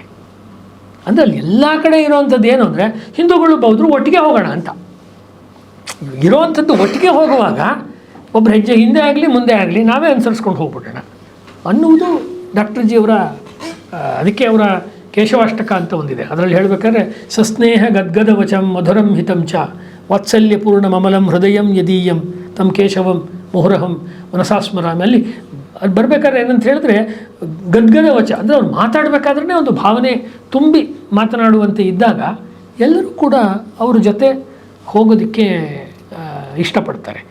ಆ ರೀತಿಯ ಒಂದು ಪರ್ಸನಾಲಿಟಿಯನ್ನು RSSನ ಸ್ವಯಂ ಸೇವಕರು ಇಟ್ಕೊಂಡಾಗಲೇ ರಾಷ್ಟ್ರ ಮತ್ತು ಸಂಘದ ನಡುವಿನ ವ್ಯತ್ಯಾಸ ಏನೂ ಇಲ್ಲದೆ ರಾಷ್ಟ್ರೀಯ ಸಂಘ ಅದನ್ನು ಮಾಡುವವರು ಸ್ವಯಂ ಸೇವಕರು. ಅಂದರೆ ₹1 ಅವ್ರು ತೊಗೊಳ್ಳದೆ ಅವರೊಂದು ಈಶ್ವರನ ಕೆಲಸ, ಒಂದು ಭಗವಂತನ ಕೆಲಸ ಅನ್ನೋ ರೀತಿಯಲ್ಲಿ ಅವರು ಮಾಡ್ತಾರೆ. ಆ ಕನ್ಸೆಪ್ಟ್ ಕೂಡ ಅವರಿಗೆ ಶಿವಾಜಿಯ ಶಾಸನಗಳು ಅಥವಾ ಅವನ ರೆಕಾರ್ಡ್ಸಲ್ಲೇ ಬರುತ್ತೆ. ಇದು ಶಿವನ ಇಚ್ಛೆಯಂತೆ ಇದಾಗ್ತಾ ಇದೆ, ಭಗವಂತನ ಇಚ್ಛೆಯಿಂದ ನಾವು ಔರಂಗಜೇಬದ ಮೇಲೆ ಸೈನ್ಯ ತೊಗೊಂಡು ಹೋಗ್ತಾ ಇದ್ದೀವಿ, ಈ ಥರ ಕಾಗದ ಬರೆದ್ರೆ ಅವ್ರಿಗೆ ಸೈನ್ಯ ಸಹಾಯ ಜಾಸ್ತಿ ಬರುತ್ತೆ. ನಾವು ಮೀಟಿಂಗ್ ಮಾಡಿಬಿಟ್ಟು ಡಿಸೈಡ್ ಮಾಡಿದ್ದೀವಿ ಯುದ್ಧಕ್ಕೆ ಹೋಗ್ತಾ ಇದ್ದೀವಿ ಅಂದರೆ ನಿಮ್ಮ ಮೀಟಿಂಗ್ ನನ್ನ ಯಾಕೆ ಕರೀಲಿಲ್ಲ ಅಂತ ಬರುತ್ತೆ. ಸಹಜ ಅಲ್ವಾ? ಇದು ಭಗವಂತನ ಇಚ್ಛೆ ಅಂತ ಇದು ಮಾಡ್ತಾ ಇದ್ದೀವಿ ಅಂದರೆ ಆ ಭಗವಂತನ ಇಚ್ಛೆ ಅನ್ನೋದು ಬಹಳ ದೊಡ್ಡ ಅಸ್ತ್ರ. ವಿಜಯನಗರದವ್ರಿಗೆ ಶಿವಾಜಿಗೆ ಮೋಸ್ಟ್ಲಿ ಬಂದಿದ್ದು ಅದು ವಿಜಯನಗರದಿಂದ. ಶ್ರೀ ವಿರೂಪಾಕ್ಷ ಇಚ್ಛಾಜಯಿತು, ವಿರೂಪಾಕ್ಷನ ಸಿಗ್ನೇಟ್ರಿ ವಿರೂಪಾಕ್ಷ. ನಾವು ಸುಮ್ಮನೆ ಸೈನ್ ಮಾಡ್ತೀವಿ, ಮೂಲ ಅದಕ್ಕೆ ಲೆಕ್ಕಪತ್ರದ ಒಡೆಯ ವಿಜಯನಗರ ಸಾಮ್ರಾಜ್ಯಕ್ಕೆ ವಿರೂಪಾಕ್ಷ ದೇವರು. ವಿಜಯನಗರದವ್ರು ಅದನ್ನು ಮಾಡ್ತಾಯಿದ್ರು. ಈ ಒಂದು ಅಲ್ಲಿ ಎಲ್ಲ ಕಡೆ ಬರೋದು ನಿಸ್ವಾರ್ಥ. ಆ ನಿಸ್ವಾರ್ಥದ ಭಾವನೆಯಿಂದಲೇ ಅವರು ಈ ಕೆಲಸವನ್ನು ಮಾಡ್ಕೊಂಡು ಬಂದರು.